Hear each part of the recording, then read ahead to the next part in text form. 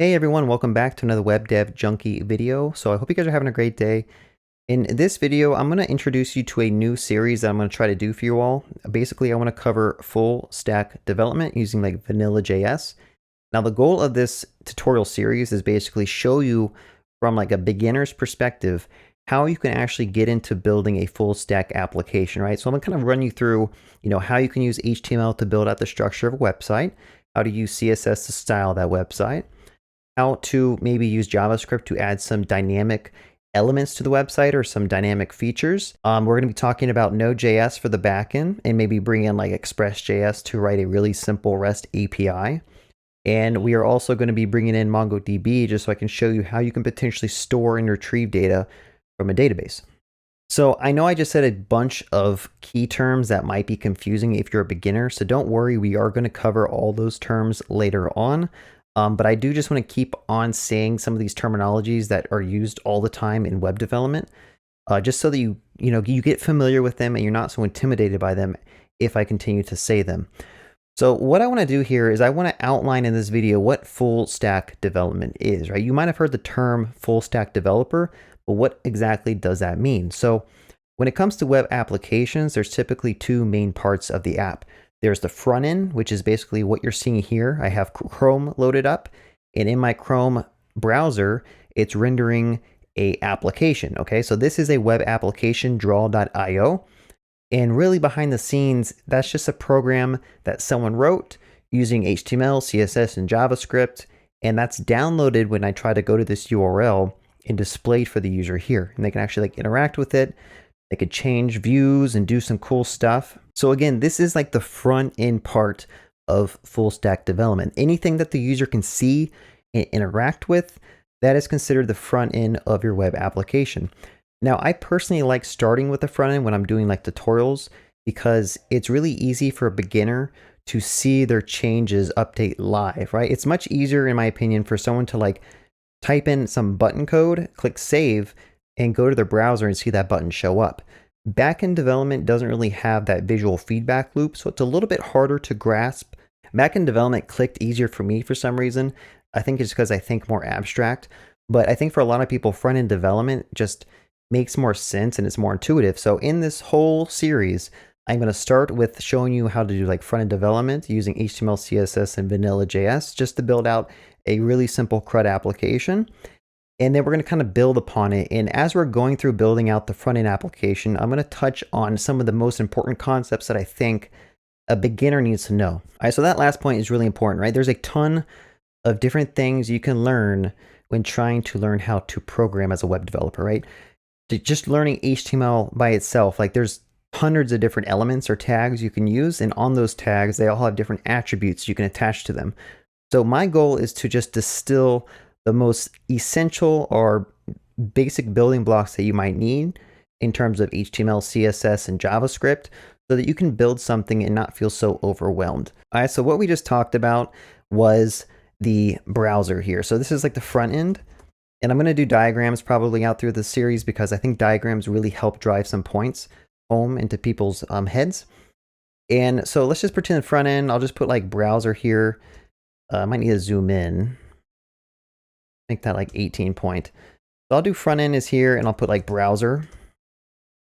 Now in here, we typically have the internet, right? So the internet is what is going to basically host the files that your browser is going to download. So that's kind of an important topic I need to talk about when it comes to full stack development. So again, like I said, I just kind of gave you an overview of what the front end development is. It's basically anything the user can see and interact with. And then also that's connected to like the internet. Okay, so we're going to cover this stuff more in detail like later on in the series, but I just want to give you a really high level overview so you understand like what's kind of going on. I think a lot of these tutorials out there just show you how to code and they haven't actually talked about like the overarching purpose of a lot of this stuff. So I hope I can do better with explaining that stuff.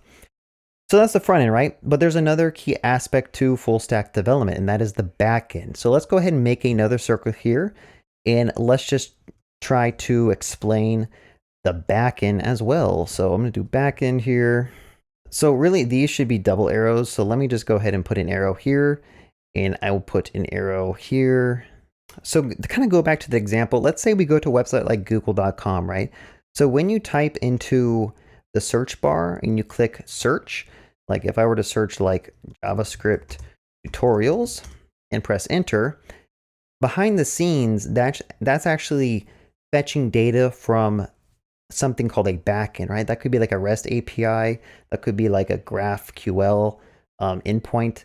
But again, the high level overview is that there's something out there on the internet, like a server, where your front end application can use the built-in functionality of your browser to fetch data from the backend, and then use that data to basically render out views. So to kind of give you in a good overview, like in this example, we did a search and that went off to the internet, and the internet sent back maybe a list of some data, right? So some results. So in this example, we see that it listed out all of these different links that we can click in Google, and then the user can click on these and kind of get navigated to a new application. All right, so hopefully if you're watching the series or you plan to watch this series, you already have an okay understanding of like computers, like using a browser, maybe installing software.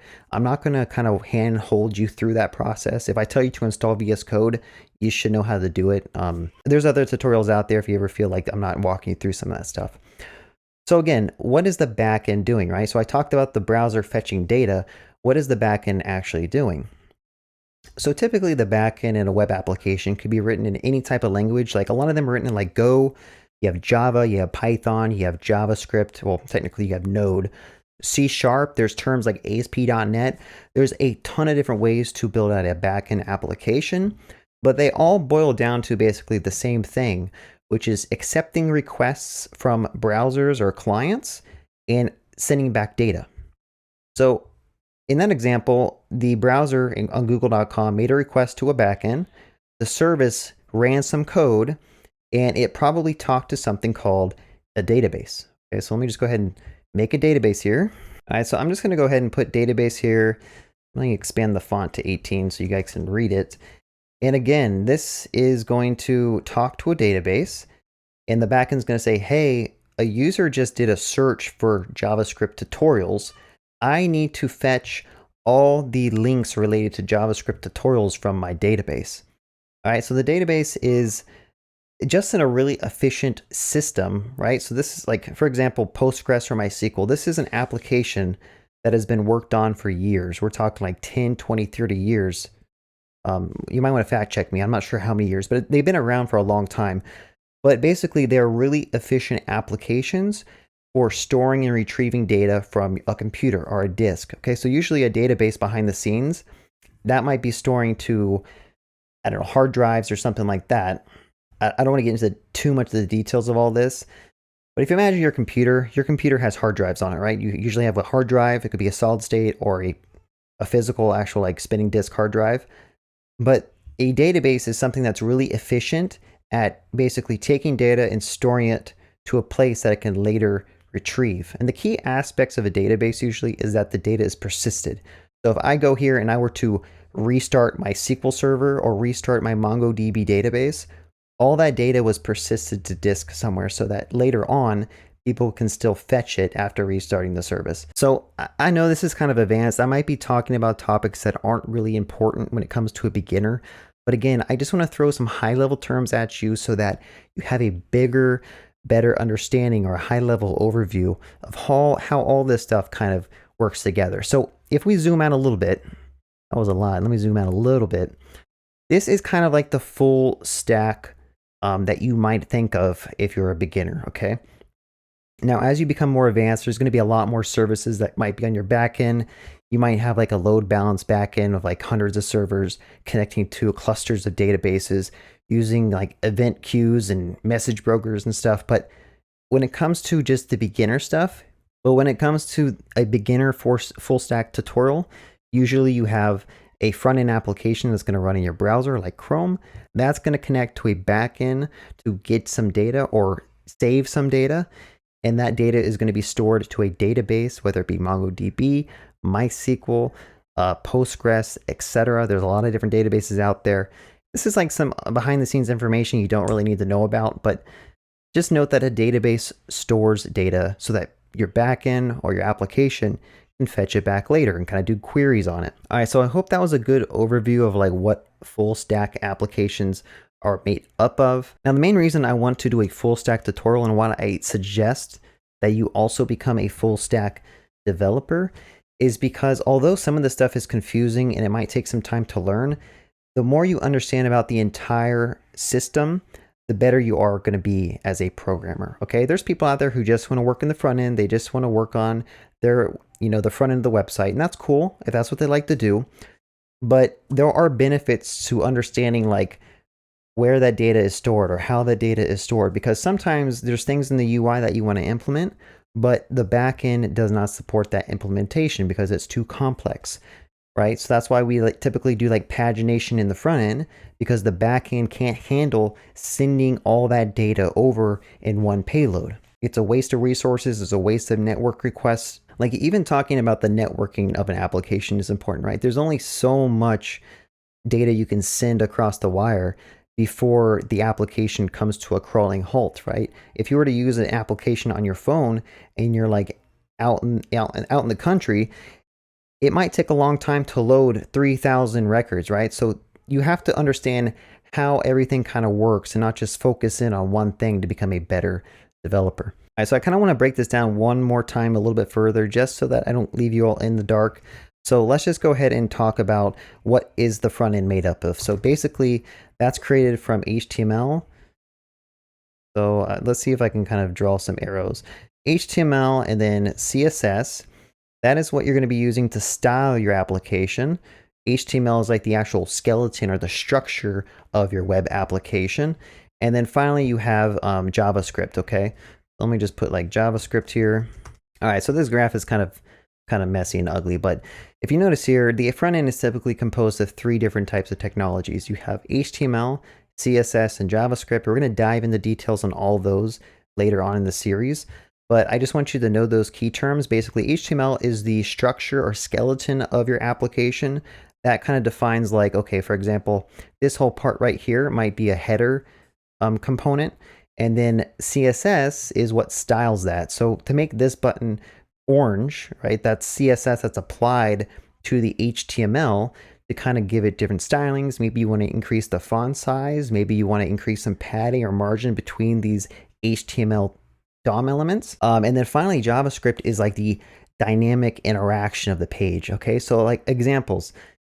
Over here on the right, there's a gradient checkbox. If I click it, it changes something dynamically on the page, right? Also with the fill. So JavaScript is basically used to listen for user interaction, and it's going to change how the application works based on how the user is clicking stuff.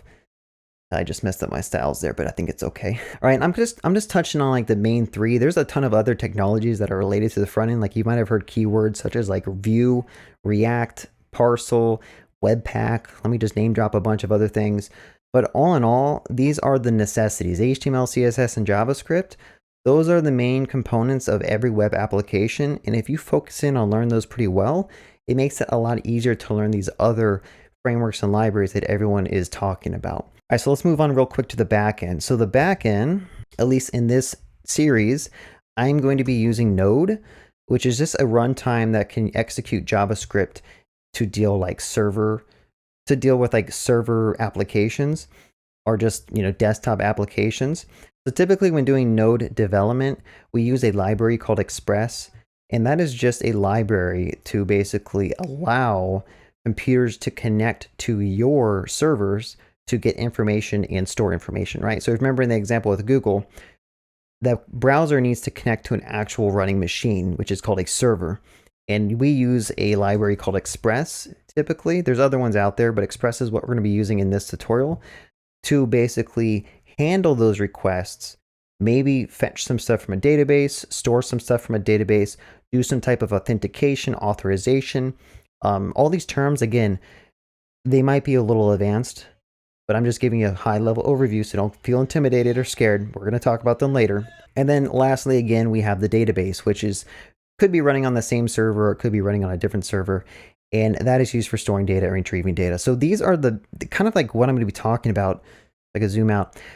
These are the main concepts I'm going to talk about in this tutorial series. So if you're interested in learning these things and how I can kind of build a full stack application using these, be sure to stick around. Okay, so these are all really important to learn if you're a beginner, and hopefully I can help you learn them at a nice, decent pace and answer whatever questions that you might have about full stack development.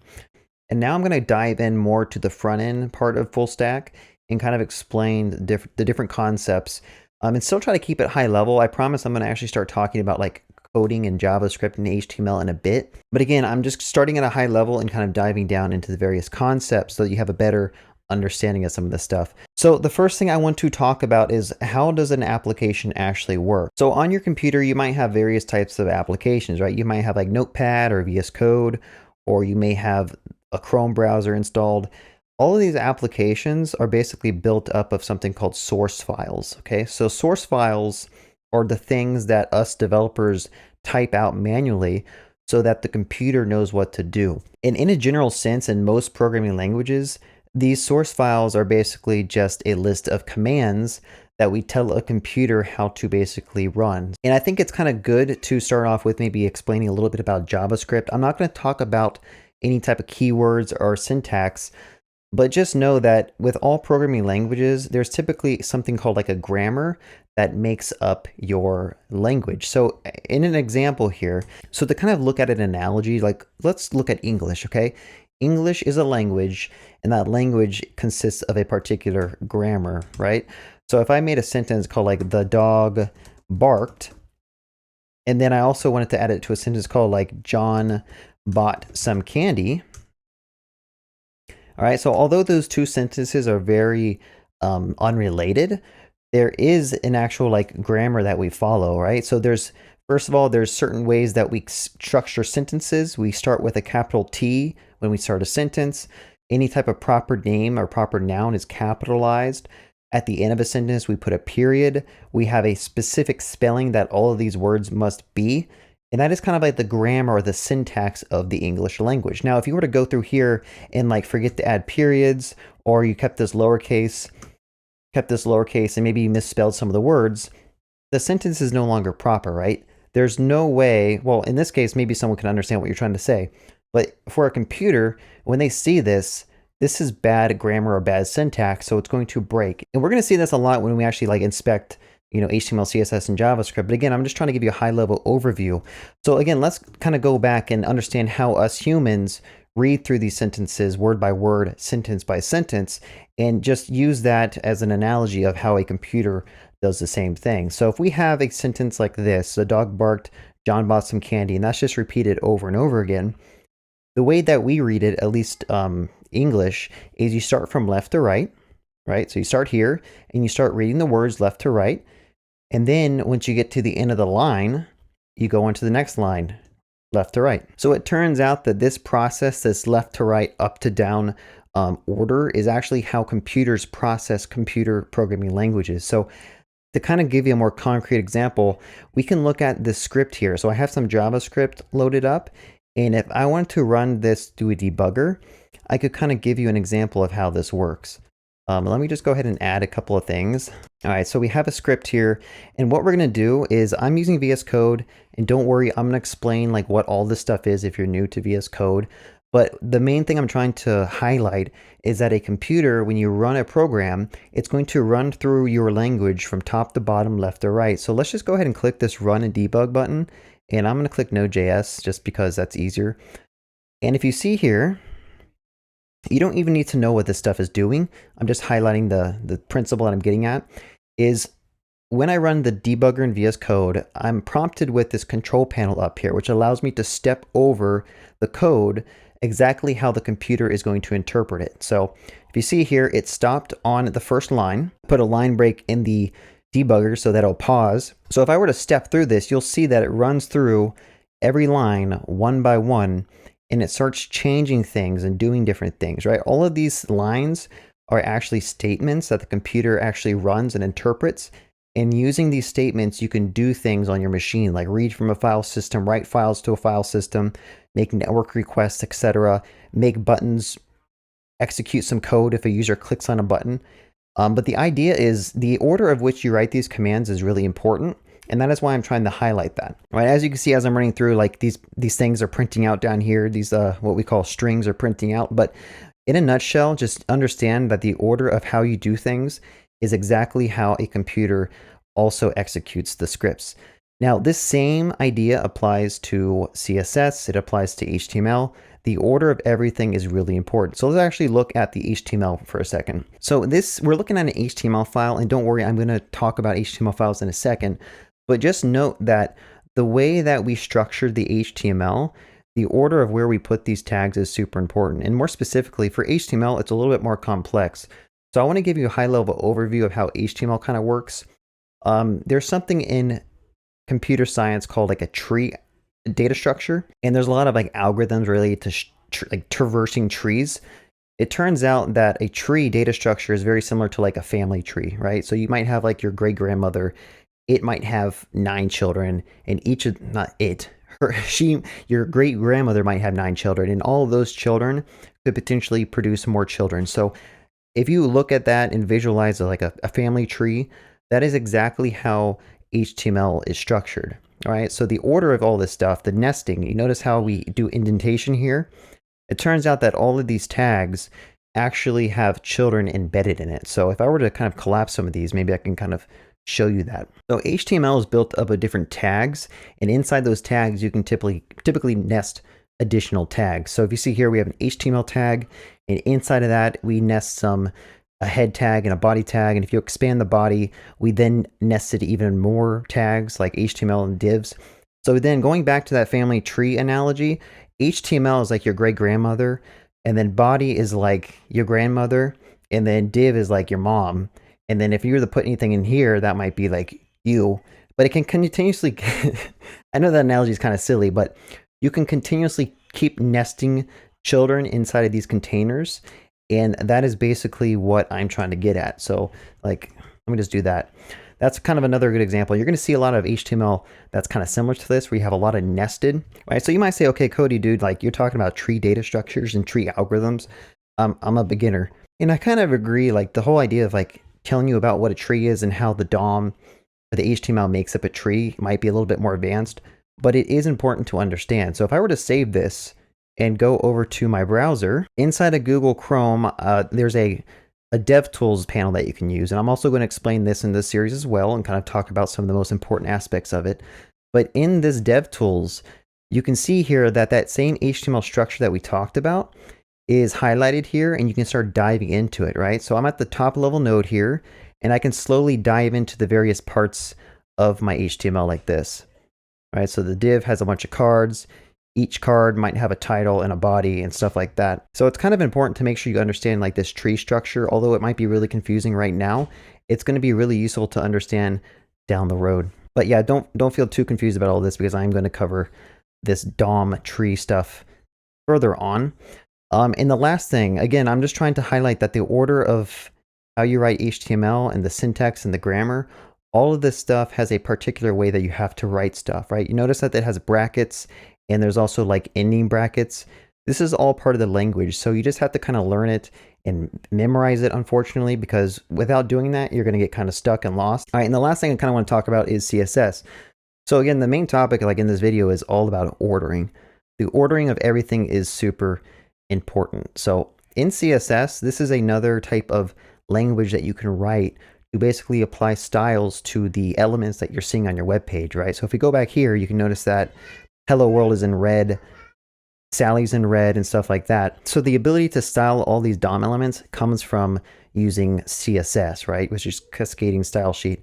But the thing I'm trying to highlight in this video is that the way that you write your CSS, the order of the execution matters, right? So the computer is going to see this, it's going to parse out the CSS, it's going to fail if you have anything messed up, like the syntax. For example, if I forget to put a semicolon here, notice that you get some red squigglies, that means there's an error. So you need to make sure you understand the syntax of CSS, because there's a particular way you have to write this to make it work inside your computer. And again, you just have to memorize this stuff. But the thing I'm trying to get at is the whole thing with CSS is that you can write styles, and then later on, you can overwrite those styles with different things. So like, for an example, I'm going to have a block here that makes the color red and the font size 12. So if I go back to my web page and refresh it, notice that the font is a little bit smaller than it was before.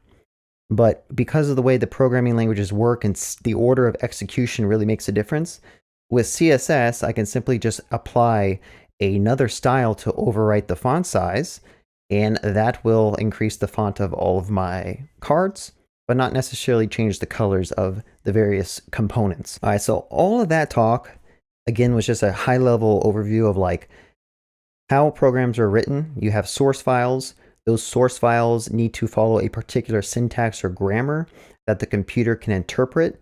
And then the computer, once you've tell it to run with this file, is going to run through some instructions, top to bottom, left to right, and start running different things. Like maybe it's applying styles to your HTML, maybe it's building up a DOM tree using your HTML, or maybe it's adding some type of interactivity to your elements. So the last thing I want to kind of mention on is as your application gets larger and larger, you're going to have to start splitting up your code into multiple files so that it's manageable. Okay, so on the left here, we have like a file browser.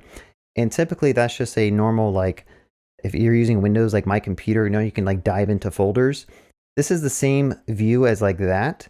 Or if you're using Mac, maybe Finder, where you have files and those files might import other files, etc., etc. And that's kind of what we end up doing as we build larger applications. We split up our logic into various files, and then we import them all into like a main starting file that has access to all these. And to kind of give you a more concrete example, let's look at the index.html. So when I try to load this HTML file in Google Chrome, it's actually going to fetch a couple of things, right? So first of all, the computer is going to look at this file, and it's going to run through it and start executing some of these DOM nodes. But some of them, which are kind of interesting to talk about, are the link tag here, which is basically going to fetch a style sheet and apply styles to the web page. And then it's going to also bring in some JavaScript code so that we can start doing some type of dynamic functionality. So just to highlight that, like I could comment out, and by the way, commenting is basically telling the computer to not actually execute this part of code. So I'm going to comment out the line that says, import the style sheet. And if I refresh the page, notice that all the styles are gone. So to further exemplify that, let's go to our network page, our network tab here, and just clear it out. So the one thing I want to highlight, remember my key point is like, you can break a program down into multiple source files and we kind of import them all together to achieve what we need to achieve. If I refresh my page, notice that the Chrome browser first loads an index.html page here, okay? So that is just telling it, hey, load this index file and start running it. And once it starts running it, it's going to see those script tags and see the style link tags, the ones that are up here, and it's going to further start fetching some more things, right? So if I do it again with the style sheet included, you'll notice that it did the HTML file first, but then it started loading some other things. Like it loaded the style.css, it loaded the helpers.js, and then it loaded the script.js. And also notice that this is in the exact order that we told the code to do it, right? If I go over back to the code, notice that it imported the style sheet first, and then it imported helpers, and then it imported scripts. Because the order of how this stuff runs is super important to understand. All right, so the very last thing I want to talk about, kind of building upon that key piece of information and how we split up our program into smaller programs. When you get more experienced, what you end up doing is you go online to figure out if someone else has already solved a problem that you are trying to solve yourself. For example, you might want to pull in a library called Bootstrap that helps you build out common UI components really quickly. So on the internet, all these people, all these other developers are making projects and libraries and frameworks, and they're publishing them somewhere. And often as we're building our applications, if you're a beginner, you might not be doing that. But when you become more experienced, you realize, I don't want to have to keep implementing all this stuff myself. Like if I want a drop down, why not just grab it from someone else who's already put in the work and put in the effort to make it?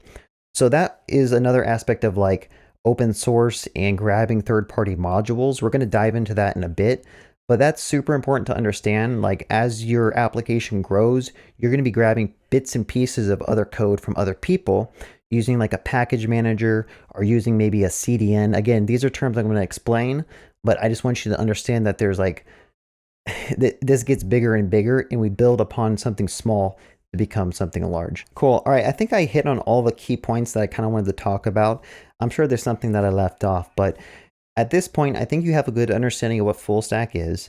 I think you should have a decent understanding of how like a front-end application might be built. Although I didn't explain like what the heck these things are, or what is this syntax, what does this mean, or what are these commands do, just understand that we built an application, our web application, using various technologies, and we also split those up into various files so that we can manage our code and make it more comprehensible when we come back later to try to use it. All right, so the next video in the series, I'm actually going to dive into HTML and start showing you how you can build out a really basic website using HTML. So at this point, we are going to actually start learning a little bit about HTML, which is one of the most basic building blocks of building out a website or a web application. And in this tutorial, I'm going to be using VS Code, which is an IDE, which stands for Integrated Developer Environment. It's really just a fancy term for a text editor, but it has a lot of plugins and features that you can use to kind of facilitate your abilities to write code. So I highly recommend that you download this so that you can maybe follow along in this tutorial with me. I am not going to show you how to download this and install this. I hope you have enough tech knowledge to double click an installer and run through a wizard and get it installed. But once you do have it installed, I'm going to show you a little bit about it, because I'm going to talk about some of these different sections in VS Code, and then I'm going to start talking about HTML. So skip forward if you already know like VS Code and how to use an editor. But in a nutshell, you have on the left here, you have like your main features of VS Code. This is like your file explorer, which is very similar to, using like my computer on Windows or the Finder on Mac, where you can dive into your hard drive and find different files and folders. This is probably going to be your most important view that you're going to be looking at, because you often need to like dive around into different files and open up different directories and stuff like that. The other four, I'm just going to quickly glance over, but I'm not going to go into detail because we're not going to use them until you get more advanced. This is a search panel. This allows you to search your whole project for a particular keyword. This is something for GitHub and source control, which we are not going to talk about. This is a debugger, which we are actually going to use a lot, probably as you're learning how to code in JavaScript. So I'll talk about this later on in this series, but don't worry about this right now. And then finally, the extensions. There's a lot of cool extensions you can install to help improve your programming experience.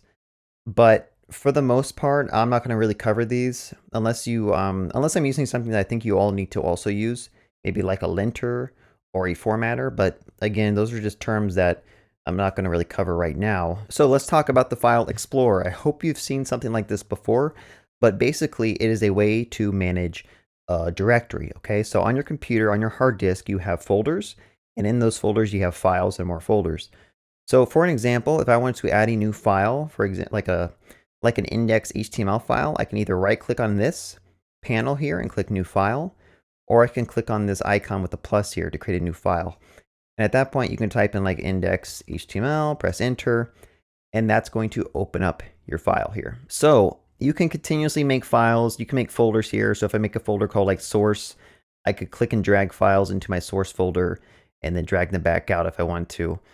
It's pretty easy, and it's pretty self-explanatory if you've already used like a file explorer on your operating system. But we are going to try to also talk about this panel here. So this is the main code editing panel. This is where you can actually see the code to your file.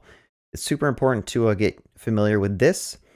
Some things I like to do is I like to do a split panel. So if you ever see me do this in a tutorial, this is me clicking command /, which will basically split the panel into two horizontally so that I can kind of look at two files at the same time and not have to switch back and forth. This is more like, you might not use this if you're a beginner, but as you start becoming intermediate, you're probably going to use this a lot, or I recommend that you use this a lot. And then there's some other like quick ways that you can close files, like Command W will close this file, but click on it, it should open it back up. There is one thing that's kind of strange with VS Code. There's like a preview mode. If you just installed VS Code, your settings might be set up so that you have to double click the file to keep it like locked into your tabs. But if I make another file here, I'm going to say like other.html, you can actually open up two files at once and easily switch between them like this, okay? So we're going to be seeing that a lot as well in this video, where we kind of like go through different files. Because remember, I talked about how an application, as it grows in size, you're going to be creating more and more source files and then importing them in from like a main source file, I guess I could say. By the way, you can also do split panel by clicking on this little button up here. If you hover over it, it tells you what the keyboard shortcut is. So just keep that in mind if you wanted to try to do that, but you can't find the shortcut. All right, so the last section I want to talk about real quick is the terminal down here. So when you're doing like the debugger, this terminal will open up and usually you'll have like the debug console tab clicked on. But it's important to, when we get later on and more advanced, that you understand how to use the terminal. And this can be kind of overwhelming and daunting at first because there's no interaction. You can't use your mouse and click on anything. It's all command line.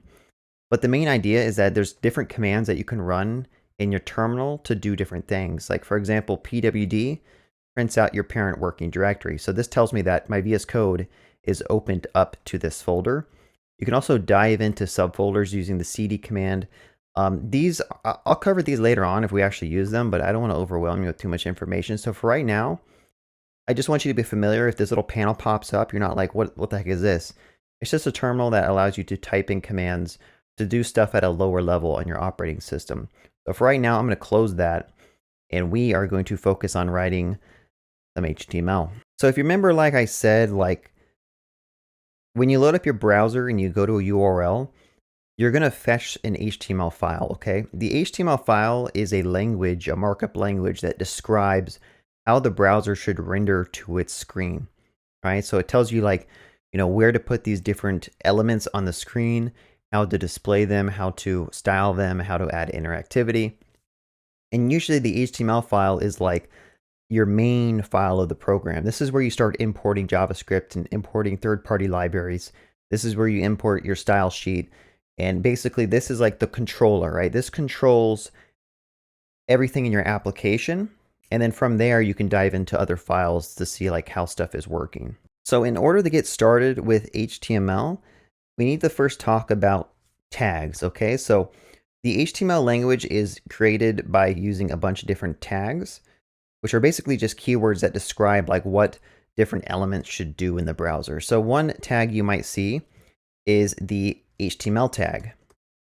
So like this. So notice in VS Code, when I typed in HTML and press enter, it automatically closed my ending tag. Now, I don't know if that's a setting in VS Code.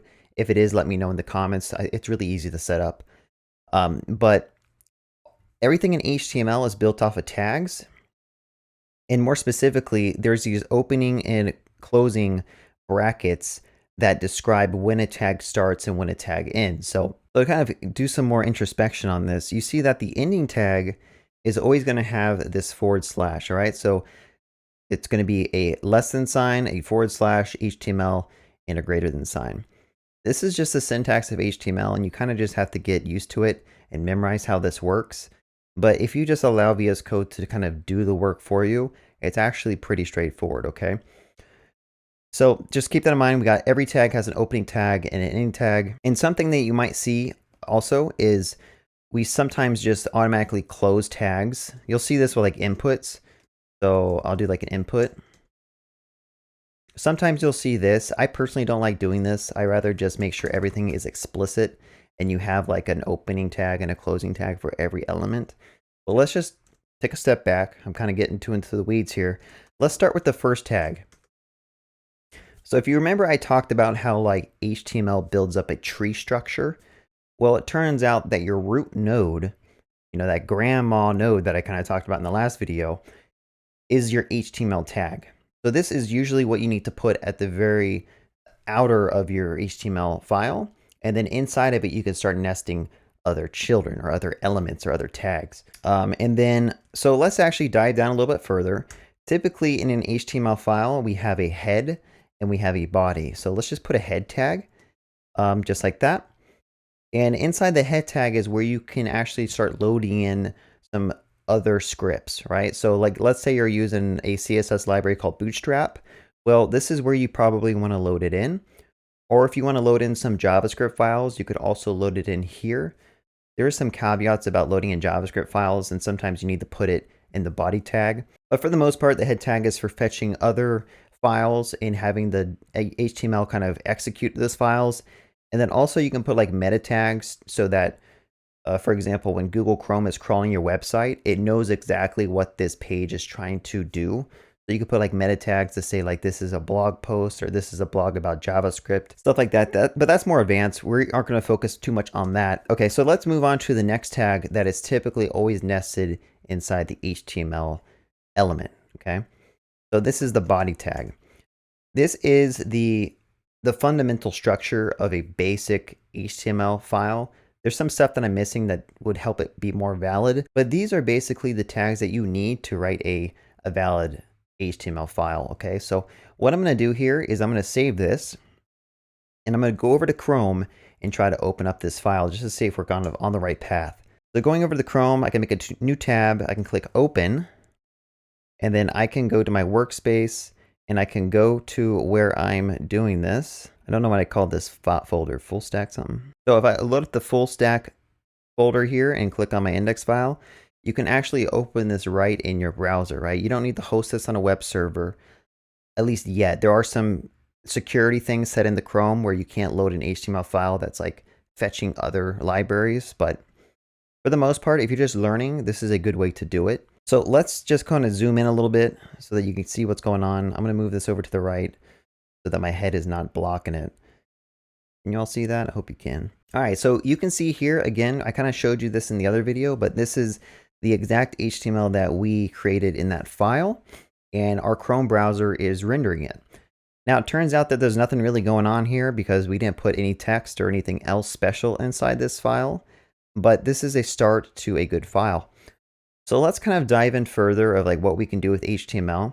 We talked about the HTML tag, we talked about the head tag and the body tag.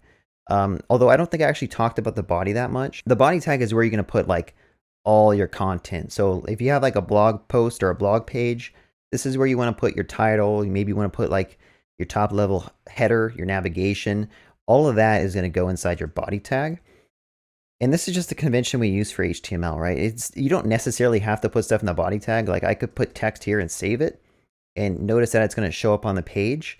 But to do it properly, you see here, I think Chrome actually just adds a body tag for you by default. But the proper way to do it is to actually have a body tag, and then you can start typing in some text like this. All right, so to help make this process easier for you all to learn, I'm going to combine my Chrome and my VS Code on the same screen. All right, and then I'm going to close out this file navigator because at this point, we don't really need it that much.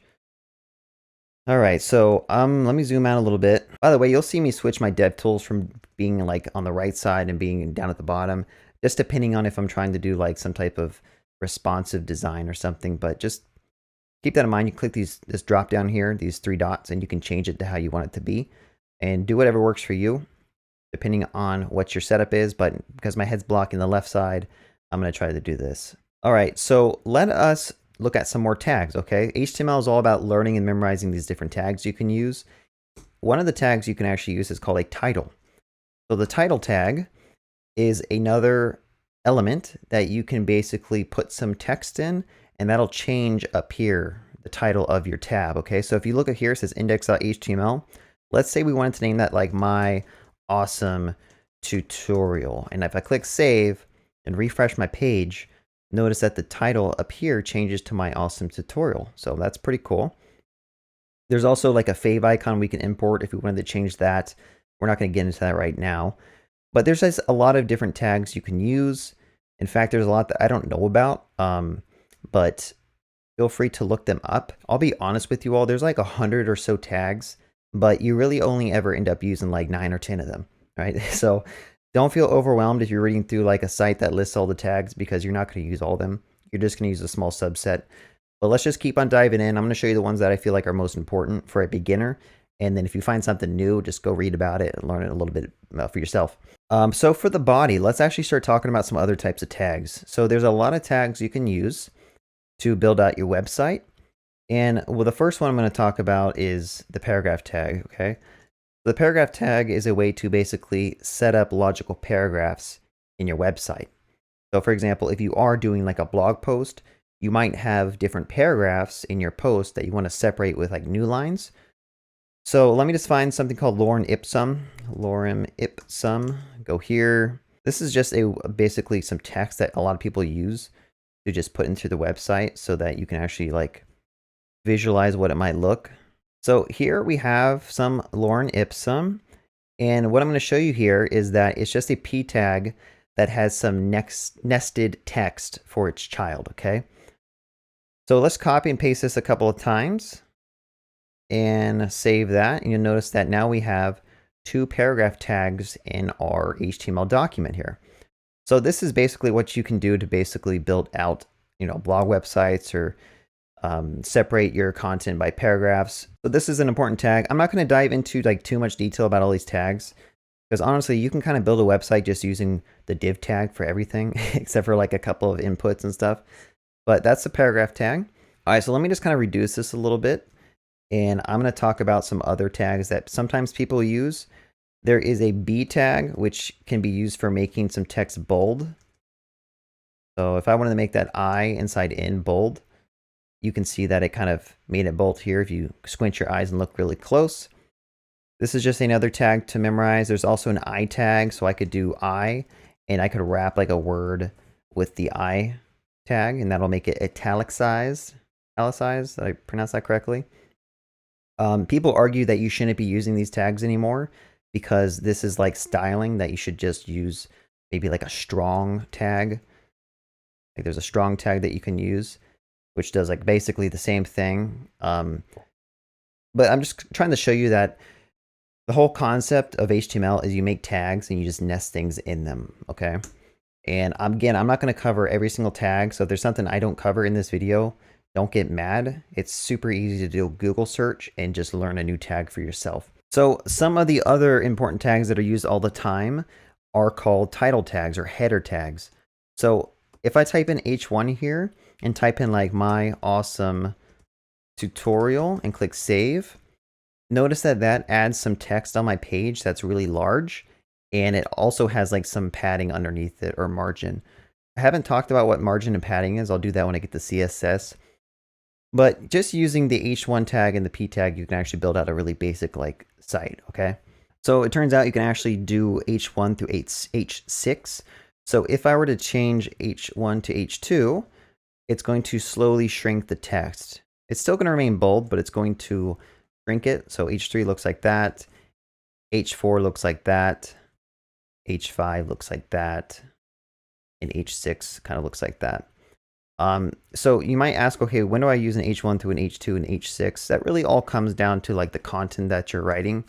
Typically, when you hit a website, you want H1s to be like your most important headers or titles. And then if you have any like subsections of a blog post or a site, you might want to use H2 or H3s. Really, there's no hard or soft rule for any of this stuff. I think for accessibility, so that's a term basically meaning that like people who have impaired vision or hearing, who can't necessarily use a website as well as others, or maybe don't have good hands because of deformity, usually they use something called like a screen reader, or they use like a keyboard to navigate through your website.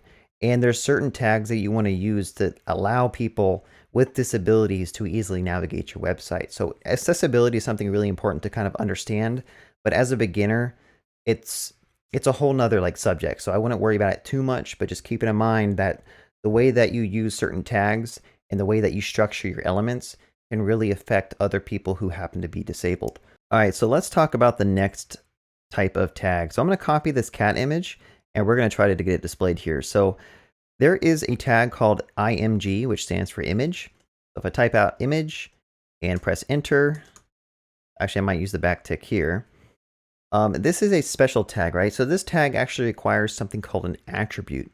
We haven't talked about attributes yet, but that is something that you can actually attach to the DOM element itself to make it do different things. So in this case, the image tag requires a source attribute. So if I type SRS, which is shorthand for source, type in equals, type in some double quotes, and paste in a URL of an image, that is how you can have an image display on your website, okay? This is a new concept, attributes and stuff, but we're going to use these a lot down the road. Just memorize the syntax. It's just the name of your attribute with an equal sign, and then you set that equal to a what we call a string. So something that's in double quotes. And I'm sorry that this is kind of going off the page here, but it's fine. It's just a URL, right? There's also some other attributes you can attach to an image tag since we're kind of on that subject. You notice here this cat image is like gigantic. What if we wanted to make it a little bit smaller? Well, we could say like width of 100 and save that. And notice that the cat image kind of scaled down. So that kind of helps us out a little bit. You can also embed images inside of your paragraph tags as well. So if I were to paste this like right here in between this text, notice that it shows up just nested in the text. It doesn't look that great, but there are ways to kind of put images inside of text. So if you're ever lost when it comes to like dealing with tags and like what you could potentially attach to them, I recommend just searching it. Just use Google and search. Like I just did a search for the image tag and I went to w3schools.com. And this is a list of all the different attributes you can attach to an image and then what they do and like what you need to pass them. Notice here, this says source. This is exactly what we just passed here. They also have width here, but they have some other things that you may use or you may not use. Alt tag is something that is really useful for like hovering over. Again, I think it's for accessibility that you can hover over an image and it tells you exactly what it is, because imagine someone who's blind using your website and then they come across an image of a cat, but it doesn't actually say anything, right? So alt tags are important too. Maybe just describe like what the image does. So if you hover over it, at least I thought that's what you can do. You know, I don't know. There's some things about programming I just honestly forget. I don't know. Just keep that in mind that I don't know everything about web development. I do know a lot, but I don't know everything. But I do remember that I used to be able to hover over images and it would tell me exactly like with a pop-up what the alt tag is. I don't know if Chrome's changed or if I'm doing it wrong, but I think the alt tag is pretty important to put some text associated with that image. All right, so what other tags should we talk about, right? There's no shame. I kind of Googled a couple of them just so I don't miss anything that I think is important. But one of them that's really important would be the A tag. All right, so an A tag is called an anchor tag. This is basically a link that you can put in your website that people can click. So if I type in like go to Google, click save, notice that we get back some text that says go to Google. But if we were to look up this tag, let me go and search A. This tag also has some different attributes attached to it, right? The most important one that you want with an A tag is the href. All right, so typically you can do href, and then you can type in a website. So I can say like https google.com. And now if I go back to my site and click this with a command click so that it doesn't close my tab, notice that it loaded up Google. This tag, the anchor tag, is what we're going to be using a lot, especially as you build larger applications. You have pages that need to navigate to other pages that need to navigate to more pages. So you're going to be using this tag like all the time, to be honest with you all. And again, just read through these attributes if there's anything else. Sometimes you want it to like load up a new tab for the user when they click it. So you could do like target is equal to underscore blank. So I'll just add that attribute in there. And now when I click on it without holding down command, it's going to, oops, let me refresh my page. It's going to open up a new tab for the user automatically. So there's a lot of cool stuff that you can do. You just have to like kind of dive into the weeds of all the different ways you can do things. But I think that's a pretty good overview of the A tag. Let's see what else there might be. So sometimes you want to maybe style some text to make it like red or make it blue or something. There is a span tag that you can use to basically wrap different words or different parts of sentences to give them styling. Now, we're not going to cover CSS yet in this video, but just note that now if I were to inspect that word here in my free browser, notice that it has a span wrapping it. And what this allows us to do is later on, we can actually attach a style attribute to do like some inline styles on it. I'll just show you this right now since we're here, but I don't want to get too into this. Like I can make this text red by adding a style attribute, which is pretty cool. And then you can also add a class, another attribute called class, and I can name this accent or something. So what this is going to do, this again dives into styling and CSS. You can attach a class attribute to whatever tag that you want. And then you can write CSS style sheets to target those classes, right? So I could say anything that has a class of accent, I want to make it red. But we're not going to dive into that right now. But just keep that in mind that span is really useful for wrapping text or different areas of paragraphs or sentences to pretty much give like a custom style to it. I'll be honest with you, there's a lot of different tags you can learn, but again, I'm just trying to show you some of the basics. So one of them that's also important is an unordered list, right? So an unordered list is a tag that you have to nest another tag inside for it to work. So this one is you kind of have to learn two tags to understand this one. So the unordered list tag, the UL tag, you need to basically give it children that all have li tags. All right, so in this case, if I say like hello world, save that, that is how you get like the bullet point lists here. All right, you just basically do something like this. And then you might say, well, what if I don't want bullet points? Or what if I want like numbers? Well, you can change the UL, which stands for unordered list, and change it to an OL, which stands for an ordered list. And then that's how you get the numbers to show up. And you can actually take this a step further by nesting unordered lists inside of unordered lists, stuff like that. I could do stuff like this, where basically I have an ordered list, and inside of that I have unordered lists. That is an interesting element / tag to learn. I'm sure there's some others out there that I'm missing. There's one more that I think is probably one of the most important tags that you need to know, and that is the form tag. All right, so the form tag is a tag that you nest other tags in, just very similar to OL, where you can define inputs inside of the form tag, and then that is going to basically do a request to a server when you click a submit button. So let me just kind of walk you through this. Hopefully all this other stuff doesn't distract you. So inside the form tag, what I'm going to do is I'm going to add an input. This is another type of element, an input tag. And the input element is basically a way to draw an input box here. Okay, so notice here we have an input box. Again, this has a couple of attributes that are kind of unique. So one attribute is a placeholder. I can say placeholder and put like email here. And that is going to basically put that email text in the background of the input. So that's kind of important to know. There's also a name attribute you can attach to these. So I can say like name is email as well. And this will be useful when you actually submit the form to a backend. The backend knows like what input values came in. Like for example, if you wanted to make a form that tries to log in, well, you probably want to send an email and a password over to the backend, and the backend can look at the payload and look for email and look for password. We're going to cover that later on. But usually on a form, you also have something called a button tag. So I'm going to do a button here. And the button is actually something that requires you to nest some text in it. So I could put like submit here, click refresh, and notice that a submit button pops up for us. You can put whatever you want inside of this. I could put some exclamation marks and those will show up.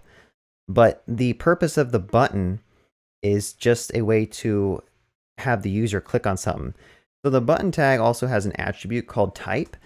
And when you nest it inside of a form, typically you want to put submit. So what this is going to do is if the user were to click on this and press enter or click on the actual button itself, it's going to submit the form to the backend. So what does that actually mean? We're going to dive more into this, but I want to make sure I kind of cover it real quick just so you are exposed to it. So on the form itself, there's an attribute you can type in called action. And that action, you typically put like a URL. So I could put like, I don't know, https:/google.com. And when I click on my submit button, that's actually going to make a request to Google. But let's see, where's network? I don't know if this is going to be a good example. This might not actually do what I want. So if I click submit, notice that it actually kind of refreshed my page and navigated me to google.com, right? It did what we call a post request to Google, which happens to just put like name inside of the URL here. So it's kind of confusing. We're going to see this later on when we're actually dealing with doing interactions with the backend, like persisting data or doing a login form. Typically, you want to hit a URL that you have created on your backend. So I might have like a URL called /login. And when the user clicks submit, it's going to pretty much redirect the user to a login page or a login endpoint. We're going to look at their email and password, check it, validate it. And if everything's good, we might redirect them back to a dashboard page or something like that. Just keep that in mind. This is just super high level. I don't expect you to like really understand what's going on until we start building out some real functionality with all this. There's also another important one is a select. So there's a select tag, and inside the select tag, there's options. So I could do this. Notice that we get a drop down here. Let me comment out these for right now, just so we can focus. So we got a select tag with one option, okay? And I can copy and paste this a couple of times. And now we have a select with 4 options. There are other things you can attach to the select and options tag, like other attributes, but I just want to give you a good exposure to what this is. All right, I'm going to talk about one last tag, and then I'm going to kind of wrap up this video because I think I've kind of talked about 80 or 90% of all the tags you might use in your web application. The last one is something called a div tag, okay? Now, off the bat, this div tag, it doesn't really do anything, right? It just wraps your element inside of something called like a divider. So if I can try to find this in my elements tab here, you can see we have a div tag here. It really doesn't actually do anything on the screen. There's no width or height to it. What you can use these for is you can kind of wrap groups of tags together or groups of elements and then apply some type of layout or apply some type of styling so that you can change how the page looks. So one good example of what we do is if you wanted to like have all of this paragraph tag be to the right of this hello world stuff, you could probably go and you could just wrap all of this stuff inside a div. So if I wanted to wrap all of this stuff here in a div, and then also wrap my form and title in a div, just to kind of show you on the body itself, I can add like a style to it and say display of flex. And that's going to basically change the layout of the page. Now, again, this is like a more of a CSS discussion, which I don't want to get into yet. But just note that like divs are what we use a lot all the time when it comes to the layout of the page and maybe structuring how the page looks and just applying different styles to them, different classes to make the page look the way that you want. All right, so I hope this was a good overview of like how to get started with VS Code, what VS Code is, how you can create an HTML file, what these different tags mean, how you nest tags together to kind of build out a web application. We did talk about in the last video about like the tree structure of HTML, and I hope now this seeing like these tags built out on the screen helps exemplify that point that I made, that like we're just nesting children inside of children inside of children to build out a web page. And this is going to come into play later on with JavaScript when we need to like maybe grab our parent node or grab our sibling node or grab our children node. So the structure of HTML is kind of important to understand how it works. And really, you just need to memorize the syntax. So if there's anything you don't understand about HTML and like these brackets and like when do you do a slash ending bracket, definitely read up on it some more because we're just going to keep on building upon this and things are just going to get more confusing down the road. So since you have that base understanding of HTML and how it works, and also you understand the tags, I think kind of building something using that information and just slowly introducing you to new ideas and new technologies is the best approach for learning. So let's just go ahead and dive right into trying to learn with that type of way. So I have a new file opened up over here, just an index.html file with a blank body and whatnot. And we are going to try to build out some key components that you may see inside of a blog, right? So the first thing I want to talk about is building out a header. So in the body, there is another HTML tag I did not mention in the last video, which is called a header. And technically you can use a div here, you can use whatever you want technically, but there's a couple of tags that you kind of want to use nowadays that kind of let other developers know like where in particular things are showing up on the page. Like there's a header tag, there's a footer tag, there's also a section tag, I believe. And I don't know if maybe the Google search engine might look at these as well and try to index your page. But so starting off, let's just do the header. And we are going to build out like a top level navigation header. And I'm going to slowly introduce you to how to add styles because this video is all about styling. So in the header, typically you have like a logo, and you might also have some links in the top header, and maybe a search bar. If someone wants to search through all the posts that you have on your blog, it'd be nice to have like a search bar up there. So in the header, let's just go ahead and add a div, and that div is going to be a divider that's going to basically have a logo in it. So I'm going to type in like logo, just so we know. And now that's going to show up on our page. And then secondly, I want to make another div in our header, and that is going to contain our links. Okay, so we talked about the A tag in the previous video. We can make a couple of links here. I'm going to leave the hrefs blank for right now, but I could put like an about page. I could put like a post page. I'm sure there's other pages that we might want to have in our application. But if you notice here, let me zoom in. We now have a div that's wrapping that logo text, and we also have a div that's wrapping the about and posts. Let's also add like an input up here, just so that people can type into an input box and maybe search your blog. And then also, if you have an input, it's probably nice to have a type of button, right? So I'm going to do like a search button here. So all of these tags we kind of covered in the last video, but the thing I kind of want to talk more about is like, how do these things lay out on a page, right? So if you see here, we just have some text on a page, and it might not be apparent how this is all structured on the page itself. So let's just go ahead and go to our Chrome inspector. By the way, you can do Command Option I believe, to open that up, or you can right click on the page and say Inspect Element. But what we're going to do is just dive into these DOM elements and just take a quick peek at like where this stuff is laid out. You can see here we have a div that has a logo, and then another div that's wrapping all this other stuff. So one thing I didn't really mention about the div is that when you put a div on your page, it's going to take up the full width of your page and kind of make everything else that comes after it, so every sibling that comes after the div, be rendered out on a separate row, I guess you could say. And that's related to styling. There's something called like display. You can do like block or inline block. And I believe divs by default are display of block. And then some of these other components are actually defaulted to a display of inline block. So if you actually click on a component here, let me raise this up so I can actually show you. If I click on like this A tag, and then I go to this computed tag here, I can type in display, and you can see that the A tag has a display of inline, and the div has a display of block, and input has a display of inline block. So you kind of have to learn and memorize what these different tags kind of default to, because depending on how the display is set, it's going to change the layout of your components. So we just learned this computed tab. There's a lot of stuff going on in this inspector here, but the element tag is a dropdown you can use, or a tab you can use to kind of inspect individual elements on your page. And that's really good to kind of view the classes that are attached to it and what's going on.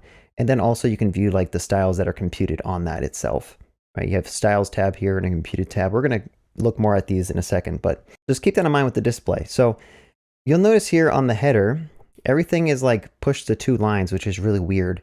What we want to do is we want to push that all to a single row. And there are actually a ton of ways you can do this with CSS, but I'm just going to show you one using something called Flexbox. Let's just do some inline styles right now. Remember in the last video I showed you, you can actually add like a style attribute to your divs or your tags. And you can kind of put whatever CSS styles that you want inside of this inline style. So in this case, we're going to change the display from block, because remember, if you click on header here, the computed style happens to be block for the header tag. We want to change it to something else. So there's something called flex. And if you use that display, pretty much it's going to put all your components on the same row and kind of space them out. All right, so all of the children of your component are going to be spaced out with this flex display. This is a whole nother discussion, and it's probably going to take a lot of time to understand the different ways you can use Flexbox to kind of lay out your page. But this is an extremely powerful styling property you can use. So I think it's good if you start learning it now. So you'll find a lot in CSS and HTML that the layout of the page is really all about attaching particular properties to a parent tag. All right, so in this case, we're adding a flex property to the header, and the header happens to be the parent of these 2 nested divs.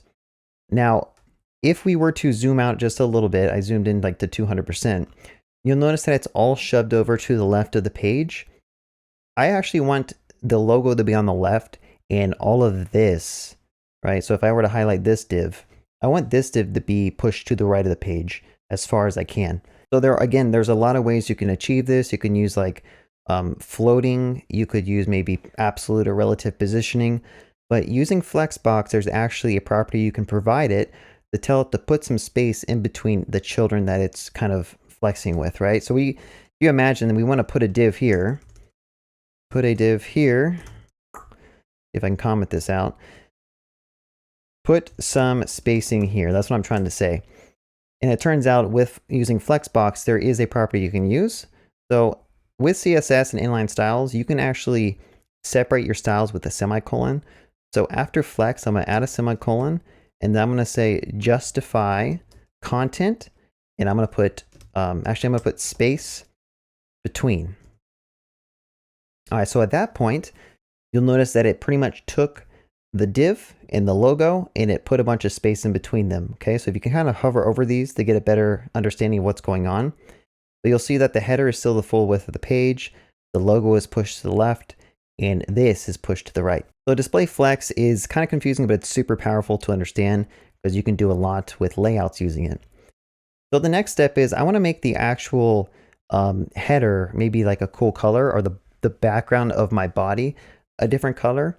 And again, with inline styles, it's really easy to do. Just whatever element you want, you can add some styles to it. And it turns out that the body is wrapping like the whole page. You can see this little like orange and blue box. It's the whole page. Let's dive into that a little bit more. If you hover over the body, you'll notice that by default, the body has a margin of 8 on all sides. Usually this is strange, like you don't really want this. So what a lot of people do is on the body, they'll just say like margin 0, just to get rid of that weird like margin that's attached to the body. And then we can also change the background to something else. So I'll just say like background is going to be some type of gray. All right, so now what I want to do is I want to add some background color to the header itself to give it like a nice white. So on the header, we can just keep on adding some inline styles. So I'll say background is white, save that. And notice that now the header is a white and the background of the body is gray. So we can keep on styling stuff. I'm going to show you some more stuff in a second. So the next thing I want to kind of show you is some padding. Padding is basically taking that div or taking your DOM element, and inside of the boundaries of it, you're adding padding in. So that's going to push like the logo in, add some padding to the about and post. It's actually easier if I just show you this. So I'm going to say padding of 10 pixels and save it. And you'll notice that if I refresh, it kind of pushed some like padding around the entire div itself, right? So it's good to mention that padding is basically stuff that's inside of the rectangle, and margin is going to be on the outside of the rectangle, okay?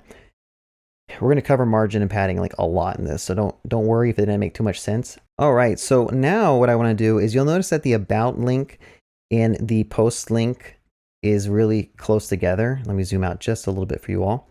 And let's say we wanted to add some space like right in between the about and the posts. Okay, so like I want to add some spacing here. Another style that we have access to is called margin. Okay, I kind of mentioned it a second ago, but let's just utilize that. And I will add a style attribute here, and I will say margin -right is 10 pixels and save that.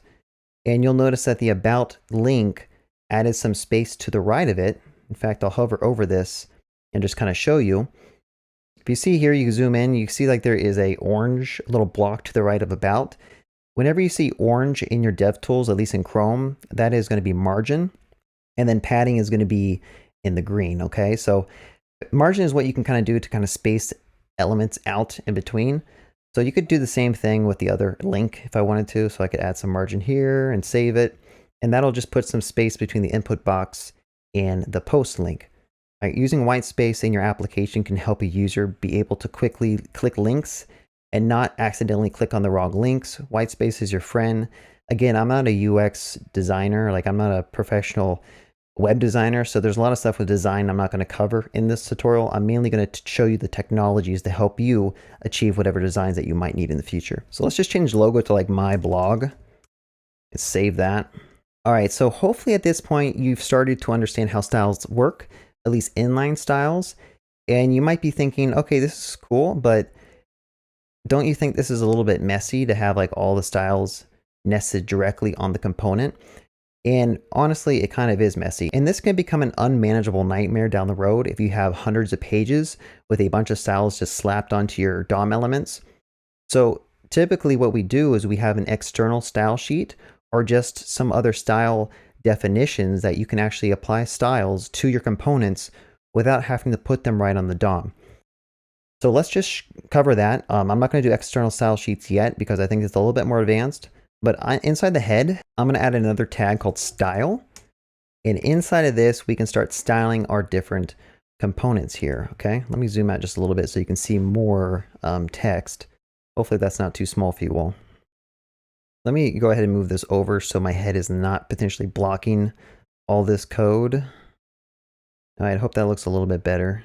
All right, so the style tag, if you wanted to do some type of CSS, but not necessarily put it inline on your elements, you can actually style components directly using something called like CSS selectors, right? So on the DOM, all these elements had different tag names, right? You have headers, you have divs, you have A tags, you have input. And using a style sheet, you can actually target those tags explicitly. So for example, if I want to target the header here, I could just type header, put a space, and do some curly braces. And I can actually copy and paste all of this styling and put it directly on the header itself and remove the style attribute from my header here. So if you notice on the right, the page looks exactly like it did before. Styles still look fine.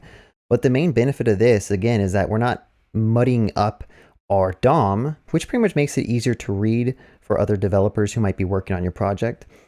So let's just do the same thing for all these other things. Like I'll do a body here, and I could just go ahead and cut this style out and put it on the body. And then for the links, I'll kind of do the same thing. So I'll cut this style out. I'll put a link selector and I'll put that margin there. So I hope this all kind of makes sense. There's nothing really too extravagant going on here. All right, so on the right, the page is basically styled exactly how it was before, right? If I refresh the page, nothing is changing. And that is because we're applying the exact same styles to our components.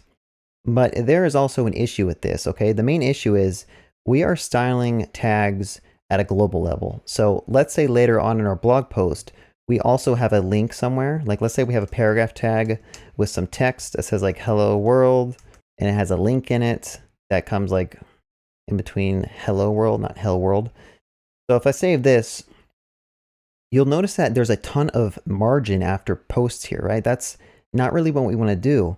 And the issue, or the reason that's being caused, is because we are globally styling every link in our application to have that margin. So what you can do instead when you're using a style sheet is you could actually apply something called a class to all of your elements. So typically what we do is instead of targeting these DOM element tags explicitly or directly, you could just add a class to these. So I can actually call it header if I wanted to, or I can call it like my header. It doesn't really matter what you name it. And instead of targeting the header tag, I can do a dot, which represents like target the class. And I could say target my header and give it this style. So if I do this and save the page, the styles are still the same. But to fix the issue with the link, what I could do instead is give these links explicit names. So I could say class is equal to header hyphen link. And then I can style the header link and give that a margin right. So now if you notice, you save the page, this is actually good now. Like this doesn't have a bunch of margin. It's only these two who had that margin right applied to it. All right, so that is basically what we do. Body is something that you do actually target a lot explicitly. So we're going to keep that one. But you can actually take this a step further, right? So let's say you didn't want to give classes to all of these links inside your header. What if you just wanted to say, just give me all the A tags that exist in my header and give them some margin right? So there are more powerful ways in CSS that you can actually apply style changes. So instead of putting classes of a header link here, I can actually change this back to an A tag, but I want to say, give me all the links that are inside of my header. So I just basically put a space here and say my header space A, and that's going to target all the links that happen to be nested inside a component that has a class of my header. All right, have I lost you yet? I hope you guys are staying with me. There's also another way you can style things, which I don't recommend you doing, and other people don't recommend it either, but you can apply IDs to your elements, right? So I could say like my header here with an ID, and then instead of targeting it with a dot, which stands for target the elements that have a class, I could say target my element that has an ID of my header, okay? So same idea, this is going to basically just target the header that happens to have an ID of my header. Now, the reason we don't recommend that you ever use IDs that much, at least for styling, is that if you were to put IDs on something such as a link, there's a high chance that someone else could add another DOM element with the same ID, and you're going to get a lot of bugs, right? So we obviously, we don't like styling components with the ID necessarily. We like to use like class selectors. All right, so let me show you some more stuff that you can do. And I don't necessarily recommend that you always do this. Like if you follow something called BEM, you don't necessarily need to do these advanced CSS selectors and operators. But for whatever reason, if you need to, there's actually some cool stuff you can do with CSS, right? So if I wanted to, for example, target only the children of a particular tag or name, I could say like my hyphen header, and then I could say greater than sign, and then I could say A, and then I could say like color is pink. All right, so what that's going to do is going to look at your header, or look at any class that has a my header for a name of the class, and then only grab the siblings, like the direct siblings that have a tag, right? So if you notice, this isn't making about and post pink because these are nested in another component. But if I were to bring this up one more time up here, notice that it changed that link, right? This link is a direct child of header. I think I said sibling in the past. I didn't mean sibling, I mean child. This is a direct child of my header, so we're going to target it, right? And as you do more and more complex CSS queries, like you can see stuff that's like really crazy here, but I highly recommend that you don't do this stuff. Like it just makes your CSS really hard to understand and more hard to manage. So that is one thing that you can do. There's also the plus operator, which I'll show. This basically means target the component directly after, right? So if I wanted to add a class to like say my blog, right? So I could add a class logo to here, and then I could say, let me go ahead and save this. I could say logo, and then I want to directly grab the next sibling of my logo, which would be this div here. So I could basically say logo plus, I want to get the div after it, and I could say like background is pink. Okay, so you notice that it will apply a background color of pink to this sibling that's directly after logo. Now the issue with doing this is that it's very common to come in here and you want to add something simple. Like let's say I wanted to add like some span here. Notice that my styling broke, right? Because I added some DOM element that broke my CSS. And that's why I also don't recommend that you do like this type of selectors either. There's also stuff that you can do like inth child, and that will do some more complex stuff. But again, this is like a beginner's course. I don't want to get too into the weeds of CSS. Honestly, I would recommend you just put classes on anything that you need to change the style of, and you will be in a good position to create more manageable code, right? You do have to write a little bit more in your DOM, but I try to shy away from doing things like this. And instead I would just say like, my header link, okay? And then that is how you basically style these two links if you want them to be pink for some reason. All right. Okay, so I think that was a good overview of like, we did some inline stylings, we made a cool little header, we added some margin and some padding to the header and margin between the links. We changed the background color of the body using a tag selector. We also removed that default margin that's always on the body of an HTML page for some reason. I showed you how to do classes to style different things. I showed you how to use the hash symbol to target IDs or elements that have IDs. And then I also showed you a couple of more complex operators you can use in CSS, such as the plus symbol or the greater than symbol, or the colon operator, which you can do a bunch of different stuff with. But I think this was a good overview, and I want to continue building out this blog post by showing you more stuff. But I think that's like the gist of everything you might need. The rest at this point is just learning all these different properties you can use. You have like margin, padding, you have like text, font family, you have font weight, you have font size, you have underline, text decoration. There's a lot out there, and honestly, you just have to memorize them. The ones that you use most often You will slowly memorize them because you use them so often. But if you wanted to sit down for like a week or 2 weeks and just memorize all, not all the properties, but a lot of the most common properties, I think it'll put you in a much better position to not stumble around trying to remember how to style some things. And in this video, I want to kind of continue to build upon that knowledge that you learned about HTML and CSS and just keep building out this blog page. So down here where it says hello world, let's just go ahead and remove that. And we're going to start building out like a section here. So I could do another HTML tag called section, which I think I mentioned in the past. And that is a tag that you can basically just put whatever content that you want. It's really kind of similar to a div in terms of like styling. So if you know how a typical blog page looks, usually you have like your home page is going to have a bunch of different blog snippets or like previews. And that's what we're going to try to build out. So let's just go ahead and make a div here. And inside that div, let's put a couple of other things. First of all, we're probably going to need like a left and right. So very similar to how we did the header, we're going to have to use some type of flex box to maybe put an image on the right and then some text on the left, maybe a title. So first off, I'm going to give this div a class of, I guess, preview. Might be okay. And then inside of that, I'm going to nest 2 more divs. So this div over here is going to be for our image, and this div is going to be for our titles/content. All right, so the first thing we want to do is let's put some title in here. So I'm going to do like an H2, and I'm going to put a title of like a blog post maybe. So why you should learn JavaScript, period. So that could be maybe one of our blog posts title. And inside of that, you might want to have like some type of description here. So I'm going to go back and get some of that lorem ipsum. All right, so let's just put like some placeholder text here so that we have something to kind of work with. And then lastly, we probably want a link that says like read on or read more or something. So that the user clicks it, they can be redirected to the actual full post of whatever they're trying to read. All right, so that is pretty much the layout for the title and the content.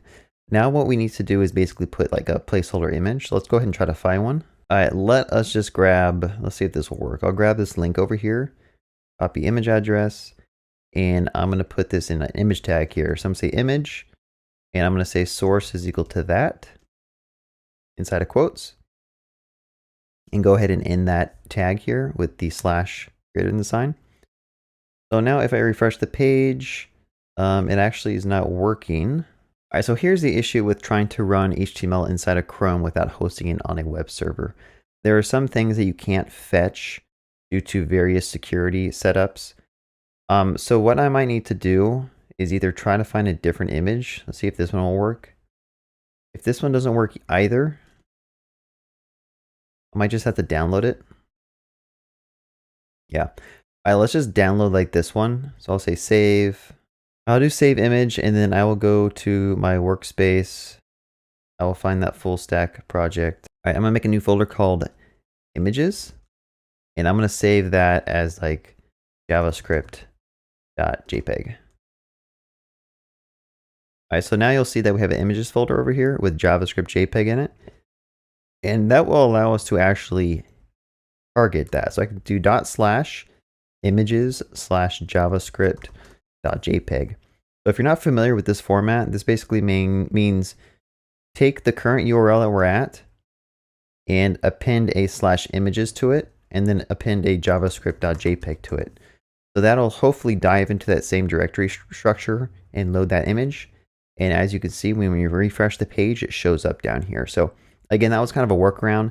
You can actually grab images from the internet I think if you host this web page locally using like a simple web server. But for right now, there's no issue with like just importing the image itself. All right, so let's just go ahead and add some classes to these so we can style them. So I'm going to go ahead and add like a class of preview image. And I'm going to add a class of preview title here. And then over here, I'll add a class of preview, what is this called? Snippet? I don't know. And then we can start styling this a little bit. So let's go up here to the top. And we are going to do a preview. And we want to basically make this be kind of flexbox, right? So we want it to be left and right like we did with the header. I can say display of flex. Save that. And now it's going to be left and right. And then what we want to do is we probably want to make it so the image and the content is more like not smushed. So on the image itself, I think we just want to scale it down a little bit. So I'm going to go over here to preview image, and I'm going to say max width, which is another property you just have to kind of learn and memorize. And I'll just put like 200 pixels for now and see what happens. All right, so that makes it look a little bit better. So our preview text is pretty big. I'm not sure if we want to maybe reduce it to a couple like less sentences. Let's just do like that. All right, so that looks a little bit nicer. I'm sure you can kind of sum up a summary in a sentence or two. So, you know, a better name for instead of snippet, let's just call it summary, because that's really what it is. It's a summary. Yeah, so I don't know if I need to actually style the summary or the title or not. I might just keep the default styles.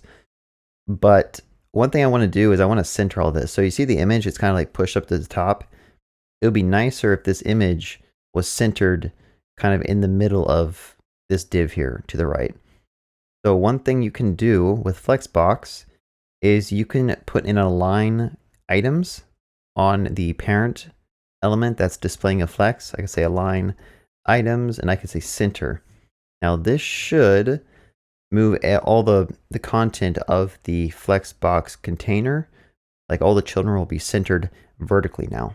All right, so another thing I want to do is the actual like section. There's like no space between the end of the page and my content. So it'd be nice if we added some padding to that. So I'm going to say class is preview section. And I'm going to go ahead and style that as well. So up here, I'll just add a dot, say preview section, and then I can say padding of, we'll do 20 pixels and see how that looks. Usually you want it to align maybe with the header, but it could be a little bit indented as well if you want. So that looks pretty good. So I think we don't actually need to put the second div here. We could potentially just do the same thing without wrapping that in a div because of the way Flexbox works. So I'm going to remove that second div we had wrapping the image. But sometimes you need to wrap elements in divs just so you can apply different types of styles to them. But in this case, that was just kind of extra stuff we didn't need. And for right now, let's just clean up the code a little bit because there's a lot of stuff that we haven't actually used in terms of like what we need to style. So I'm going to remove those two classes there and just keep it more simple. All right, so typically when you have a blog page, you're going to have multiple posts, right? So what you can do in HTML is just copy and paste this. If you're doing like a static site, we'll copy and paste it 3 times. And let's just make 3 different posts here. So why you should learn React could be one, or I'll say React is a cool library. Could be one title. And then the other one could be software engineering pays well. All right, so now we have 3 different posts completely. And what we want to do is maybe find 2 more images. So I'll do like one for React. That one looks pretty good. I'll save that image to my images folder called react.png. And then I'll do software engineering. So software.jpg. And then going back to our previews, the middle div, this could be react.png. Save that. And this one can be called software.jpg. All right, so now we have 3 different posts that we're kind of previewing, and the user can click the read more button to maybe go read more about that post. So let's move on to another topic that I haven't actually mentioned yet, and that is how do you actually build out multiple pages? So I'm going to make a new index file, and I can call it like javascript.html. I'll say like, actually I'll call it post-javascript so we know it's a post. Actually, all right, so I'm changing my mind here. I'm going to make a new folder called posts. We're going to move that file in here, and I'm going to rename this to just JavaScript. All right, so what you can do is in VS Code, I haven't showed you this trick though, but you can do, I think, exclamation mark if you have Emmet installed. There's a plugin or extension called Emmet. And once you have it installed, you can kind of build out your HTML file real quick. And I'm going to keep it simple and not put any meta for you all. But I'll just do this. But I'm going to keep this simple just for you all. All right, so what I'm going to do for this page is we're basically making a new page, right? And if you wanted to preview that page, all we need to do is that when the user clicks on this read more button, you could redirect them to that link. So again, using relative paths like I did here, dot slash, I could do href as dot slash posts slash javascript dot html. And now when the user clicks on read more, it's going to redirect them to that JavaScript page, right? So if I were to actually go like put some text here, we see that it shows up. So now I can actually navigate back and forth between my posts and my previews and my dashboard. All right, so let's just keep on building upon this. Let's put this in the title, why you should learn JavaScript. And I'm going to go ahead, go to that page. And let's just put a bunch of lorem ipsum. So let's pretend like we have an actual like post all written out. So if I'm going to paste in that text here, and I'm just going to wrap all these in divs, in paragraph tags, so that they are going to be formatted with new lines. So just bear with me a second as I add those in. All right, let's see if there's a faster way to do this. I could do my multi-cursor select, do a paragraph tag, go to the end of that, save it. All right, so now we have a bunch of different paragraphs that look pretty good. And the reason it looks so small is because I'm zoomed out. I think I was like zoomed into like, I was 150 on the other page. So let's keep it consistent. I like to zoom in when I do my tutorials so that you can actually see stuff. So one thing you'll notice is that we probably want to put like a title on this as well. So if we go back in the body, I can add an H1 and just put that same title here. And then for different sections, we could just pretend like we have like subsections here. So I'll do like an H3 here, and that could be like JavaScript is fast. Oops, can't type. JavaScript is fast. Right? And then you might have like a section that talks about why JavaScript is fast. Or you might have something down here, JavaScript is modular. Right? So now we have like the basics of a blog post where people can go and read some content of yours. Maybe they can leave comments below. Maybe you want to embed some images or something like that. All right, sometimes you'll see a blog post that has like just random images throughout that blog page. So let's just see if I can do that real quick and see how it looks.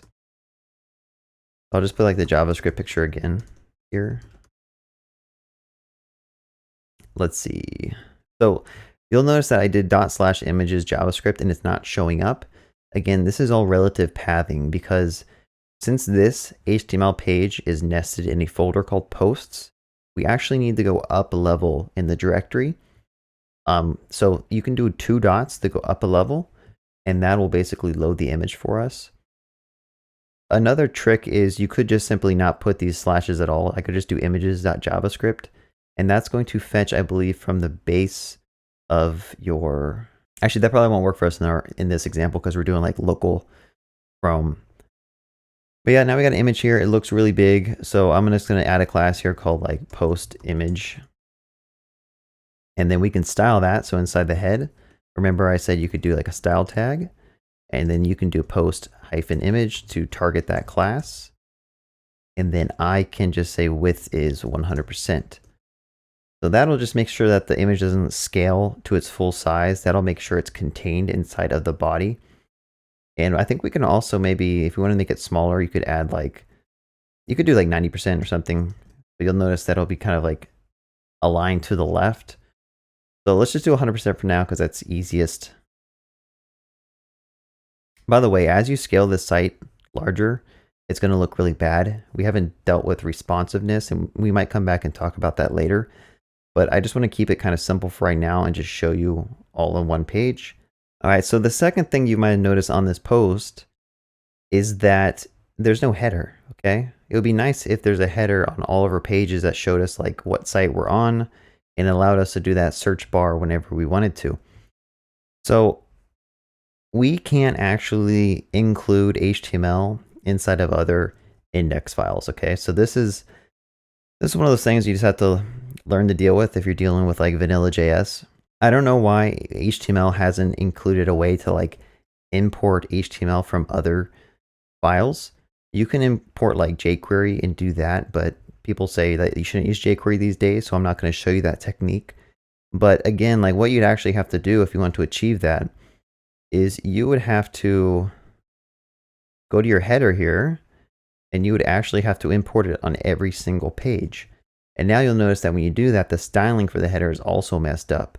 So you'd have to make sure and you go and you import all the styling that you need for your header just so that it looks nicer. All right. Now, also you'll notice that the body was not styled too. So it's like I need to make sure I import the style for the body so that the background color is gray. So that is where like external style sheets start helping us out a lot. So what I like to do is for every page, you can maybe make a folder called styles.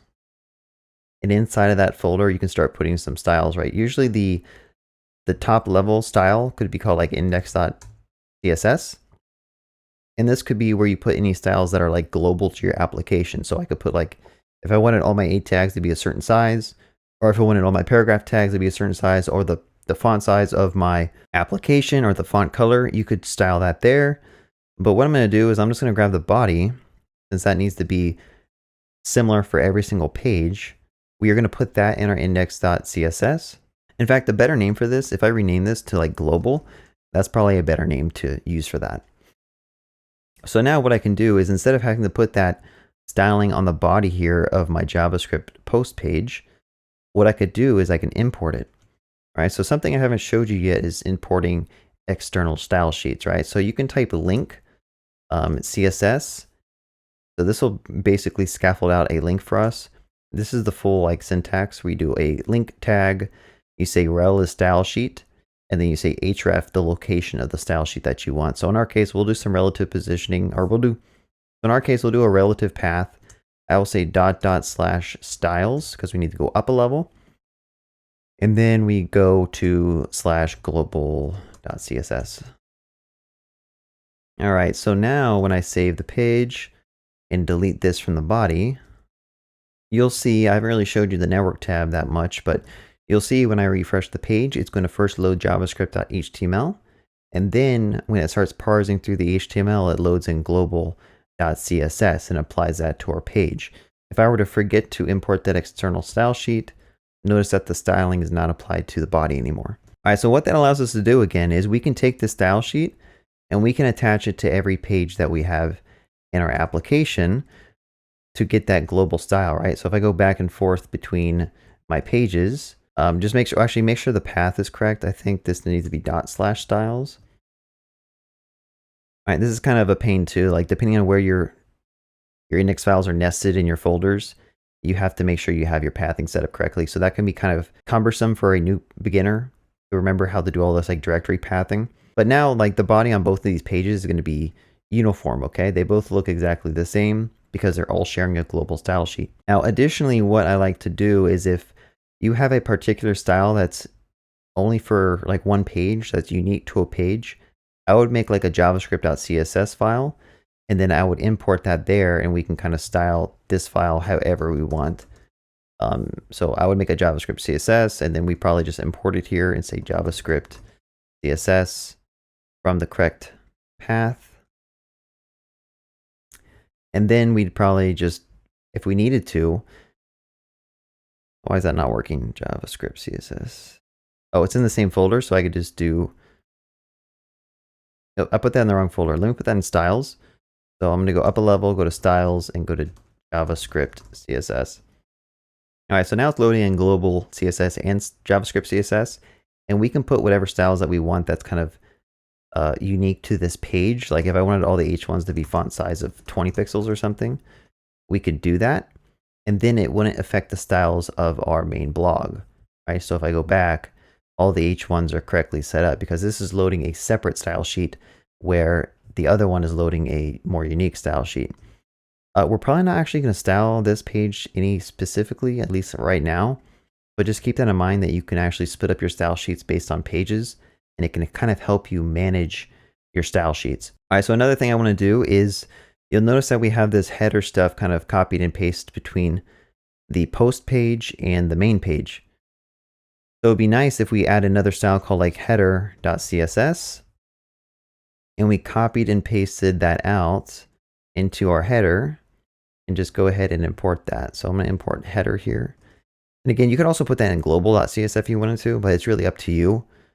I'm going to put it inside a header CSS so it's easier to like know which file actually is styling the header.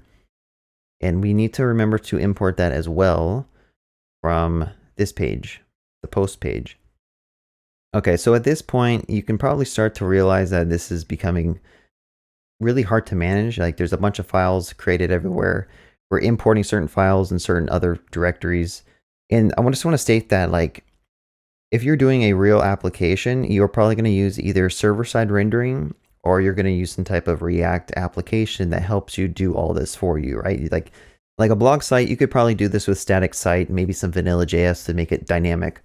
But ultimately, you're going to be doing a lot of extra work by using vanilla JS. But the whole point of this tutorial is just kind of show you and get your feet wet with how you can do this with vanilla JS and just basic static sites. When you finish this whole series, I definitely recommend you start looking into server-side rendering.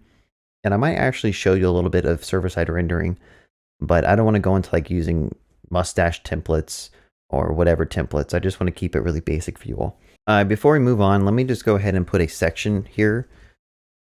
And we are going to just wrap all this stuff in a section so we can add some padding, very similar to how we did it on the other page.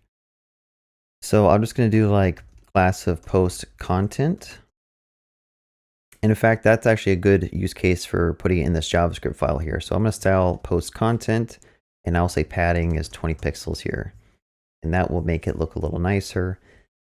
Cool. So now we got a little blog page where we can navigate between pages. These links aren't going to work because they're not actually set up to go to any real posts. But hopefully you see the pattern. Like I could just make a new file called, I don't know, react.html. Probably just copy and paste it off of this and then style it how I want. And now link that link up to it. Okay. All right. So in the header, we have like posts and about. I'm actually going to remove those because obviously the posts don't really matter. So this is really painful that I updated the header in one place, but I have to remember to go back and update it over here.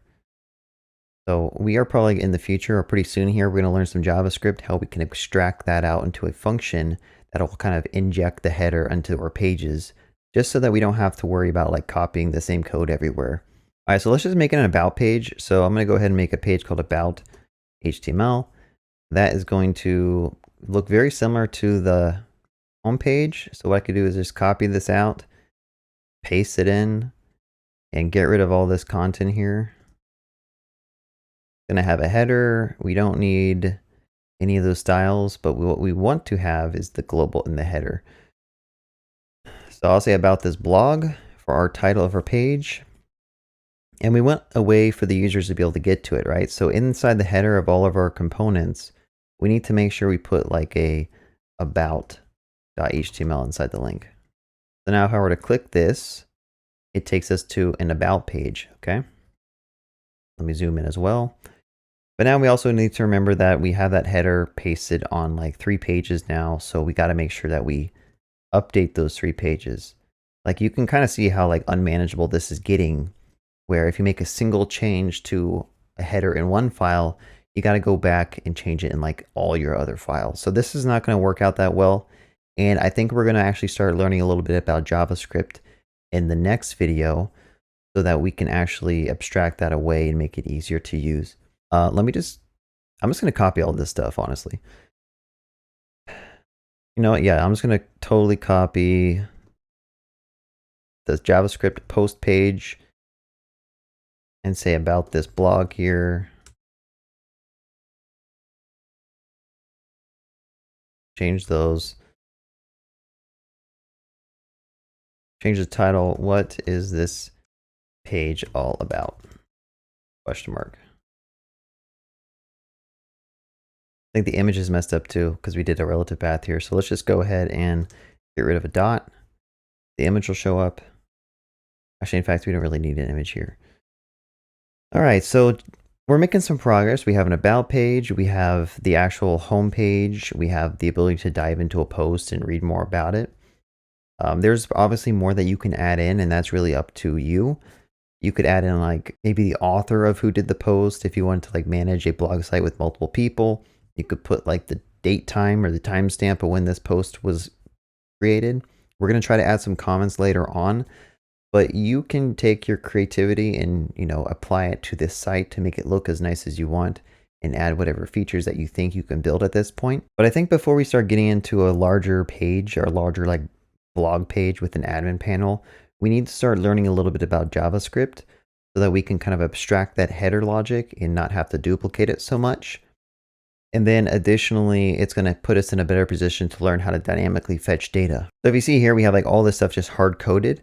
And what if down the road you wanted to add a blog post or edit a blog post, right? You'd have to go into all your static files and you'd have to find out where you wanted to edit the files and save it. And then you have to re-upload that to your web server. But if you had some type of admin dashboard that maybe persisted all this data to a database, you wouldn't have to necessarily go and change all your files. You just have to go to one place, edit a form, click a save button, and then that should get updated in your blog. So that's what we're going to kind of work towards, but I need to first show you JavaScript and the basics of how you can use like variables, for loops, etc. So in the last video, I kind of showed you how to build out multiple pages in a website or like a static website. And we learned how to import various styles and kind of apply them to our sites just to help clean up our code a little bit. But one thing that we kind of noticed is that this header is copied and pasted between like all of our different pages. So that if I ever wanted to come in and add another link, notice that it doesn't actually get added to my other pages because we were just copying, pasting code, and that code is not like centralized in one place, so that if I make an update, it updates in every page. All right, so I hope you can kind of envision how that could be a big issue when you have 30 or 40 pages in a site and you copied and pasted a header everywhere. Imagine going to all those files and updating the header 40 times. That's not really that fun. So what we're going to try to do is to use a little bit of JavaScript to dynamically inject this HTML into our page so that we can kind of like stop repeating code all throughout our code base. So I'm going to try to show you the bare minimum that you need in JavaScript to basically achieve this. There's a lot that you can learn in JavaScript, and honestly, this is going to be the most difficult topic with all the web development, is actually learning the programming language of JavaScript. So I want to just introduce you to a small amount of ideas, and we can build something with those ideas, and then continuously loop back and just learn a couple of new things as we find that we need them. All right, so the first thing I'm going to do is I'm going to make a new folder called JS. And we are going to put a header.js file in there. All right, so let's do a new file called header.js. So inside of this header.js file, this is where we're going to define the JavaScript and basically create a header component and inject it into our page. So the first thing we definitely want to do is probably in the head, or actually we could do it down here at the body, but in the head, let's just import that script file. Okay, so I'm going to say script source. If you have the Emmet extension installed, you can kind of just scaffold out these commands for you and it kind of helps you out. But I'm just going to go ahead and import this js/header.js file. And I'm going to put a defer attribute on here, right? So this is hopefully going to allow the script to load after all of this has been like parsed and rendered onto the page. If you don't put this defer, you may run into issues where the script tries to find a particular component, but it says it doesn't exist. Another little hack for this is you could just put the script at the very end, like right before the end of your body tag. People do that a lot too, so keep that in mind. But what we are going to do is just put it at the top with the deferred. And to make sure this works, I'm actually just going to do something really simple, and I don't want to get into the weeds of like what's going on here, but I'm going to put a console log. So this is how you can print something out to the screen or to your terminal. And you're going to use this all the time when you're debugging code. So definitely keep that in mind. But we'll talk about like what all this stuff means later on, because obviously this is an object that's calling a function and passing a parameter, which happens to be a string. So there's a lot of stuff that you need like the basic understandings of JavaScript before you can actually understand this and start using it properly, I think. All right, so we know that our script's working because this printed out down here. That's pretty much the whole reason why I wanted to print that out. You can see that it prints out hello. So the first thing when it comes to JavaScript that is most important to learn is basically something called variables. All right, so a variable is a way to store information in your computer so that you can later on use that information, right? So for example, if someone's typing in a form and they want to type in their username and password, sometimes you want to save that information to a variable so that later on when they click a submit button, you can take the information they typed in and send it to a backend. That's just a really simple example, but Anytime that you need to store information, you're going to use a variable. So there's three ways that you can create variables in JavaScript. You can use const, you can use let, and you can use var. I'm not going to talk about var. It's not really used that often anymore, but you might see it, so just keep that in mind. But the main difference between const and let is const means you want to declare a variable that can never change, right? So if I say const dog is equal to like Rex, that means we're going to make a variable called dog, and then we can never change it later on. Now the difference with, I say let cat is equal to Sally, the let can actually be changed, right? This is a variable that can be changed in the future. So let's break this down even more because there's a lot of stuff that I kind of did that I didn't explain. So first of all, this is just an expression or a statement that you have to type out to declare a variable, right? You say const, which is a keyword, space, the name of your variable. This is just like a label that you can use and you can access it later on. And then you say equals, and then I'm sending it to a value, right? This could be any type of JavaScript data value. This could be a number. We could do like a decimal number if we wanted to. We could do a Boolean, so false or true. We could also do, this is called a string, right? So the double quotes is a string. You can also do single quotes for a string like this. So I could say Rex with single quotes. And then also a string you can do with backticks. So this is like the character that's to the left of the number 1 on your keyboard. So there's different ways you can do strings. Keep that in mind. This one's going to be really important in just a second when we use it to build up the header component. But I'm just kind of showing you a couple of different ways you can declare variables and assign them to different JavaScript data types. And all these data types have different reasons why you want to use them, right? For example, a number. Maybe you want to store the age of someone, or maybe the amount of money they have in their wallet. In that case, you might want to use the number data type so that you can do some math on it, right? Like sales tax, you could do 100 times 0.10 to calculate some type of sales tax. But for right now, we're just going to focus on strings because that's what we need to use to achieve this shared header component. So like I said, const and let are a little bit different. Const does not allow you to reassign a variable. So down here, if I try to do dog.by to mainly reassign the variable to by, if I refresh the page, you'll notice that's going to throw an exception down to my console. And that is because I can't assign a no value to a const. Whereas if I were to try to reassign cat, this works fine, right? There's no issues. And before we dive into this more, I want to show you another keyword you can type in called debugger. And when you put this in your code and save your file and click refresh, this will actually stop a debugger in your Chrome console so that you can actually debug some things. And this is, I think, extremely important when you're first trying to learn out how to code, because there's a lot of stuff going on, honestly, and if you don't step through it line by line, it could be really confusing. So you can see here, as the debugger has stopped on this line, I might have to zoom out. This is not... So this is the Chrome debugger. This is super important to understand how to use. And you can see that in this debugger, we have some script that it stopped on. So you notice here, there's like this line 3 is highlighted in blue. The code actually stopped there and it paused, waiting for us to give it some input. And while it's doing that, you can actually hover over some of these variables like cat and dog and see what the values are of them. And then down here, you can also see some variables as well. And then what I could do is there's some commands over here. So there's like a play button, which will just run the entire script.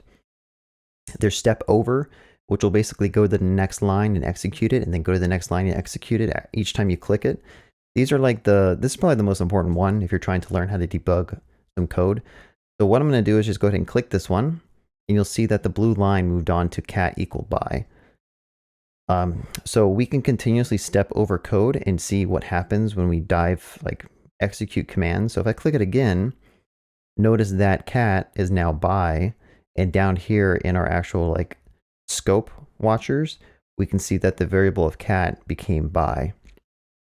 So what I'm trying to show you here is that you can easily step through code and see what things are happening, and this is really important to understand. But okay, so we reassigned the cat variable to by, and that was like the whole point of this example. And we are probably going to be using that later on. Let me just go ahead and click play so that we go back to our thing. So again, there's different data types in JavaScript, right? One data type, which I should probably talk about, is a object. So this one is a little bit more confusing than the other ones, which are more straightforward. An object starts with curly braces and ends with a curly brace.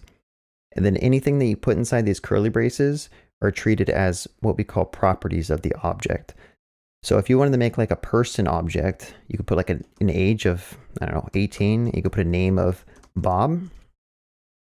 So at that point, you have like this data structure stored in a person variable, and you can actually access all those individual properties, right? So if I wanted to print out like the age of the person, I could say person.age, or I could print out person.name. This is the convention, like the syntax for accessing a property that exists on the object.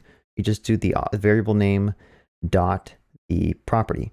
All right, so again, let's just use the debugger real quick to make sure we understand this. So let me expand some of this. So as you can see, we have a variable down here called person that has two properties, age and name. And as we step through, it's going to print stuff down to our console down here. So at the very bottom of my screen, if I click the next button, it prints out 18. And if I do it again, it's going to print out Bob. So objects are like super important for grouping data together, right? If you want to group a particular piece of data together that's all related, such as this person object, you can use objects for that. And then also, what I didn't show you is you can actually override properties on objects. All right, so I know I talked about const means you can't override it, but that's just talking about the top level object can't be overwritten.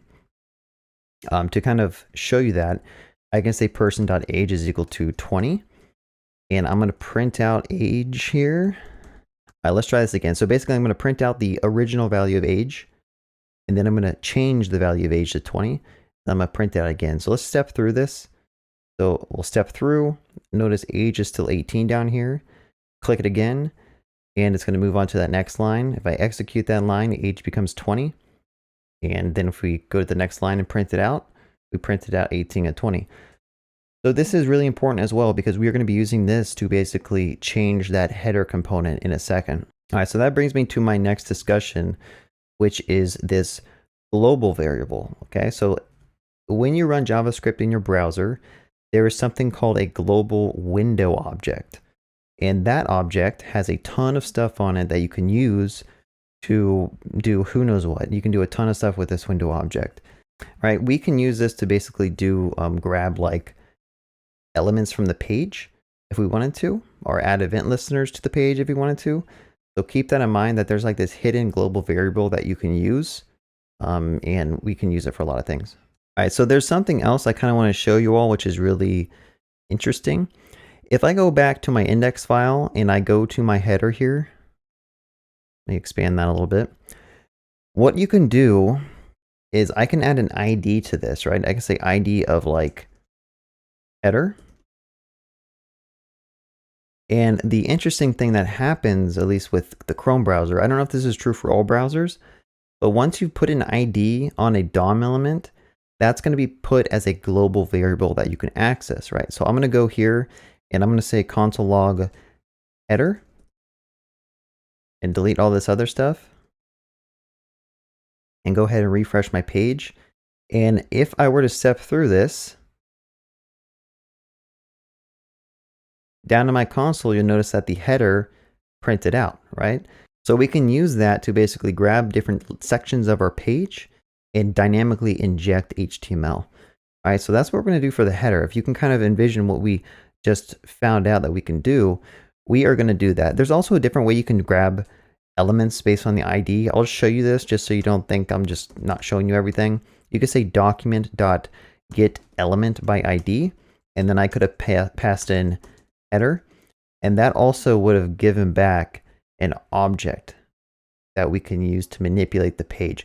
The reason I don't want to show this yet is because this is using like functions, and I haven't talked about functions yet, so I don't want to actually dive into using that, but I will later on, so don't worry. All right, so now we need to think, how do we take this header component and extract it so that we can put it into every page really easily? So what I would suggest doing is let's just put a new div here, and I'm going to give it an ID of header. So that will allow us to access that div in our JavaScript really easily. And I'm going to cut all this out because we're going to put that and dynamically inject it into this div. So going back to our header.js, I'm going to use that string using the backtick that we talked about earlier, and I'm going to paste in all of that header stuff here, okay? Now the issue with doing this dynamically is that you lose some syntax highlighting. There is an extension in VS Code you can actually install to make this look nicer. But for the most part, if you're dealing with really small components, you probably don't care that much. But what we're doing is we're taking all of the HTML and turning it into what we call a string so that we can actually dynamically inject that into the page. So I showed you how when you put an ID on a div, you have access to that div, right? Like if you notice down here, we printed out the header. So since the ID we attach to this div is called header, all we need to do is say header dot, remember header is an object, so we can access properties on that object. And then we can say inner HTML is equal to a string. So if that doesn't make sense, maybe rewind and go back. We already talked about what an object is. Header is an object. We talked about how we can overwrite property values on the object, which this just happens to be a property on the DOM element. And you could print out header and you can see that there's a ton of different properties that are attached to this, and you'll just learn them over time. But inner HTML happens to be one of those properties that we can overwrite. And if we change it, what it's going to do is basically take all of this and just plop it right in there. That's what JavaScript's going to do for us. It's going to take all of that HTML and just dynamically put it into the div with the ID of header.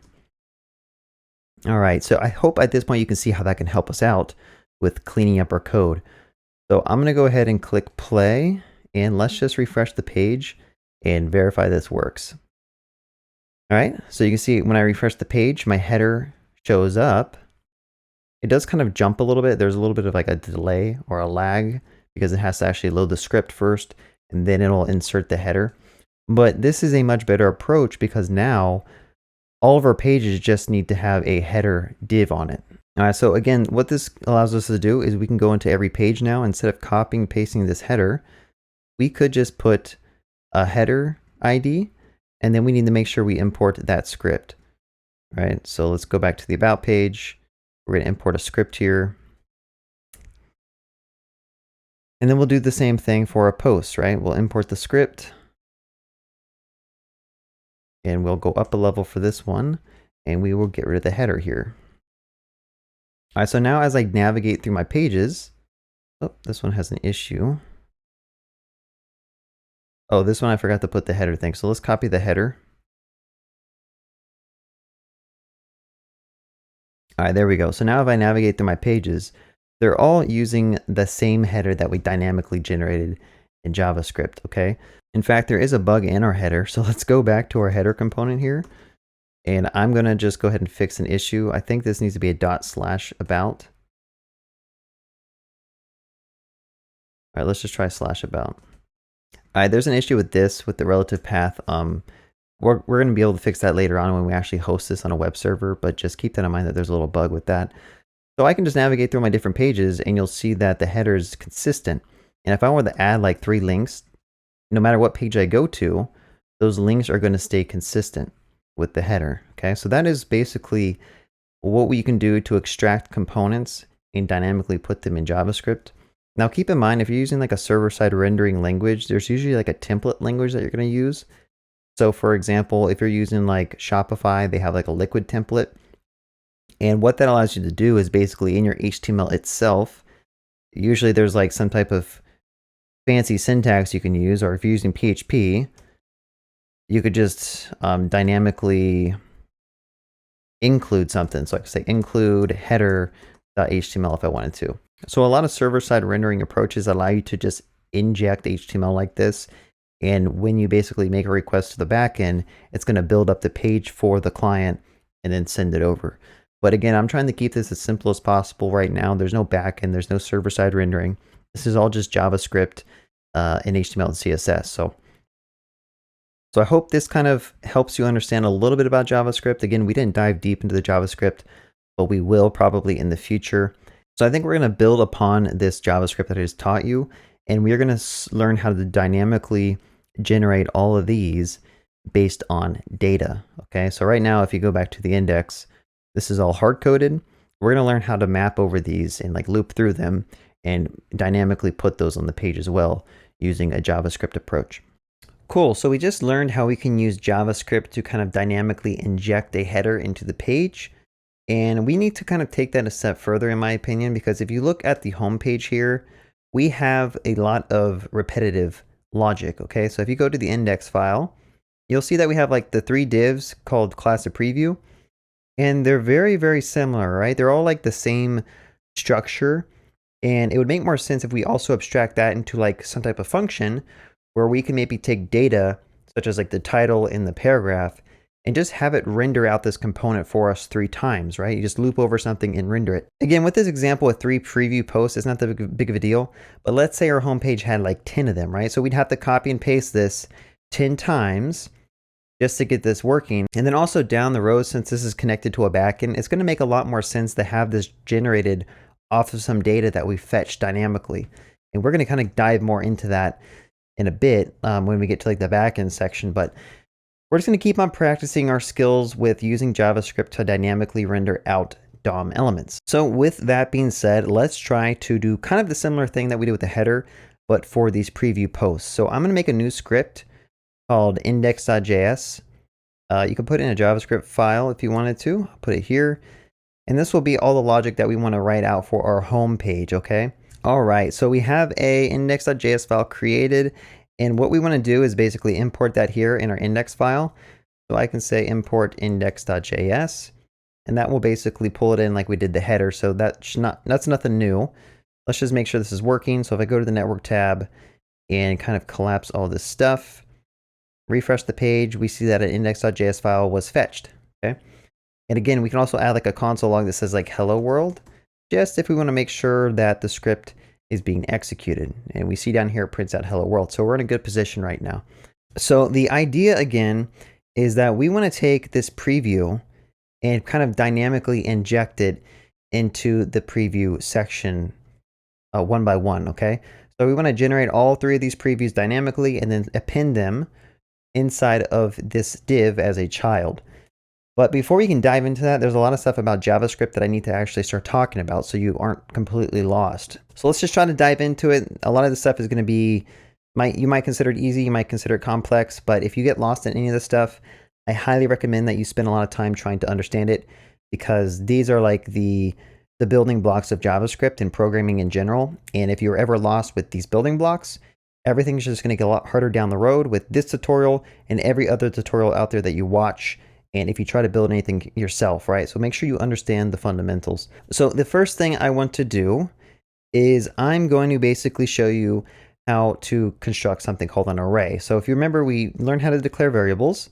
So I can make a variable called posts, and I'm going to define that to an initial value of an empty array. Okay, so this is how you kind of create an array in JavaScript. You have a square bracket and then a closing square bracket. And the purpose of an array is basically anytime you have in a collection of something or a list. So this is a really good example where we have like an array or a list of posts. You probably want to use an array. And inside the array, the syntax for storing items in the array is you can do like 1, 5, you can store whatever data types that you want. So I could store like a string. I could also store an object if I wanted to.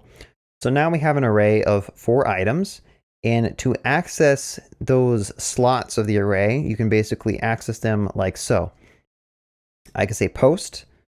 Actually, let me rename this to posts. And to access the first element of the array, you actually have to provide it a 0 index, right? It's kind of confusing, but it'll make sense when you just do it enough. So if I wanted to print out the first index of the array, we can go ahead and do that down here. So I'll refresh the page and notice that that prints out 1, right? So that is the 0th index. I think I said the first index on accident, but that is index 0. And then if you slowly increment that to like 1, you'll notice that it's going to print out 5 down here. And then we can go to 2, print that out, prints out hello world. And then we can go to 3. That prints out an empty object. Now, if you go out of bounds, it's just going to print out undefined for you, right? So Keep that in mind. Usually you index the array or you access the elements in the array using like a numeric index starting from 0 to the end of the length of the array. But we're going to cover arrays a lot, hopefully. All right, so a quick recap. You can make an array with these square brackets. You can put whatever data type that you want inside of an array. You can expand an array and put as many things as you want into it. But for our particular case, if you remember, we're trying to dynamically generate these 3 preview posts. We probably want to store objects. Okay, so let's just take a step back and just store an object. So let me just go ahead and fix the indentation so it makes more sense. I want to make 3 objects in this posts array, and those 3 objects are going to contain the text and maybe the image that our preview post might need, right? So I'm going to go ahead and copy some of this. So the first object, remember we can do a property in an object by just doing a title colon and put a string. All right, so that post has a title. It probably could also have a description. So let's just go ahead and paste in this lorem ipsum that we generated. And then finally, we probably want to put an image in it as well, which if we go back, I think we can just right click on this and say copy image address. Hopefully that'll work. All right, we don't want the full list here. So I'm just going to go do a /images JavaScript. So at this point, we have an array that has 3 objects, and the first object at index 0, kind of confusing, is going to be that object that we just defined. So I hope at this point you can kind of see how we can use that object to maybe generate some type of HTML dynamically on the fly, and we are going to do that in just a second. Let's just kind of fill out the next 2 objects.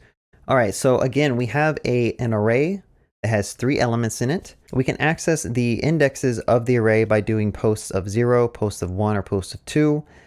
And also they all contain objects that have properties, title, description, and image. So let's try to use this array to actually render out a dynamic HTML object here, okay? So let's go back to the index HTML, and I'm going to put an ID on this section called previews, which will allow us to access it in JavaScript. And we can go ahead and just go here. We have previews. And then what we want to do is set the inner HTML to something. All right, so let's do this. And we are going to set it equal to, let's just do 1 preview for right now. So I'm going to cut this one out, which means that we only have 2 that show up in the UI right now. And we are going to set this one dynamically like so. So we're going to start simple. We're just going to try to render out 1 post and see if we can achieve that. So if I refresh the page, you'll see that we basically overwrote that section with this preview that we had in our JavaScript file. Now we may want to grab the title and description and image instead of hard coding it here, right? The issue with this code here is that this is all hard coded to whatever this title is, but we want to have that dynamically come from the array. All right, so what I could do is, I haven't shown you this, but there's a way to actually interpolate values inside of this backtick string, right? So if I do a curly or a money sign and then some curly braces, I can actually inject variables into the string and have it dynamically render out the content. So I can say posts of 0, and I can say title. All right, so what's going on here? We're basically saying, take this whole string, and I want you to inject a variable here. And the value of that is going to be post of index 0, which happens to be this. And then we say, give us the property title, which happens to be this. So it's going to take that string, why you should learn JavaScript, period, and it's going to basically put it right here. This is basically what it's doing behind the scenes, right? When you run the JavaScript, that's what it's going to do. But we're keeping it dynamic here, so we can just kind of put that in depending on the data that comes back. So again, with the paragraph tag, we can do the exact same thing. And instead of title, I'll put description here. And for the image, I could put money sign like this. I could say post of 0, and then I could say image. All right, so now if I refresh the page, it looks exactly like it did before, right? So nothing is broken about this. And just to show you that like this isn't cached, if I delete stuff from this dynamic generated HTML, you'll see that it disappears from the page on the right. All right, so at this point, we need to figure out how do we actually dynamically insert 3 posts, okay? Well, we could just copy and paste this 2 more times and then say like reference index 1 on all of these. But then we're back to the same problem where we just copied and pasted a bunch of code. Typically, when you have a template, you just loop over it like 3 times using some type of code, and you generate that template, that component 3 times and append it to the page, okay? So before I can show you how to do that, we need to talk about how you can loop in JavaScript. So when you have an array, typically you want to loop over that array and then do something every time that you get an entry, all right? So let's say for an example, I wanted to print out the title of all my posts in my console down here. Well, there's something called a loop that you can do in JavaScript, and you just have to memorize the syntax, right? But the syntax is you do a for, and then you can do a parenthesis, and then you do a curly brace for a block, okay? And inside the parentheses, you have to declare a variable. So I can say let post, and then I have to do the keyword of, and then put posts. All right, so this is how you do iteration in JavaScript, or at least one way you can do looping. And all this is going to do is it's going to keep on executing this block of code until you run through all the posts, right? So let me just go ahead and do a console log here, and I'm going to log out post.title. All right, so let's just go ahead and run this, and you'll see down here printed out the title of the 3 posts. So that might be a little confusing, to be honest with you all, if you haven't seen iteration or looping. So I'm going to put a debugger statement in here and show you exactly what's going on. So let's try to understand this a little bit better. And again, if you don't understand this the first time, like, don't feel too bad, because looping can be kind of confusing. So if you see here, we have our debugger kind of stopped on the first part of the for loop. And if I loop over this, you'll see that the title is why you should learn JavaScript. Okay, so that's the first entry in an array. And if we scroll up, that definitely corresponds to this first entry, right? This says why you should learn JavaScript. So also, if I were to step over this, it's going to print out that entry in my console down here. And then watch this. As you step again, it went back to the top of the curly brace here, right?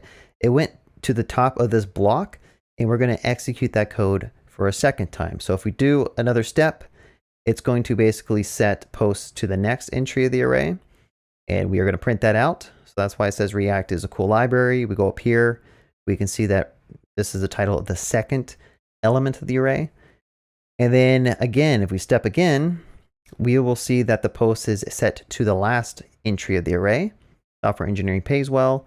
If I click next, it's going to print that out, and then it's going to move on to the next part of our code, which happens to be this.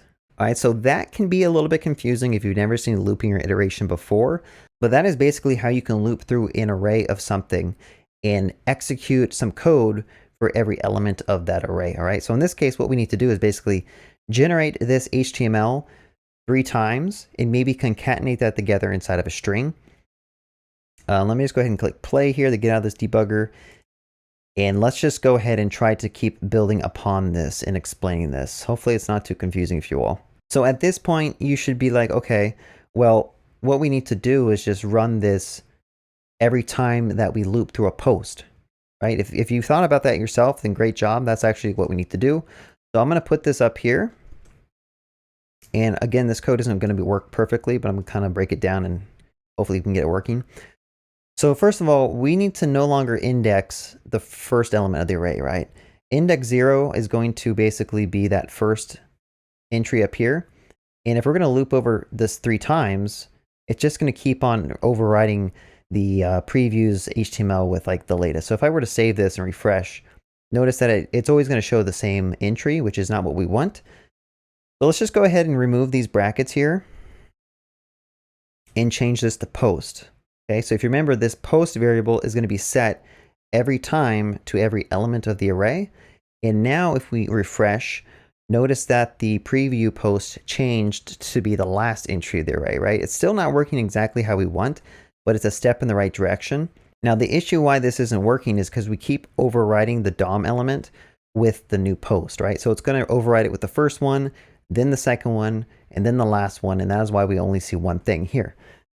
So we actually want to set the inner HTML at the end somewhere. So after we've done the looping, we've probably generated some type of long string. So I could say like all posts, which means that we need to declare a variable up here called all posts is equal to an empty string. And what we could do is just append a preview HTML snippet to that string every time that we loop, right? So this is another thing I'm going to show you. You can do a plus equals for string concatenation. I don't know if I showed you old school string concatenation, but basically if you have a string, you can combine them together by using plus signs. So as an example, bear with me, I could say like const sentence is equal to dog space one, or is equal to dog space jumped space over space the moon, right? So that is how you can kind of combine 4 different sentences into one string. And we are doing the exact same thing here, right? We're basically saying every time we loop, take this large snippet of string and just attach it to the variable that is here. And we're going to kind of walk through this with the debugger so it makes more sense. Let's hit refresh and you'll see that we now get 3 DOM elements show up on the page, exactly how it was when we first started. Okay, so that is how you can dynamically loop through an array of things and then render them out onto the page one by one. Now, the reason this is so important is because when you're connecting to a backend and fetching data, you can't hard code stuff in your front end, right? You need to dynamically generate DOM elements and put them into the page. And this is one way that you can do it. I would recommend that you do a map function instead, which would make more sense, but we don't want to dive into that yet because I haven't talked about functions and different array functions like map and join and reduce and filter. But we'll dive into that hopefully in the coming videos. But just keep in mind that that is one way that you can do it. Let's just go ahead and add the debugger real quick and walk you through this code since it could be kind of confusing, I'll be honest with you all, if you're new to coding. All right, so we have our debugger over here, and we are just going to basically watch what all posts becomes as we step through. All right, so all posts starts with an empty array, which makes sense, right? We just set it equal to an empty array. And then as we step through our array, we're going to basically take this string and concatenate it with the current value of all posts, which happens to be an empty array plus all this. So if I click the next button and hover over all posts, you'll see that on this modal that popped up, or this pop-up window, you'll see that it has one preview div in it, right? So if you can imagine, if I click next again and kind of go to the next part, we now have 2 preview posts put onto that string, like they're both concatenated together. Okay, so let's do it one more time. So kind of drive that point home. You click on the 3rd time of the iteration. We now have a string that has 3 preview posts in it. And now we can kind of step out of, we can step out of the loop and then click next, and that's going to overwrite the page with our posts. So one thing you'll notice is that in the index, we still have a bunch of preview things here. Let's just delete those because now all of this is dynamically injected into the page when the JavaScript runs. And that is how you can do it with vanilla JavaScript. Again, if you're using like a server-side rendering language like Mustache or Handlebars, typically you'd probably have like some type of fancy way to say like for each, and then you need to like talk to your locals and say posts, and then usually there's like some way to end that.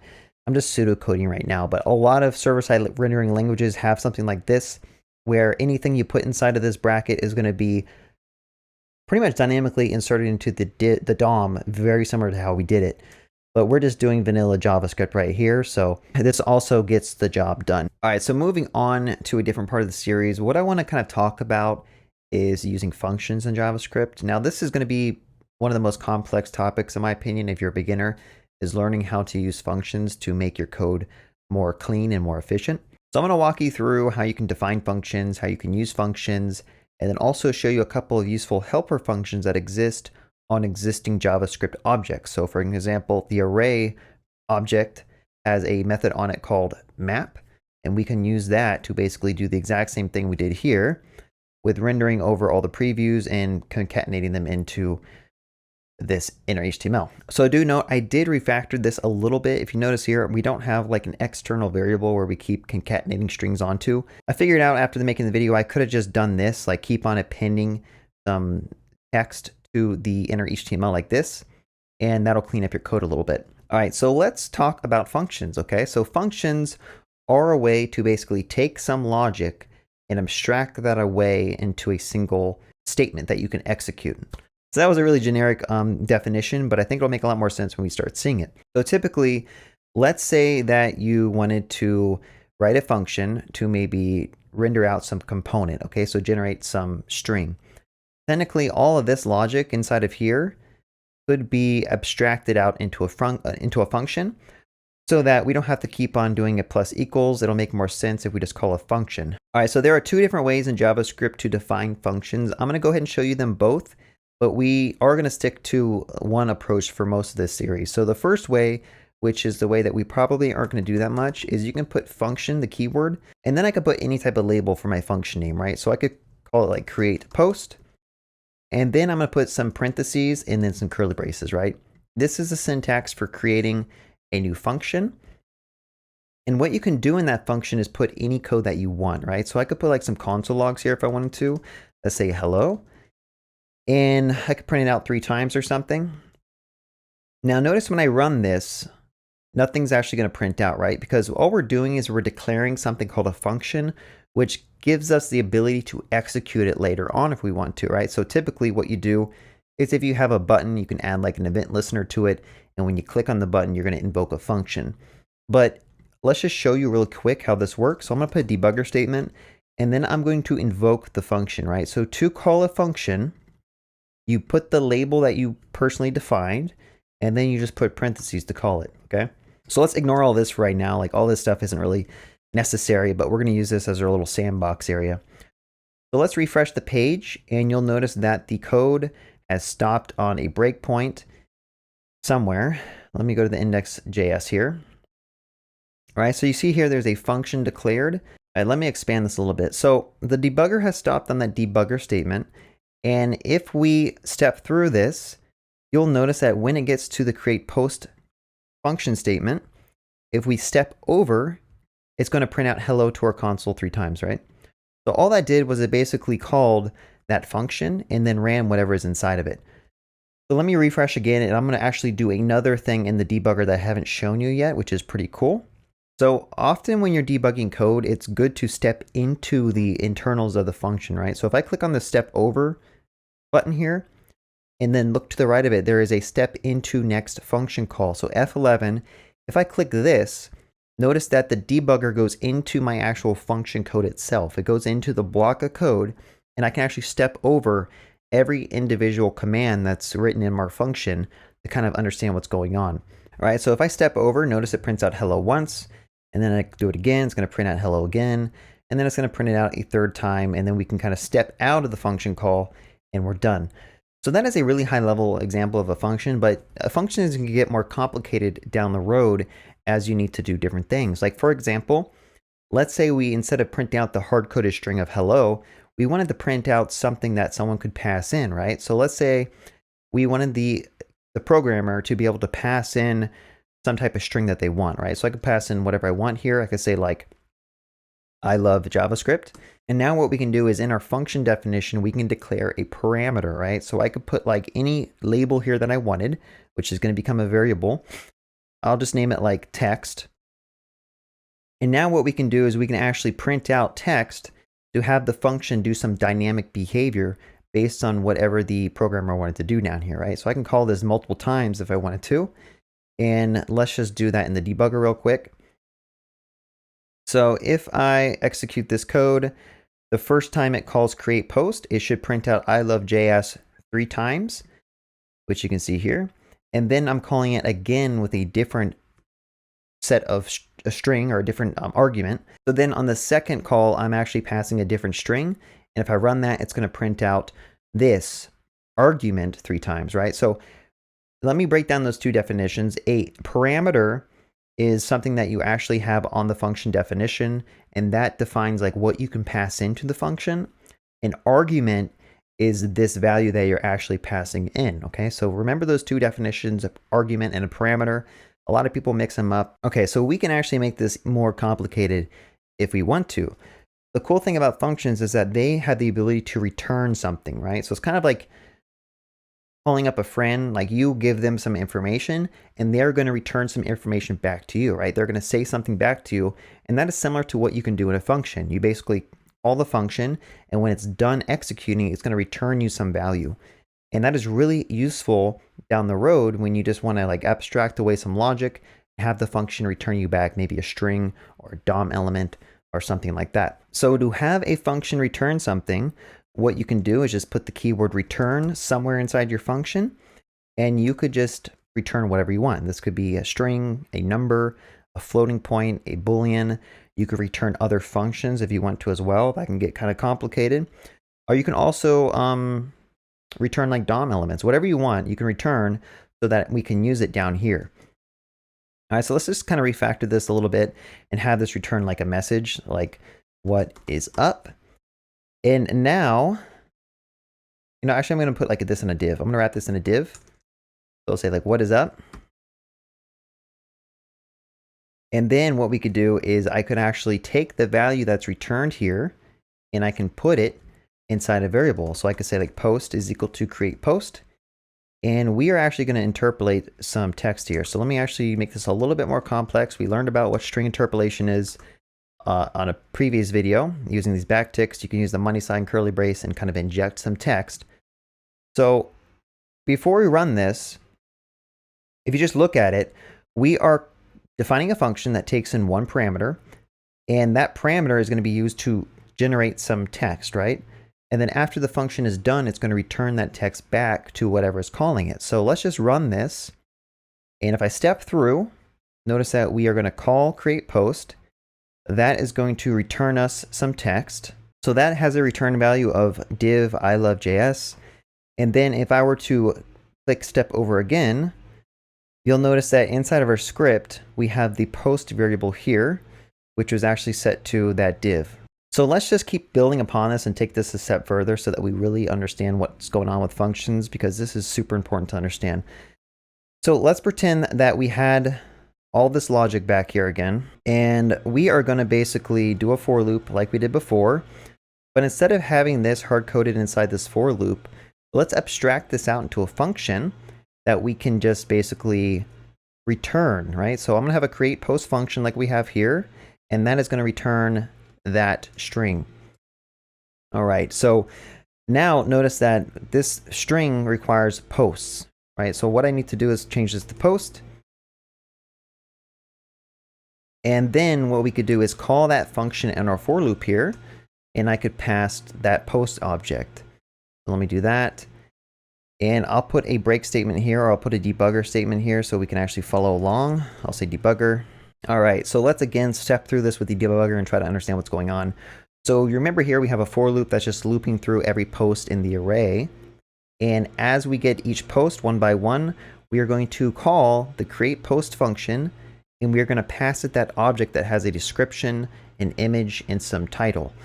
So if I were to click the step into function call, you'll notice that we get here, and that is going to just basically return a string that was interpolated with all the post values here, okay? So if I click step out, that should go back to the for loop, and you'll notice that on the DOM element itself, our post showed up. I can keep stepping through, and we'll see more posts show up. Finally, if I click play, everything just shows up for us, okay? All right, so that is super, super useful and super powerful. And again, this is like a really simple example, but as your application gets larger and larger, there's gonna be times where you need to take logic, wrap it in a function, and move it somewhere else to keep your code more manageable. And then you can call that function and pass it dynamic values to get back a dynamically generated return value. So let me take a step back. Remember how we kept using console logs, right? We did console.log and I said, hello, right? This is actually a function that we're calling. So the log function is a function that's attached to the console global object. You remember console is just a global variable that happens to have a property called log, and that property happens to be pointing to a function that you can pass an argument. All right, so whenever you call this, that's how you print stuff out to the console log down here, right? So this might not have been explained before in the series, but this is basically what's going on. In the JavaScript language, they defined a log function that you can pass a string and have it print something out to a console. So that's pretty cool. We've been using functions this whole time. We didn't really know about it. So it turns out there's other functions that are kind of attached to generic JavaScript objects, right? So if you go back to the array, let me just go ahead and print out an array here. Remember we have this array called posts. If I print this out, In fact, I don't need to print it out. Let's just put a debugger here and we can inspect that. So let me expand this up a little bit and we're going to hover over posts. Notice that if you hover over it, there's something called a __ proto. And if you expand this, you'll notice that actually it has a bunch of different properties on it, right? It has like concat, it has every, it has for each, it has something called map. Those happen to be a set of properties that are attached to every array that you define in JavaScript, and you can actually invoke those properties to do different things. So for an example, if we wanted to, instead of doing this hard-coded for loop, we could do posts.forEach, which happens to be a property that's defaulted on the array's prototype. And then we can pass it whatever function that we want, right? So we could pass it the create post function that we just did. And that could kind of execute some code here. I might have to restructure this a little bit. Let me do this. I have to kind of pull this apart a little bit so it'll work. But yeah, so now we don't actually need to do a for loop here. I think if we actually run this, let me go ahead and save and refresh. We do have an issue. So post string, okay, so I need to do this. All right. So you notice here, it's printing out the exact same things to our JavaScript page or our DOM. But the difference is that now we don't have to do that for let post of posts. We could simply just call post for each and then pass it whatever function that we want, right? So this is doing the exact same logic of the for loop that we had, but it did a little bit cleaner and it makes a little bit more sense. And you just have to kind of memorize these, right? There's like for each, there's map, there's filter. There's a lot of useful array prototype methods where you pass in a function and it's going to basically call that function for every element in the original array. So if you remember when I started this section, I said there's two ways to create functions.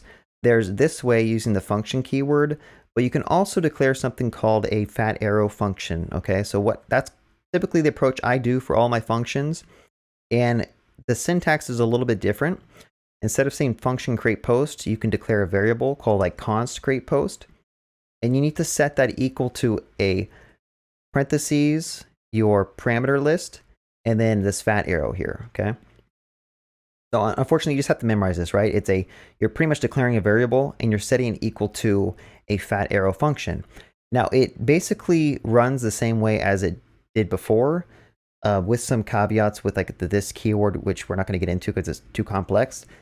But this does the same thing. It's a little bit more cleaner to read because you don't have that function keyword kind of pasted all over your code. You just have to kind of remember that this is actually the exact same. This is a function that takes in one parameter and it just runs some code here, okay?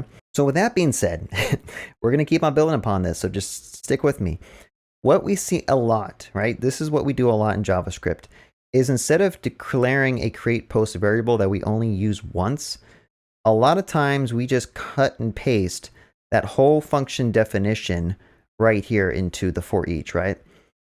That is the exact same code as it was before, but it's a different way to basically use it. This is called like an anonymous function. You're not actually assigning this function to a variable. And the reason we do this is because we don't ever need to use this function anywhere else, right? So it makes more sense to just define it right here and maybe pass it in.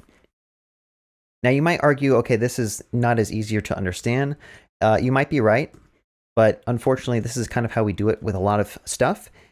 And I'm actually going to take this a step further. So let me show you another, let me kind of undo some of this stuff. I'm going to show you another function that's attached to the array prototype, right?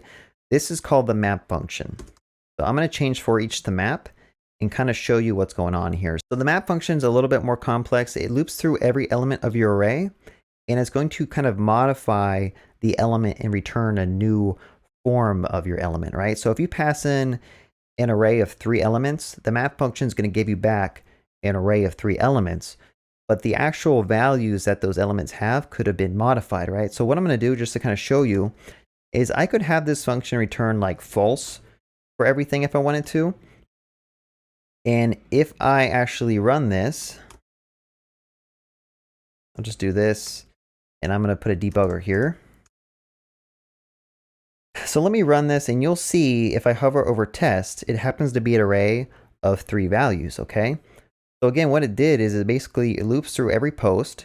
It calls the create post method, and we are going to get the post We're going to run this code here, but then we're returning false, right? So that's why the value of every entry in this array is set to false. You can set this to whatever you want. Like I could set this to post string if I wanted to. And now test is going to be an array of 3 different preview components, okay?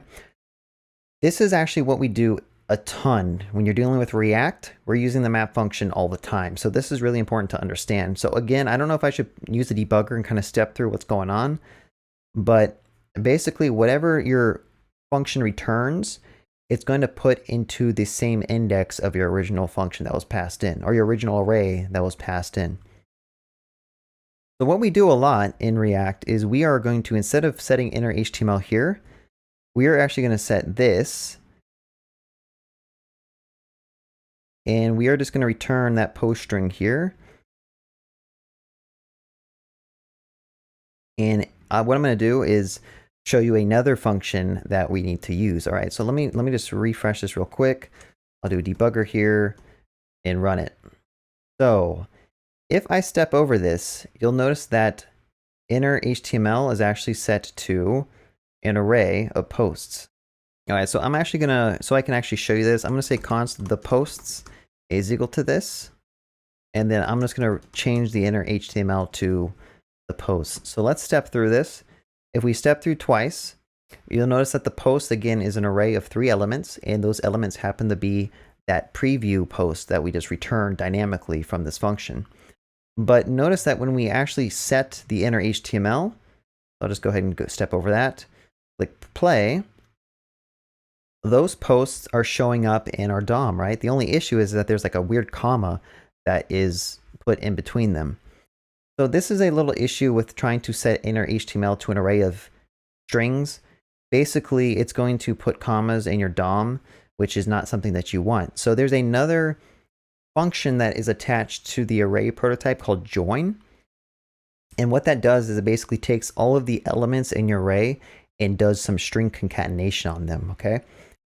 So very similar to what we're doing in the old for loop where we declared a variable and just did like plus equals, you can actually do the same thing with a join. So I'll say join, and I believe you might need to pass it an empty string. So what this is doing is basically taking all 3 elements of that array, which happen to be strings, and concatenating them together into a larger string. All right, so if we actually do a debugger and print this out, we will see that the posts is a huge string and all the commas have been removed. So now that the commas don't show up anymore in the DOM. All right, so we're almost there. This whole video is leading up to showing you how we typically do stuff in React, but you can do the same approach in vanilla JS.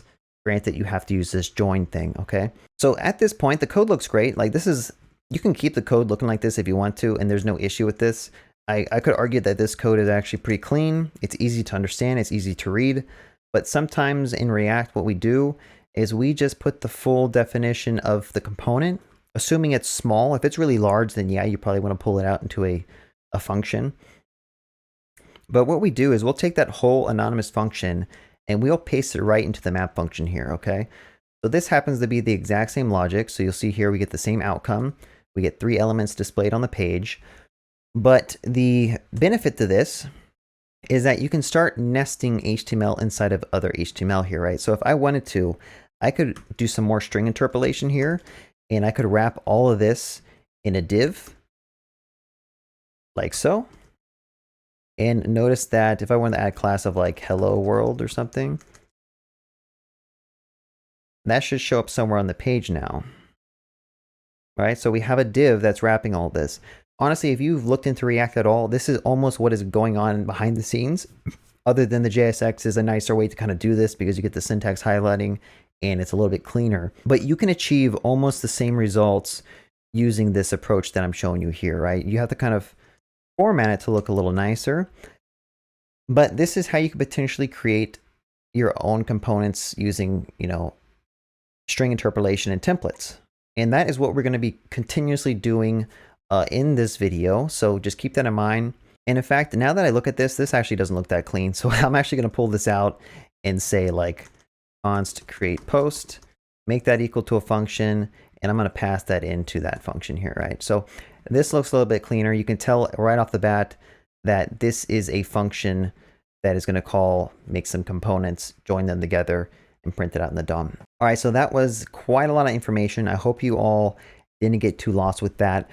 Again, use your discretion of when you want to actually nest some of the stuff inside of your component here. If you want to make this a little bit more React-like with like web components or something, you could just, instead of create post, you could just do a map of posts or something. And that makes it a little bit more understandable that we're basically rendering out a post multiple times based on how many elements are in this array.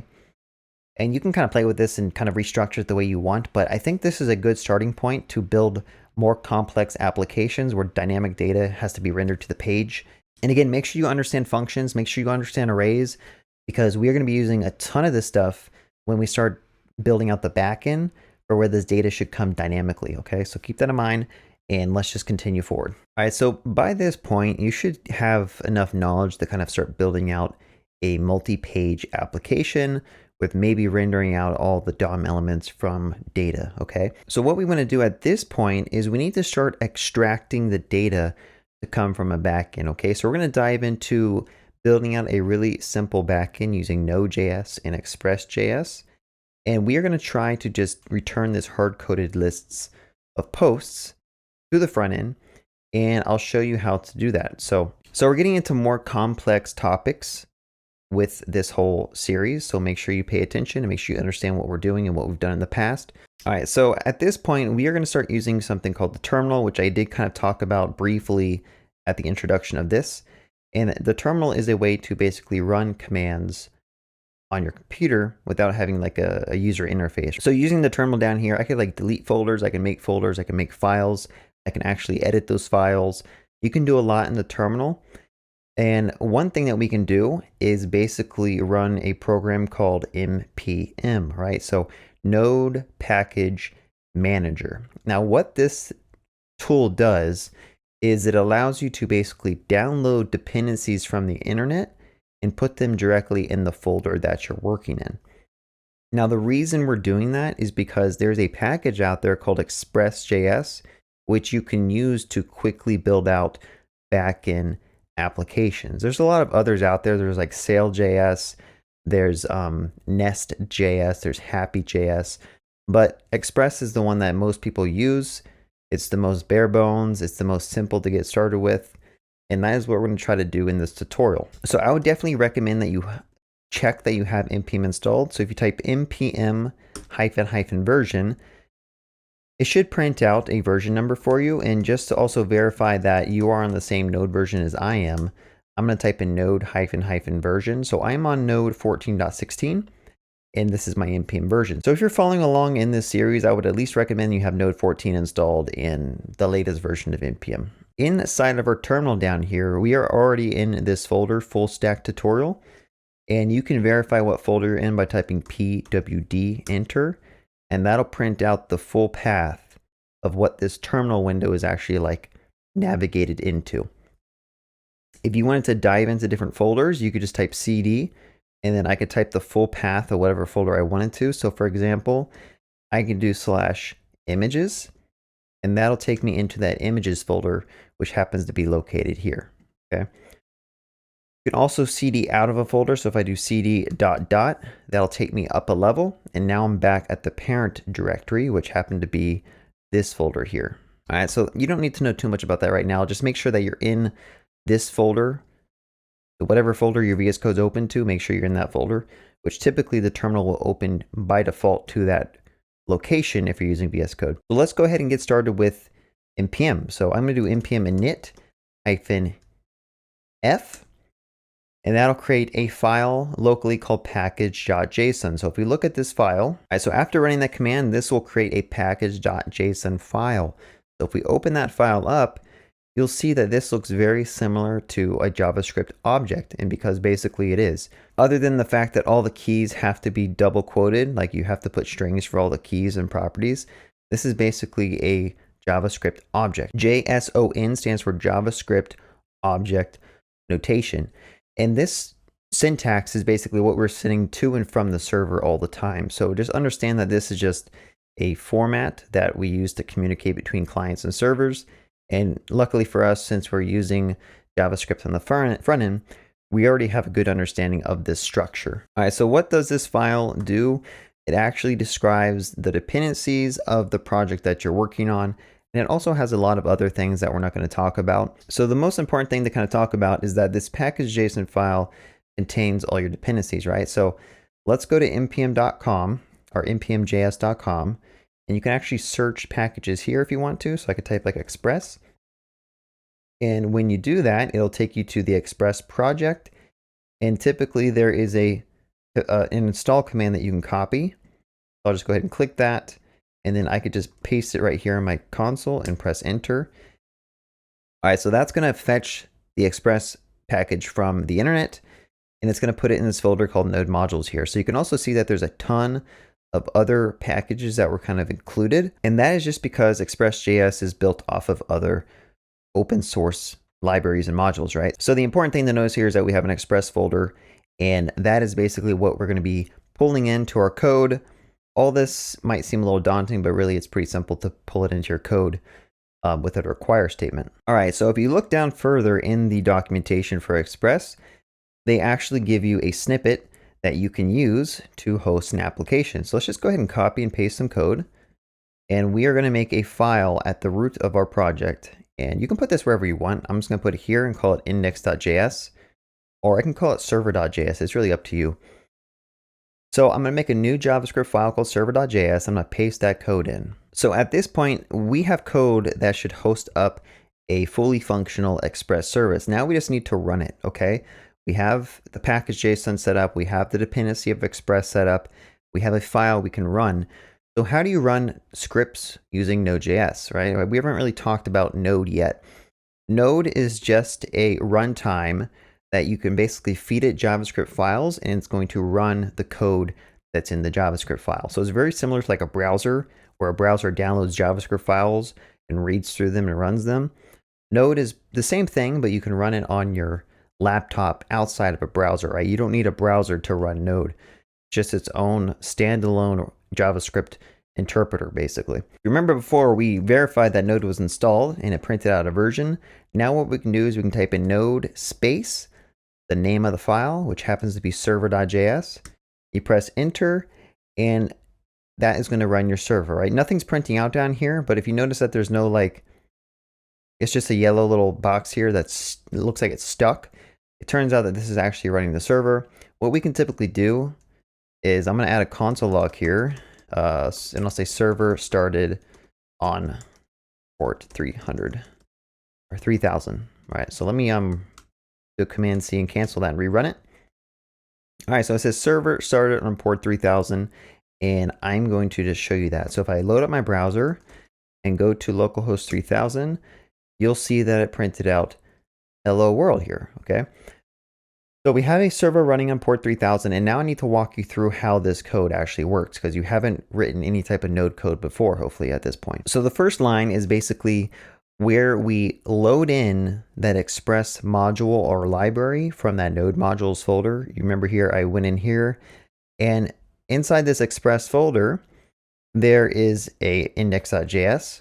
And I believe when you do require Express, Node behind the scenes is going to dive into that Node modules folder. It's going to find the folder called Express, and it's going to grab whatever the top level file happens to be. I think it's index.js in this case, but it could vary depending on the module you're using. So when you run that command, that's actually going to return you a function that you can call. Okay, so that's why we're putting that into a variable called Express. And then we are calling the Express function. We already talked about functions. This is a function that we call to get back a module. This is a function we call that happens to create a application instance in Express, right? So just bear that in mind. I'm just using some terms here, but we've already seen all this syntax before. Behind the scenes, this Express function is going to return you a object. And this object happens to have a bunch of properties on it, right? It has like a get method, a post method, a delete method, etc. And we'll talk about those methods in a bit. But what you can do is you can start setting up routes to your application, and then you could have that route basically call a function and execute some code. And then later on down here, we just start our server. So to show you what I mean about routes, I could change this instead of get slash, I could do get like hello. And now if I were to restart my server, just remember that you have to restart your server every time you make code changes. There's a library we can install to make it do it for us to automatically restart, but we won't get into that just yet. So if you notice here, if we go to the base URL and refresh, we get a cannot get slash, okay? And that is because we changed the path that's required to hit this function to be /hello. So hopefully you can understand that means that we go here, we can type in hello, and we'll get back that hello world message. So what that allows us to do is we can actually split our application into multiple routes and do various things, right? I can make another route called like, I'll just say bye, and that could just return the word bye. So now if I restart my server, and then if I go to hello, we get hello world. If I go to bye, we get bye. All right, so hopefully that all makes sense. We're just defining new routes. Those routes call different functions, and those functions return some data. Let's talk about these functions, okay? We haven't really talked about that. I'm going to change these to fat arrows just so it's easier to understand. And I'm going to change this back to the default slash. So this get function takes in 2 arguments. It takes in the route that you basically want to listen for, and then it also takes a function, okay? So this is just a function that you can declare somewhere, right? I could just go here and call it like fun if I wanted to, and I could just pass it in here. Remember we talked about like inline anonymous functions in a previous video? That's basically all you're doing. You're just binding an endpoint to a function call. And inside of this function, you're given a rec and a res as arguments. Okay, so when the browser makes a request to the base URL, we are going to get a request object that has like all the data that's related to the request, such as like any type of headers, what type of browser the user might be using, a lot of other stuff. I'm not going to get into it. We'll see it later. But then we also get a res object, right? The res object allows our express service to basically return data back to the user.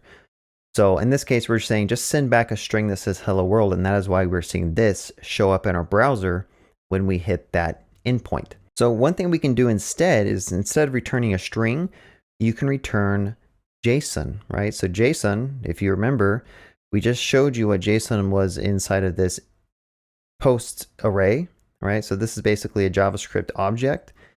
And we could return that from our backend if we wanted to, right? So instead of saying res.send, I'm going to do res.json, and I'm going to send back an object that has like name of hello world. Let's see if this will do what we want it to do. So I'll restart my server here, refresh the page, and notice that we get back a JSON object, which happens to have a name property with a hello world as a value. Okay, so I hope you're starting to see where we're getting to, like how you can connect the dots, where we need to get a backend that basically returns all of the blog posts in our application, right? So if we were to do that, we could first of all change this endpoint to posts.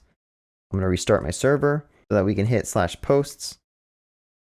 And now we want to return an array of all of our post data. So if we were to go back to this posts here, and I'm just going to copy this whole array, and I'm going to go ahead and just paste it right into our server call. So right here, we'll send back all of that.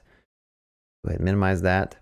I hope by this point you kind of understand what we're getting at, right? So now if we refresh, we actually have a backend server returning all of that data to us, right? So what that allows us to do is now on our front end, we can request that data dynamically whenever we want and then render out our application. All right, so instead of having to do all this and have it hard-coded in our UI, we could fetch it whenever we want from our backend. All right, so let's try to do that.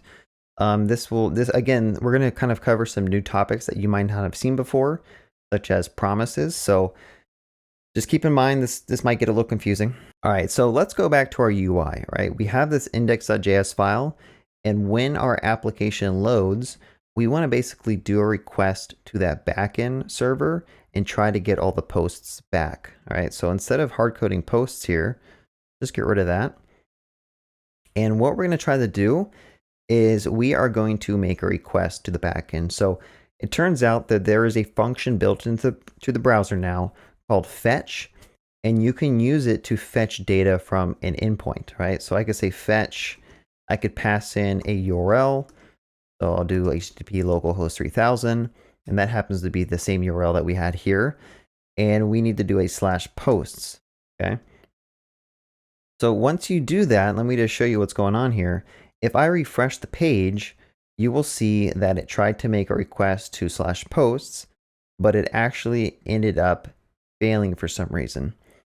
Now, the reason it's failing is because there's a security thing set up in a browser that doesn't allow your browser to hit endpoints that don't match the same domain, right? So I think since we're loading from a file, that's one issue.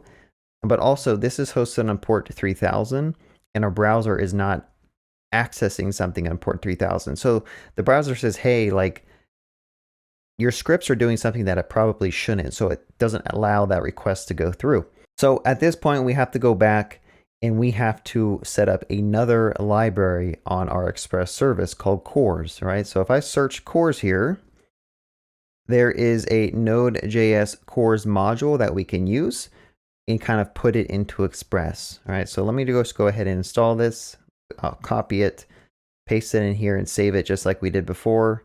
We already know how to install modules. And then what we can do is scroll down in the docs, because they probably tell us how to use it. And they will tell us right here that we need to first require it. So let's just copy this require code here. I'll put const cores is equal to that. And then we're going to say app.use cores somewhere between after we make the app and before our endpoints. So again, what's going on here? We are calling a method to bring in the cores module.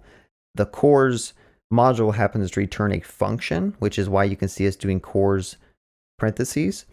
And when you call that function, it's going to return a function, and we're going to pass that function in the app.use. Okay, so there's a lot of stuff going on here behind the scenes. Either you just know how to do this, or you understand that we're calling functions that return functions, and we're passing that function into another function, and that's setting something up. But the important thing to kind of talk about here is app.use. Okay, so app.use is a way to basically put functions, and we call them middleware, that are kind of executed before your endpoint functions are called, right? So this is going to be executed before your request function is executed. And what cores does is basically sets up a couple of headers in your browser so that it allows different agents or different browsers from different URLs to hit your endpoint. So I know it's a lot, it's kind of confusing, but it's just good to know about. So if I were to refresh the page now, you'll notice that there's no red in our console. Actually, let me clear it and redo it. There's no red down here in the network requests. And if we were to look at posts, and let me expand this. If I go to response, you'll see that we get back 3 objects, right? We got back 3 post objects, and that's exactly what we saw when we hit that URL directly here in our browser. All right, so that's good. We got some data back. But now the question is how do we actually use it? Okay, so if we go back to our front-end JavaScript, we need to talk about something called promises. So I would honestly recommend that you watch a lot of videos about promises or go read up on them, because what I'm going to explain here is not going to make it click. No one can, I don't think anyone can really understand promises if they're new to programming the first time they learn about it. But I'm going to try to teach it anyway. So when calling the fetch function that's built into your browser, that is going to return something called a promise, right? A promise is just a fancy way to say an object that has a then function attached to it and then a catch function attached to it. All right. So behind the scenes, this is what the fetch function is going to return. It's just an object that you can do .then. Remember, if you want to access a property on an object, you do a .then. And that then function is going to take in a callback function, right? So that's going to take in like a response as an argument. And I'm going to say response.json and just go ahead and do that. So because the promise has a .then that you can call, basically the argument that your callback function is sent is whatever this happens to return, right? This happens to resolve some type of object or a function or a value. And to access that value, we need to do a .then on it. Now, the whole reason for using promises, again, is because This is an asynchronous function. All right, so the whole idea of asynchronous code is that we need to make a request to that backend, but that could take like 5 to 10 seconds to resolve if we're on a slow internet connection. And we don't want the rest of the code to stop executing just because we're waiting for a URL to finish resolving, okay? So what we can do is we basically write asynchronous code, which is going to set up something called a promise that is going to resolve down the road, okay? So we call this, and what the debugger is going to do is continue to step through our code, and then at some point, the backend is going to return our data, and our browser is going to go back and kind of execute this part, all right? So if we wanted to put a debugger here, that could hopefully help us understand what's going on.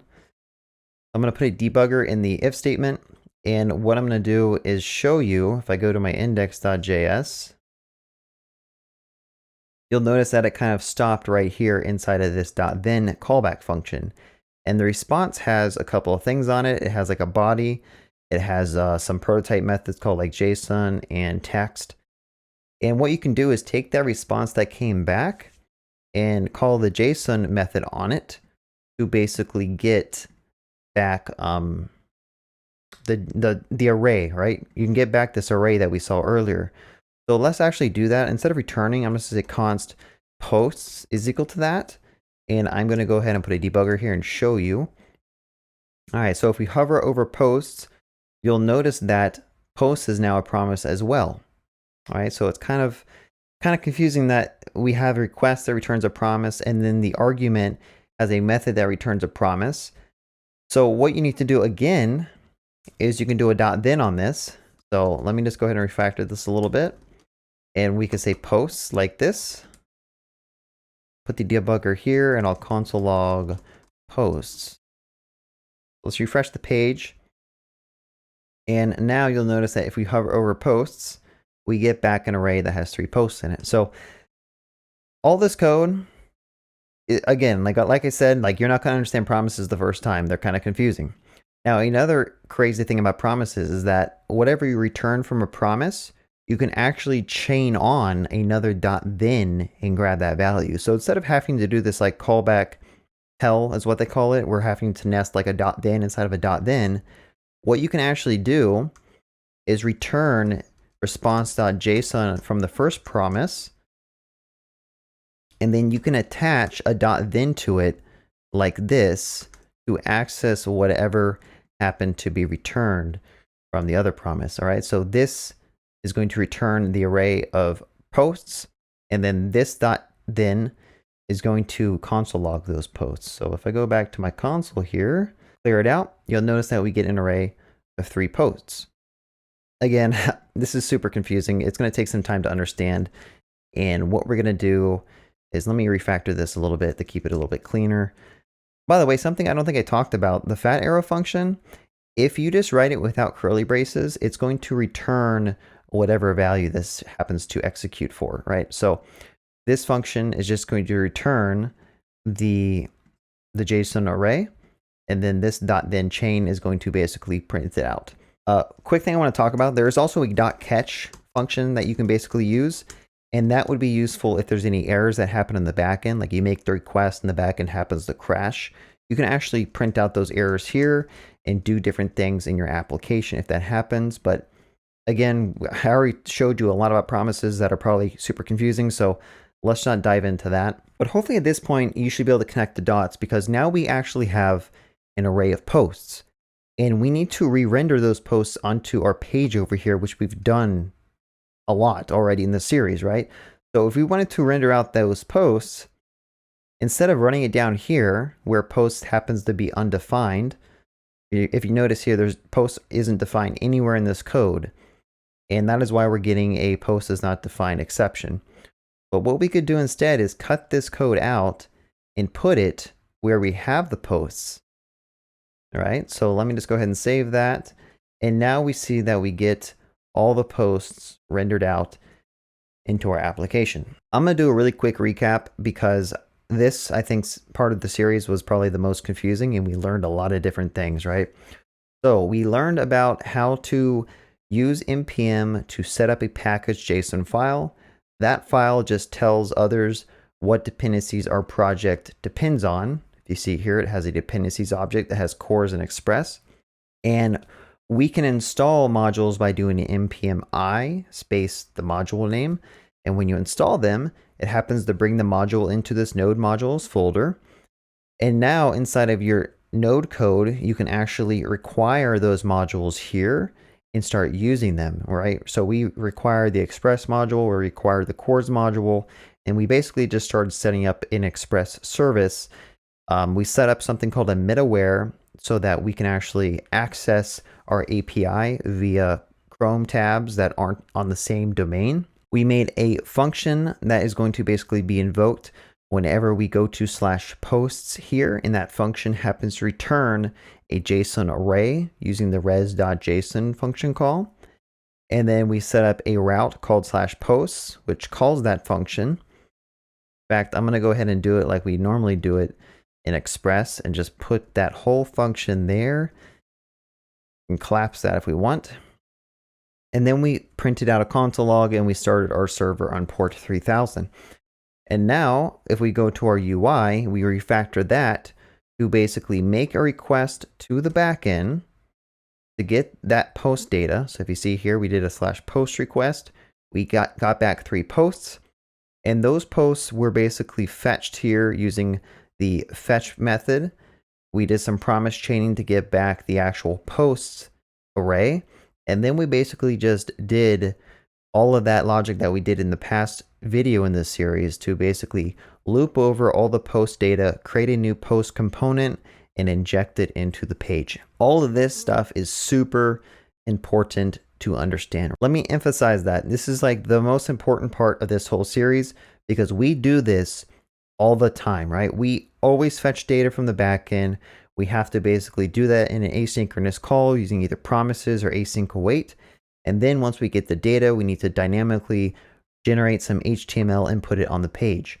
Right? We do that all the time, whether you're using React, Vue, Svelte, Angular, Vanilla JS. Like this whole paradigm of fetching data and putting it into the DOM somehow is done in every web application that's super complex. So watch this video if you really need to, because you need to understand the full stack connection of how like the front end talks to the back end, and the back end returns data, and the front end actually like injects that data into the page. So I think next we are going to keep on building upon the server to make this no longer return a hard-coded array of posts, but instead maybe grab those posts from a database like Mongo.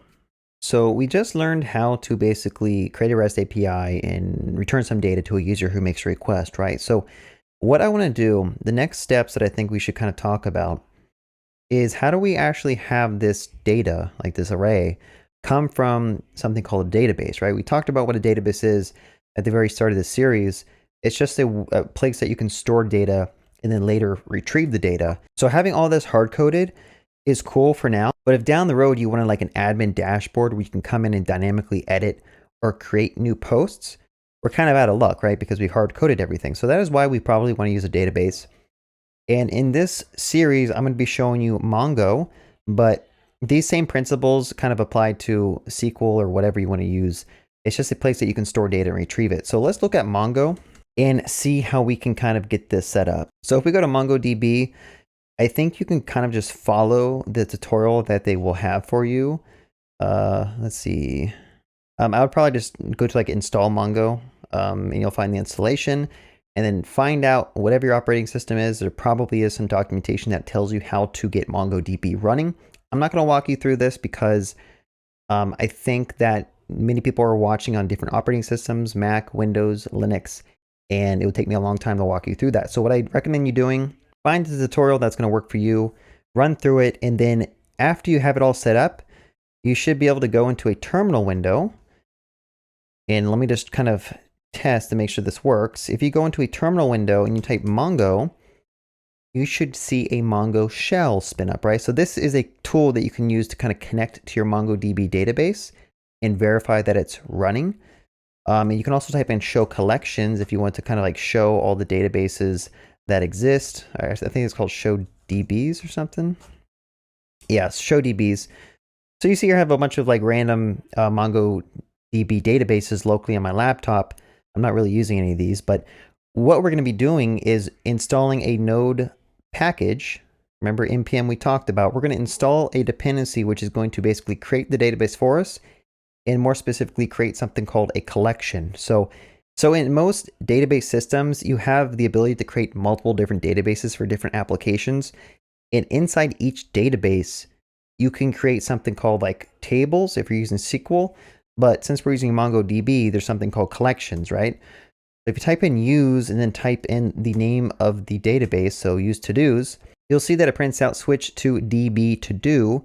And then you can say show collections to kind of list out the different collections that we have on that database inside of MongoDB, right? So you can have like a MongoDB hosting of many different applications. I'm not sure you want to do that in production. You probably just want to have it isolated. And then inside of each database, you can have like different collections, which is used for storing different data, right? So you could have like users that are stored in one collection. You could have posts that are stored in one collection, which we're probably going to do here in this tutorial. So just keep that in mind. Another cool thing about the MongoDB shell is that you can actually query and store data directly from your terminal down here, right? So if you ever need to like get into the data and actually do a query and find some data, you can do it in the shell. There's probably other tools as well that you can use in your browser and just connect to your database and do whatever commands you want to it. But we're going to try to keep this as simple as possible in this tutorial. All right, so let's just go and try to get this going. So I haven't really prepared too much about getting this set up with Mongo. So there is a MongoDB driver, which you can use. A lot of people use something called Mongoose, which is like a wrapper around the MongoDB client to allow you to do like models and stuff. But we're going to try to keep this simple and just use the MongoDB package. All right, so if you followed this tutorial on MongoDB, you can just install this package like we did before on other tutorials. So let's just go ahead and run that command, and that should install our MongoDB package. And then usually there's always a snippet of code that you can use to get started. So if you just keep scrolling down, you will see a snippet of code. So for right now, we're going to keep this as simple as possible and put this all into one file. But as you get more experienced and your application grows, you're probably going to put this in a different file. So let's just put it right at the top of our server.js file and kind of build from it from there. All right, let's just try to walk through this code and make sure we understand it, right? So we require a MongoDB module, the one we just installed, and we're grabbing a Mongo client from that object. And then what we want to do is, let's get rid of assert. We don't care about this stuff. So DB name is going to be the name of our database. Let's just call it like blog, I guess. And you can basically connect to your MongoDB server that's running locally on your laptop if you have it set up and running like we checked earlier. And more specifically, we can create a MongoDB client object, okay? I don't think we want to call close here. Just do a couple of refactoring to get this more familiar. All right, so what I also want to do is I want to pull this database object out. I'm going to say let db is equal to null, and we are going to set that or initialize it here. So what this does is we're going to connect to our MongoDB database, and then we are going to basically connect to a database called blog, which I don't think we've created yet. But once you've done this, you now have an object called DB that you can use in your application for fetching and retrieving posts. Technically, you probably don't want to start your application until you have this defined. So what I'm going to do is just run this code up here. And I'm going to run all this down below. All right, so we're going to connect the Mongo first. If everything was successful, then we're going to start our REST API and on port 3000. So at this point, let's just try to run our server and see what happens. I don't think we've created that table yet, so we might get an error. But let's just print out the error and see what happens, right? It's always good to experiment when you're learning how to code because that is like one of the best ways to learn. So there's no errors except for this use unified topology error. I'm not sure how to address that really. I'll be honest with you, I'm not a MongoDB expert, but Mongo is a good database to kind of learn how to build out applications because it's really easy to just store JSON objects and retrieve them versus having to learn like a SQL language or learn an ORM or something like that. So I don't know, let's just see if this works. What we actually want to do is we're going to cancel this server and I'm going to load up that MongoDB client, right? So type in Mongo, and that should allow us to write some commands. And I'm going to go ahead and say show DBs, and we don't have one called blog. Oh, we do have one called blog. So let me actually, all right, so we are actually going to use the name of full stack blog instead of blog. And I'm going to load up the client here. So I'll type in Mongo, and then I'm going to say use full stack blog, and that should switch us over to the database. And then if you follow like some commands of this tutorial, you can start inserting data, right? So I can say db dot and then name a name of a collection that I want. So in our case, we could say like posts. And then I could say insert, and then I could put like some post data here. So I could say like, just using JSON, I could say title is hello world. Description is by, and then image, let's just hard code that as well to ./images/javascript.jpg. And I think if we run this, it'll print out write result in inserted one. So that means that the data that we tried to write was successfully inserted. And then if you want to actually get that back, you can say db dot your collection, which is posts. And then I think I can say find and just pass it like empty curly braces.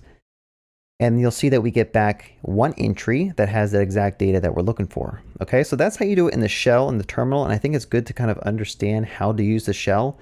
But we actually want to do it in our JavaScript code so that we don't have to run it in the shell, right? So what you can do is inside this README, always look through the docs. This is how you learn how to code. You have to read through docs. Just the unfortunate truth of learning the code.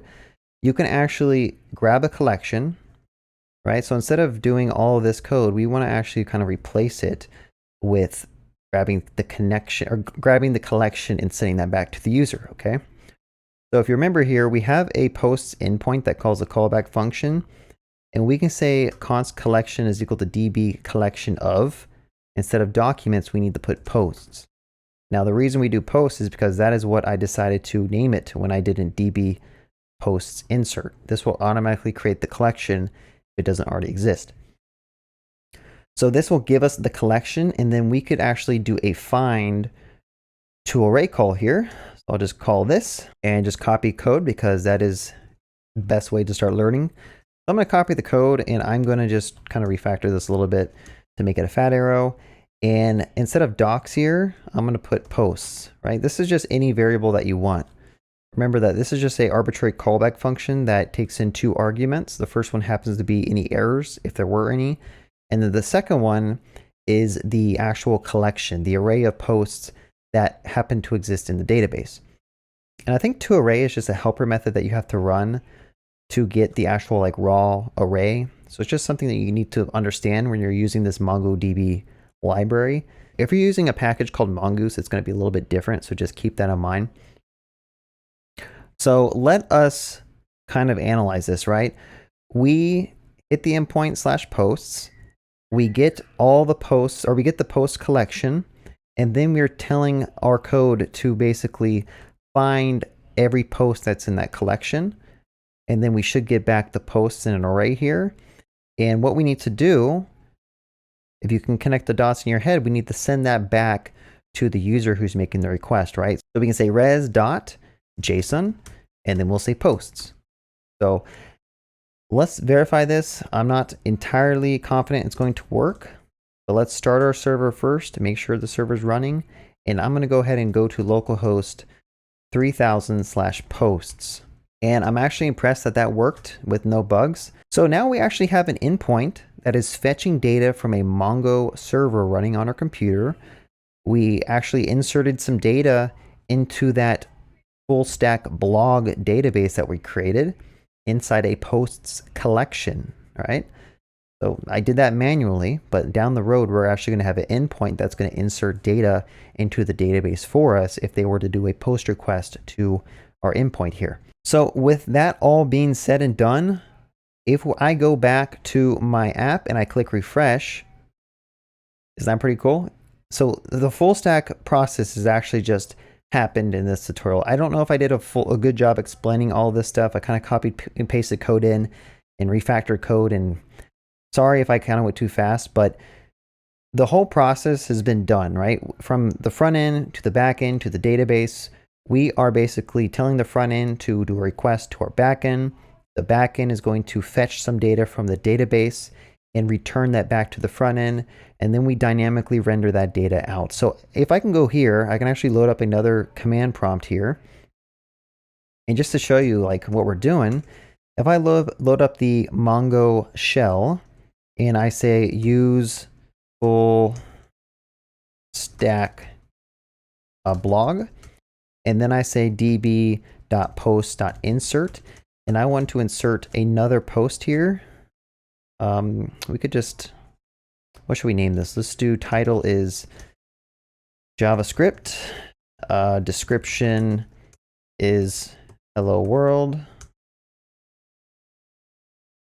And what was the last one? Image. So image was like, I don't know what images we have hard coded here. In the future, you probably don't want to hard code images. You might want to actually store those in a database. I could say react.png. So I think it's /images/react.png. So if I insert this, we actually get an error because I have a syntax error. So let's kind of go through here. I probably forgot to end a quote or something. Yeah, so after JavaScript, that should have been a comma. I put a colon. There we go. So now we inserted, and if we refresh the page, we now get back 2 posts. Cool, so that's all I really wanted to show you in this video. I just wanted to show you a quick way to integrate our backend with MongoDB. I apologize for not showing you how to set up MongoDB locally, but I believe in your skills. I believe that you can follow a tutorial. Go to MongoDB install and type in Windows if you want, and go to the first link that comes up. And I guarantee you they're going to tell you exactly what you need to do. It's probably just like double clicking MSI and installing it or something and clicking next, next, next, next. But once you have it set up and running, and whatever permissions you have to set up with like running in admin mode or something, you should hopefully be able to follow the same stuff that I did in this video.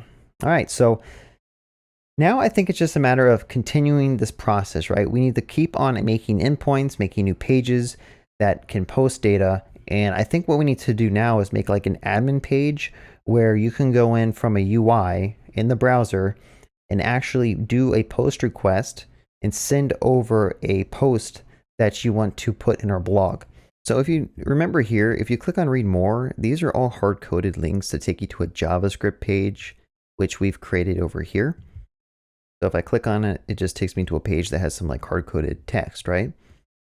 What we actually want to do is each of these links need to take us to a new page that'll show just the post data for that individual blog post. All right, but before we actually do that, I do want to kind of clean up this home page real quick because it doesn't look that nice. So if we go back to the index file, we can actually target inside the CSS. I can say target all the direct children of preview, and I can say flex grow of 1. And that will basically tell Flexbox that the children of the Flex container need to expand as much as they can. And that'll just make the layout look a little bit better. There's also like Flex grow 0, and that'll basically prevent it from shrinking, right? So there's a lot of stuff with Flexbox that you just have to kind of learn, but that is just a new thing to kind of show you all. So I'm also going to add some margin bottom to that preview class, because if you remember, all of these divs are like preview divs. I'll save this and I'll refresh the page, and you'll see that it looks a little bit nicer. We got some spacing between our blog posts. So I'm going to try to do this from the front end and then move on to the back end. Sometimes it makes more sense to implement the back end endpoint first and then implement the front end, but just do whatever works for you. So the first thing that you'll notice is that all of these links are hard coded to basically go to the same post page, okay? We want to change that. So let's just go ahead and open up our index file where we're dynamically generating these DOM elements, and let's find where we're making those links. And what we want to do is we want to basically go to a new page that has the ID of the blog post in it. Okay, so if we go back to our Mongo data, you'll notice that if we go to posts, all of these entries have like a unique ID attached to them, right? So we can use that ID and somehow embed that in the URL of our browser so that we know which post we need to fetch when you go to the post page. All right, so a lot of information. It might be a little bit confusing, but let's just try to implement this out. So instead of going to posts/JavaScript HTML, I'm going to go ahead and just make a new file called post.html, okay? And I'll put that in the root of our directory, and I'm going to go ahead and make the internal of that, the code of that, match the current posts, the JavaScript page. And let's just remember to remove the ... slashes and change those to / so that it doesn't break. Okay, so let's also remove, we don't need this post directory anymore. All right, so if we were to refactor this to just go to the post.html, I should be able to click it and that'll take us to our post page, right? So nothing really new is going on here. But again, what we wanted to do is we want to attach that unique ID to the URL. So if I can do a $ID, I can do $, and then I could interpolate post of _ID.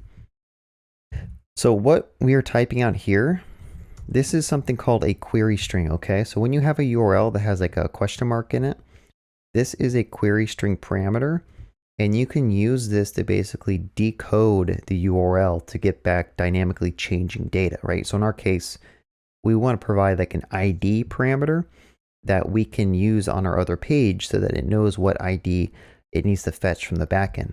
All right, so let's just try that out.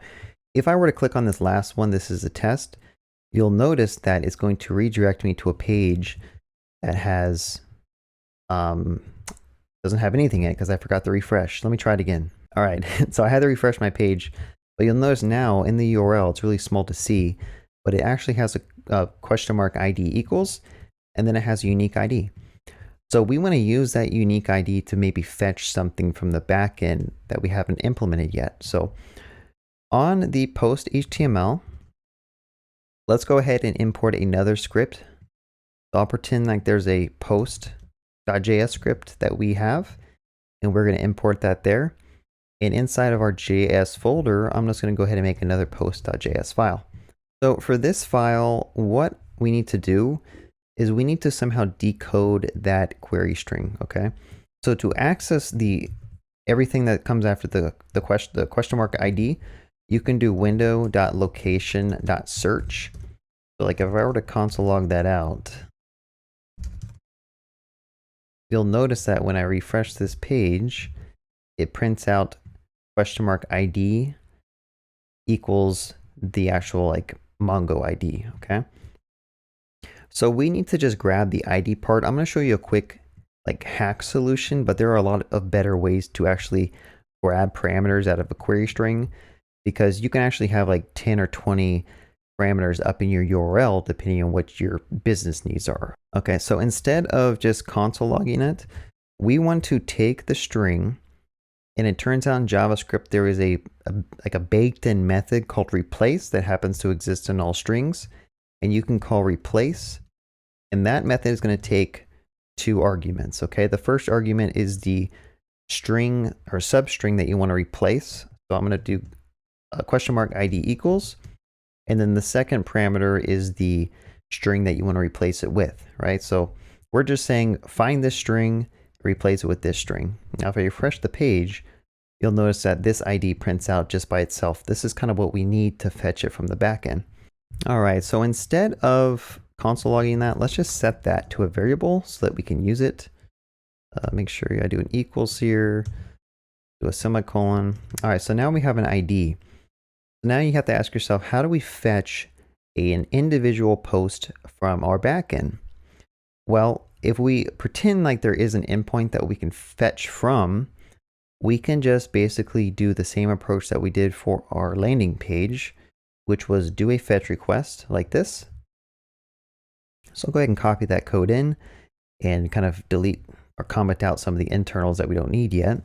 And let's pretend that there's an endpoint called /posts/ID. Okay, so we can basically pretend there's an API endpoint out there that we can just pass an ID to, and that's going to return us a single post that is related to the ID. So I'm going to change these to backticks. And I'm going to string interpolate this ID here and change this to post.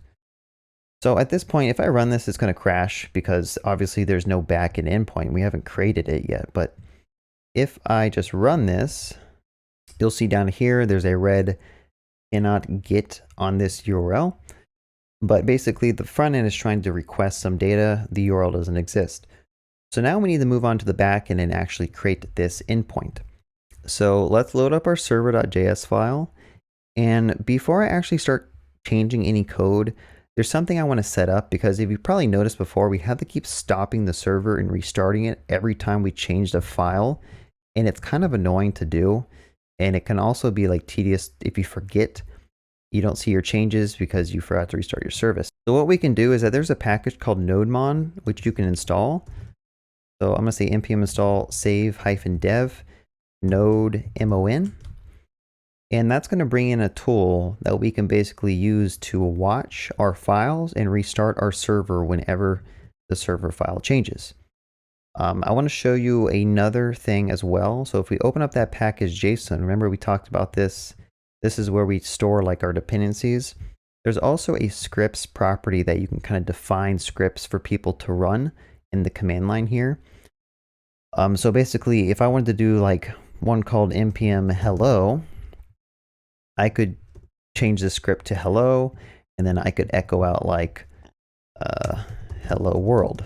So if I do an npm run hello, that will print out hello world, and basically that's just running whatever bash script I happen to put here. So what we're actually going to do is we're going to do one called start, and we're going to say nodemon space server.js. And then what we can do is say npm run start, and that's going to run that nodemon tool over our server file. You can also, little tidbit, there's certain keywords that are kind of unique that you can actually just say npm start instead of having to say npm run start. Just keep that in mind. Like npm test is one, I think like npm build is one. But for any other custom scripts that don't have like a designated name, you actually have to use like npm space run space the name here. All right, so this is really important to know, because as you build larger projects, you might have 10, 20, 30 scripts defined here that you need to use at various times throughout your application to maybe spin up databases, seed databases, etc. But let's not get into that. Anyway, to show you what nodemon does, if you notice here, if I go into my server.js file and I save it, you'll see in the terminal down here, it actually restarted my service. All right, so anytime I save my file, it just restarts my server, which means that when we hit our endpoint, we're going to get back the exact same implementation that we just saved. Really useful to get set up. All right, so now for the fun part. We need to make a new endpoint where a user can grab a blog post using an ID. Okay, so we know how to build new endpoints, right? So you just basically copy this and say app.get. But something new that we haven't seen before is in express.js, you can make your URL have a colon and then put like a unique string there, or a unique name. And what that allows us to do is inside of our function, we can say give us rec.params.id. All right, so you notice here the ID is going to match this. I could name this whatever, but that'll basically have to match. So if I want to hit this endpoint and pass it whatever I wanted here, that'll actually print out from the parameters from the request object. So let's save that and just let me just kind of show you what's going on. So going over here, I'm going to go to post and say hello, and you'll notice that it printed out hello down in our terminal down here, right? So what we can also do, I'm going to change this back to ID, and I'm going to grab this unique ID here, right? We have 3 posts, and we want to try to get this one. So let me just go into the URL and change hello to that, so that we get the actual ID that we're trying to fetch. So by this point, it should start making sense that we have a front end calling this endpoint. We're passing an ID in the URL, and our Express service is kind of decoding that URL and grabbing the ID from it for us already. All right, so now the question is, how do we fetch a record from Mongo using the ID that we passed in? Okay, so it turns out there is a method. If you look at this Node.js MongoDB driver API, there's a method called find1. And this site is really ugly, but you can basically call find1 and you can pass it a query with your ID, and that'll basically return you that post object, right? So I'm going to say collection. Actually, I need to bring in the collection first. So let's copy and paste collection over here. And then I'm going to say collection.find1. I'm going to pass it curly braces. I'm going to say underscore ID is equal to rec.params.id. Just note this is going to work. We're going to have to fix this, but I'm just kind of typing out some code real quick. And then secondly, we need to give it a callback function. So similar to how we did it before, I'm just going to do a callback function to get that post, and we can say res.json of post. All right, so that is how you fetch it, but there's an issue when you're using MongoDB. You can't just pass it the ID. You actually need to pass it like an ID object. It's kind of confusing. We haven't talked about constructors and what like classes are in JavaScript, so I'm going to kind of just use this and not explain it. But what you can do is we need to get that Mongo package. So I'm going to go ahead and refactor this code up here a little bit. All right, so now that gives us access to this Mongo variable. And using the Stack Overflow question, you can actually convert the string ID to a Mongo ID object, okay? It's kind of confusing. I don't know why they do this in Mongo, but it's just something you got to kind of learn how to do. So I'm going to go ahead and refactor this some more. I'm going to say const ID is equal to rec.params of ID. And I'm going to basically call new Mongo object ID and pass it the ID. All right, let's see. All right, so if everything works right, I think what we can do is hit this endpoint and we get back a single JSON object that has the post data that we're interested in. So I think this is working pretty good. So let's go back to the front end and we are going to try to display this content. Okay, there's a property called content I added to this individual post. And in our front end, we should be able to display that, right? We already know how to basically set some inner HTML on whatever ID that we want. So let's go to, let me close some stuff. Let's go to our post HTML file and let's add an ID to the section and call it, I don't know, post content. And I'm going to clear out that hard-coded stuff. And inside of our JavaScript, remember, we can actually access the post content by just basically saying post content.inner.html. And instead of hard coding this post, I'm just going to do post of content. All right, so this is some HTML that's coming from the backend, and we're just going to put it into the page here. So if I refresh the page, you'll notice that some HTML that says hello world, this is Lorem Ipsum, prints out. And that's basically how you set up some dynamic data using a query string unique ID. So yeah, this is pretty cool. We have like an actual working blog application.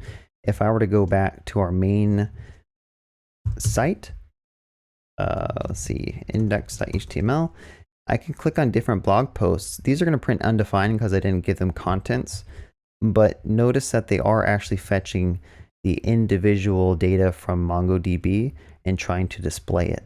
And you basically just follow this process for every page. You're going to make a new page.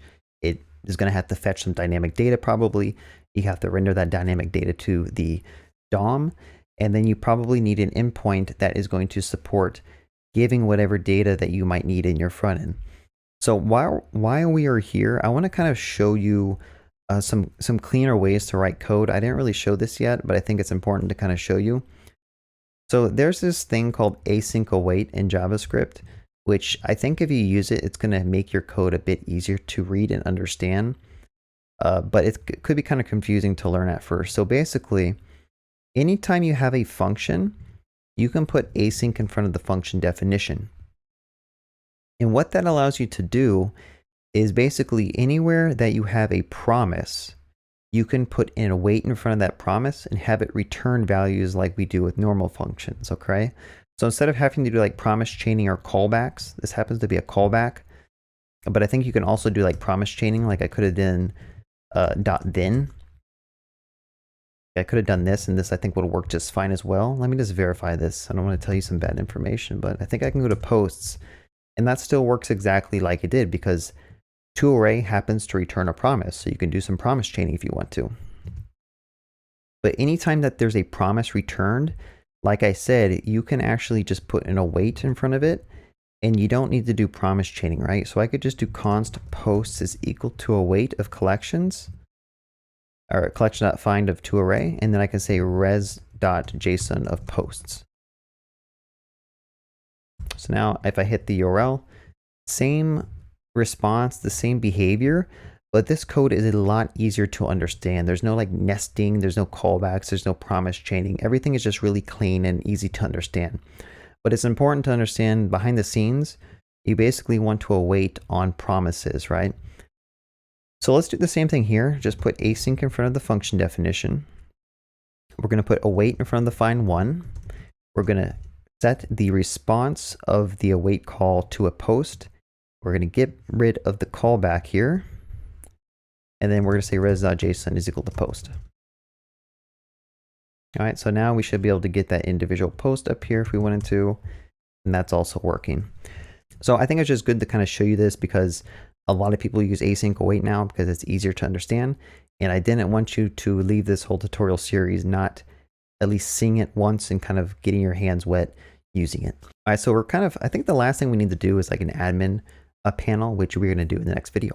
All right, so now I think it's a good time to actually start working on like an admin page where you have like some input boxes and maybe a button that you can click save or submit, and that'll create a post and put it into Mongo for us so that it'll show up on our homepage without having to actually like go into the Mongo shell down here and type it in. All right, so let's pretend that we have another page called like admin or something. So I'm just going to go ahead and make a page called admin HTML.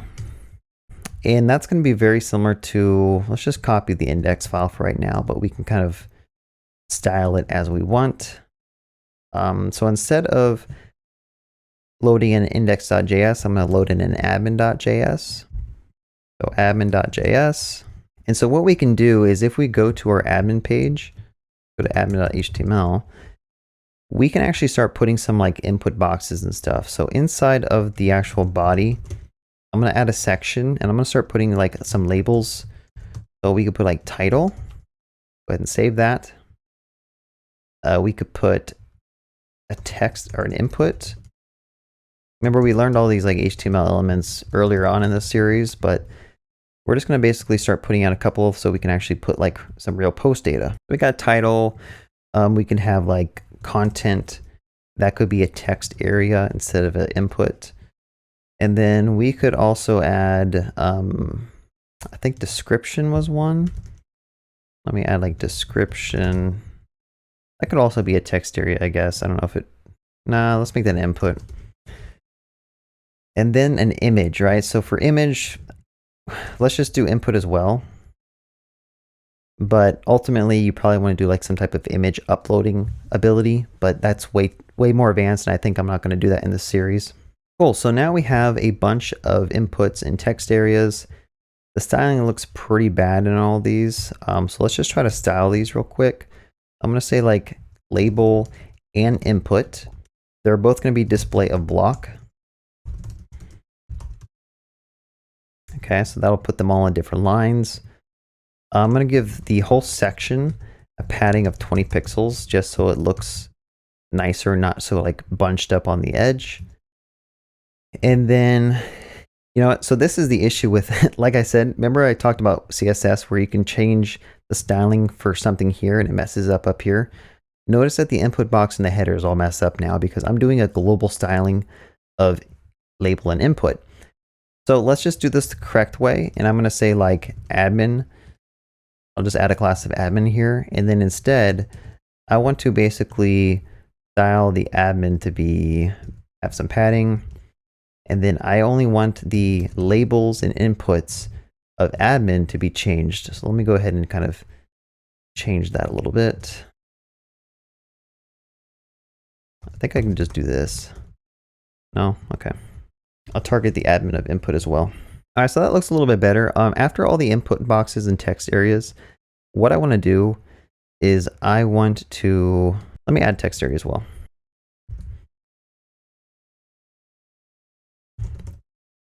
I'm going to add some margin to all these, right? So input and text area, I'm going to say margin bottom is 20 pixels, just to space that out a little bit. And then we can also kind of increase the width and the font size of all these. So I'm going to say font size is like 18 pixels for that. And then for this and that, we could do like padding of 4 pixels. All right, so it doesn't look that great, but I think it's a good start. And then this could be like a width of like 100%. We're gonna need some more like typing area as we're writing our blog post. So let's just add some width of like 100% and height of 400. And then finally, we probably need like a submit button. So I'm gonna add a button here called like save post. That should show up down at the bottom. And now we have a really bare bones basic page, but again, I'm just trying to show you the functionality. I'm not trying to focus too much on styling because that's something you can kind of learn on your own. So one thing we want to do is we want to wrap all this in a form. So all the values of the inputs we can kind of fetch. So it's important to put on all the inputs like a name. So I'm going to say name of title. I'm going to say name of description. Did I spell it right? Description. Yep. Name of content. And then also a name of image. And that's basically so that when we click save and try to submit the form, it's going to basically get all that information for us and put it into a nice form data object. So I'm going to also add a type submit to this button. All right, so what we can do is the form is pretty much ready, right? We have a form with inputs and text areas and a button. And what we want to do is whenever the user clicks on the submit, we want to do a request to the backend to basically store that information. Okay, so let's start moving on to our JavaScript. And what we can do is we can listen to the form. So I'm going to add a class here. Actually, I'm just going to add an ID. I'll call it form. And so that we can access it. Again, if you wanted to do this properly, you probably want to do document.querySelector or get element by ID. Maybe I should just start doing that so that you all can see the proper way of doing it. So if I wanted to get the form, I could do this. So document.getElement by ID. And we want to add an event listener to the form so that when someone tries to submit it, we want to do that fetch request to the backend, right? So I'm going to say form.add event listener. And this is like a new function that we haven't seen before that's basically on all DOM elements. This is how you can listen for click events or keyboard strokes or like form submissions. You basically just take the DOM element, you call the function add event listener, and then you need to pass it your event, right? So the event key that we're looking for is called submit. And when someone submits, we are going to call a function here, right? So I think this takes in an E, and we just can print out an E real quick and see if this works. So usually what happens with the form is when you click it, it actually is going to refresh your page, right? So we kind of just saw that where it just refreshed the page. What we want to do is we want to do an e.prevent default so that the page doesn't refresh when we submit the form. All right, so you can see here as I click on save posts, that's going to basically print out that E event. The page isn't going to get reset basically. So at this point, what we need to do is we need to get all of the form data names and values, right? Remember how we added names to all these? There's a way to actually get the values back that were typed into the input boxes. And you can do something called new form data. So let me just go ahead and put like const data is equal to new form data of e.target. And let's print out data and see what happens. So if I were to just type in some random characters into all this and click submit, I need to refresh my page actually. Let me do this. So when I submit, you'll notice that it prints out form data, but this happens to be like an empty object. If you wanted to get the individual names, you actually have to do like a .get, and I could say like get a title.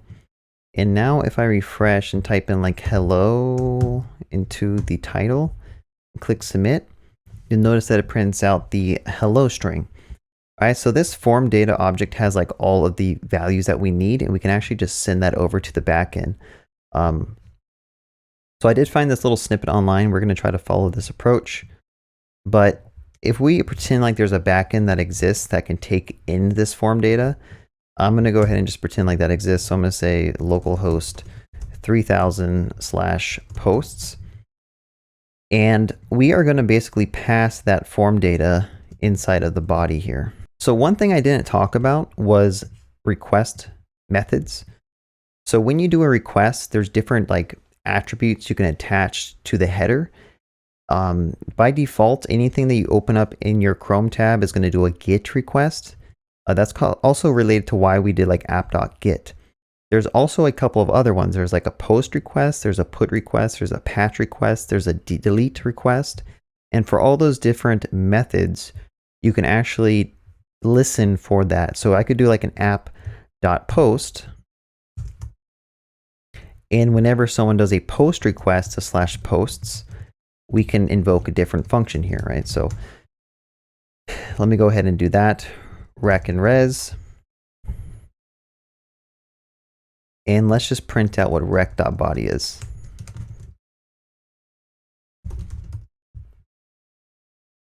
All right, so now on our front end, we're doing that fetch request and we're telling it to do a post method. And then we're also saying send that form data over. So if I were to basically type in some random things here and click submit, that should hit our backend, but I'm not sure our backend is fully going to work just yet. We shall see in a second. I think I forgot to refresh my my index file. Let's try this. We'll click Save Posts. You'll see here it did a post request to our REST API. And if you look at the headers here, I haven't really showed you this, but there's a headers tab, and there should be a request method that's defined somewhere down here.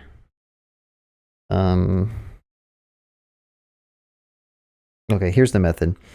So if you see it says method post, that actually tells us like what type of request method it was. By default, there's a lot of gets. So you see get. But this one happened to be a post. And let's see, I thought it's in the header somewhere, but I could be wrong. And then secondly, if you look at the very bottom, there is a form data section, and you'll see that form data that we sent in is actually being passed to the backend as well. All right, so it turns out when you submit this form, our backend's going to print undefined for the body. And that is because Express doesn't know how to, by default, handle multi-part uploads. So if you see here, if you look at the headers in the request, it says multi-part form data.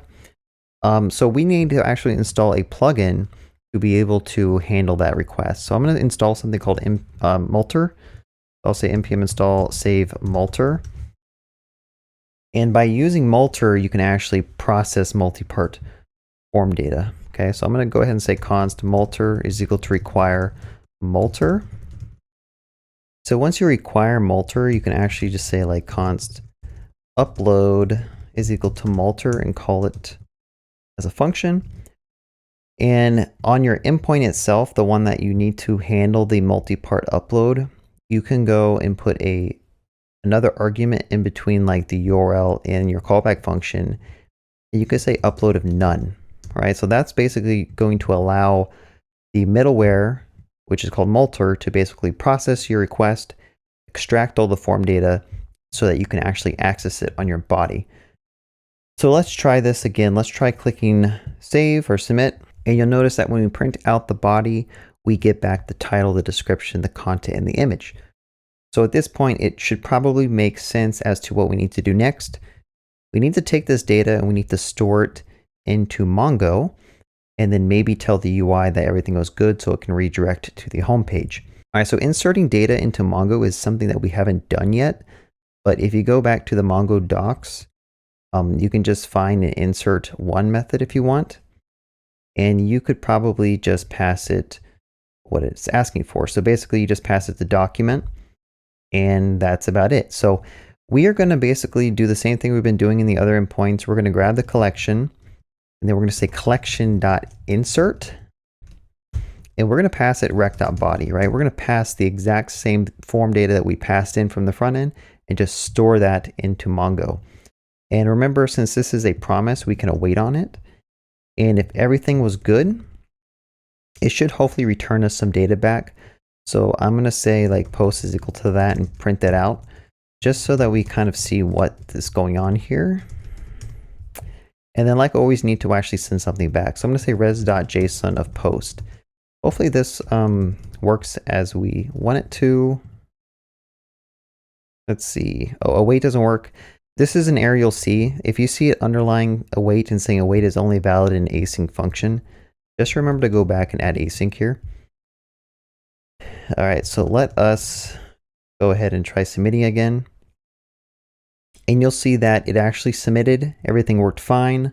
The post came back with some information. And the thing that we're printing out here is actually like a MongoDB insert record, which has a lot of extra information we don't really care about. What we actually want to send back to the user is ops of 0. Or ops is a property on the object that happens to be an array that has one object in it. So what we want to return is that first inserted record. So let's resave that and try to submit one more time. And you'll see we get back the full post that was created. And what we actually want to try to do in the front end is, if everything worked fine, we're going to get back an ID, and it'll probably make sense to redirect the user to the post we just created. So I'm going to go back to the admin.js file. And on this fetch method, if you remember, this is a promise, so we can actually do an async await on this. I'm going to say async, I could say await is response, and then I'm going to say const post is equal to await of response.json. And then what we could try to do is console log the post here to make sure that everything is working fine. Let me go ahead and refresh this page. I'm going to type some content like this, click save. You notice that we get back the actual full post, but this also has an underscore ID attached to it. We're going to use that ID to redirect the user to the post that we just created.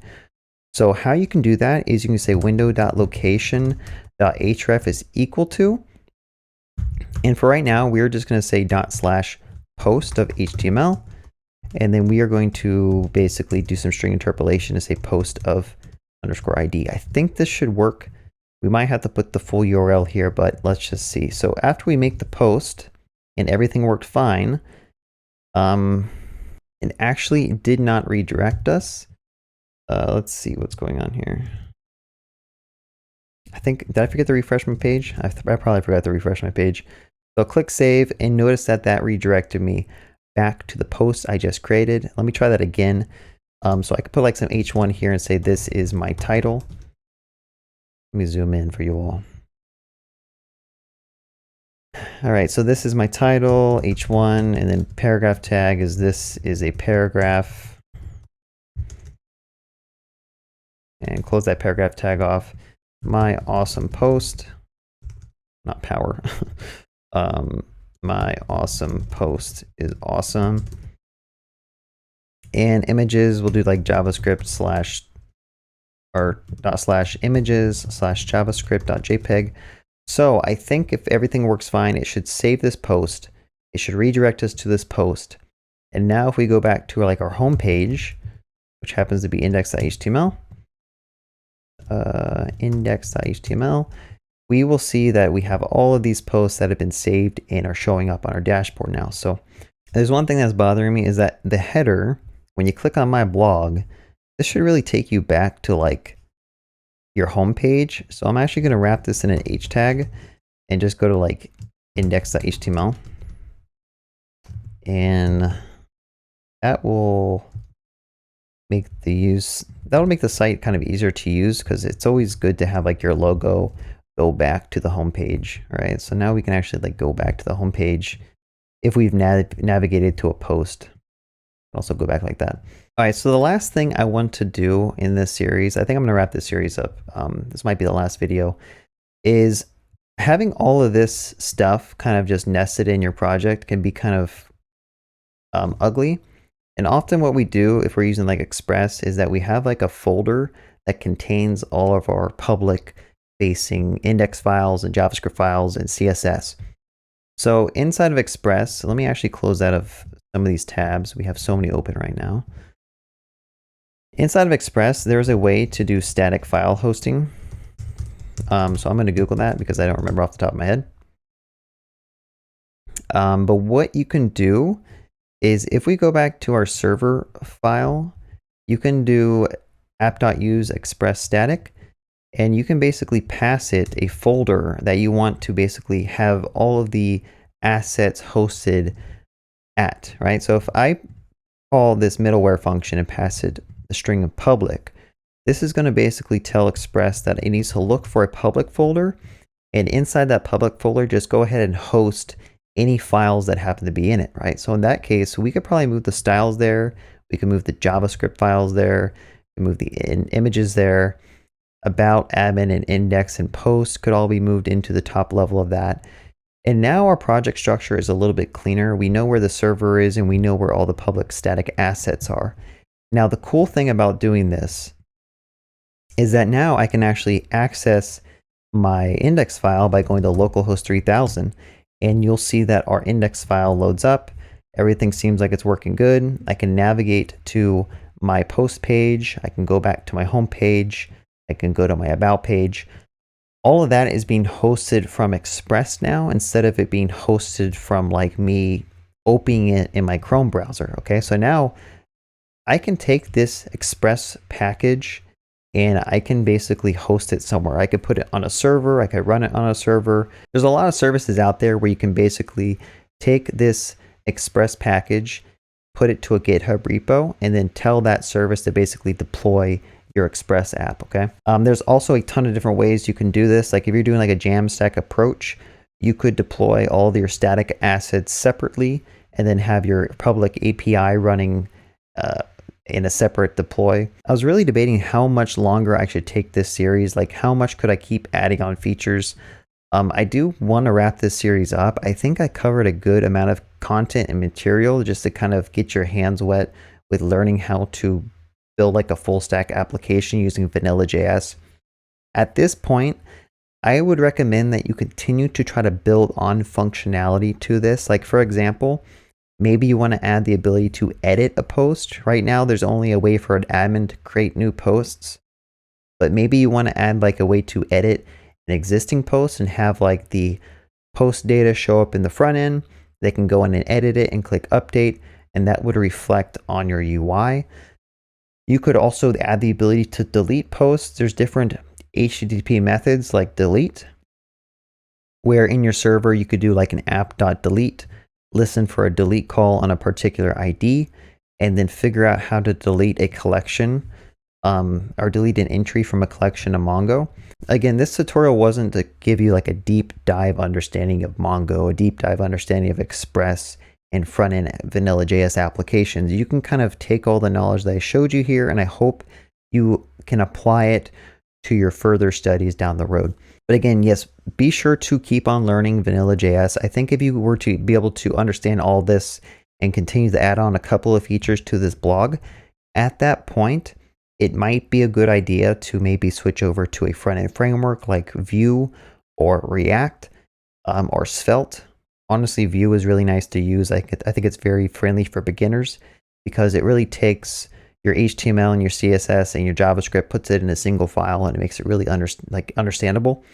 React is a little bit more confusing, but if you have the patience to learn React, there's a lot of jobs in React, so maybe check out React. And then also you could start looking into like server-side rendering. So the approach that I've been doing is basically like your front end can just grab data as it needs from your back end. But there's also a server-side render approach where you can do templates, and like inside your Express application, you can fetch the data from your backend and then kind of render out a template using that data. I think Pug is something that Express uses. So I think Express is you can kind of pull in whatever template language you want into Express. I know Pug is one of them, but basically you can like dynamically render over lists or arrays using Pug and then have that show up in your HTML. You can look into like mustache or handlebars. I would honestly just start learning Vue or learning React and then continue to build out like a RESTful API and have those two be separate and talking to each other. But if you want, you can try to look into Next.js once you've learned React, or Nuxt.js. That is a server-side rendering approach to these front-end frameworks. Cool. Yeah, I'm just going to wrap up this whole series. I hope you guys learned something from this. Leave a comment below if you really wanted me to touch on some more subjects, but I think I kind of showed you like most of everything you might need. And right at this point, it's just like repeating the process, right? Rinse and repeat. You're going to make a new endpoint that can provide data, and your UI is going to hit that endpoint and display that data. That's really what web development boils down to. It's just making forms, submitting forms, showing data. So I think I showed you like all the tools that you need to basically build out a larger scale application using, at this point, vanilla JS.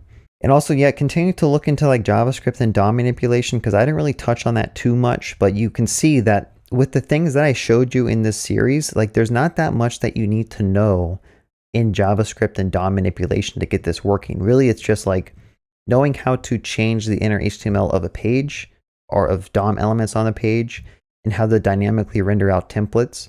And you can actually achieve quite a lot just doing that approach. There's often times that you need to add like click listeners to stuff so that you can dynamically fetch data if someone clicks on a button or hovers over a link or something. But really, we already talked about like doing an event listener on click, right? You could just do add event listener and do like click instead of submit. And then you can call whatever function you want. So it's like all the tools are there. I kind of showed you an overview of everything that you might need to use. And then if you ever get lost or you can't figure something out, there's thousands of resources out there that can help guide you, okay? So this whole series was just to kind of get your feet wet, get your hands dirty with building a full stack application. And now it's really up to you to take it further and to continue to learn as you can. All right, thank you so much for watching all. I hope you guys enjoyed this full stack tutorial series. Leave me a comment, give me a thumbs up, and be sure to subscribe.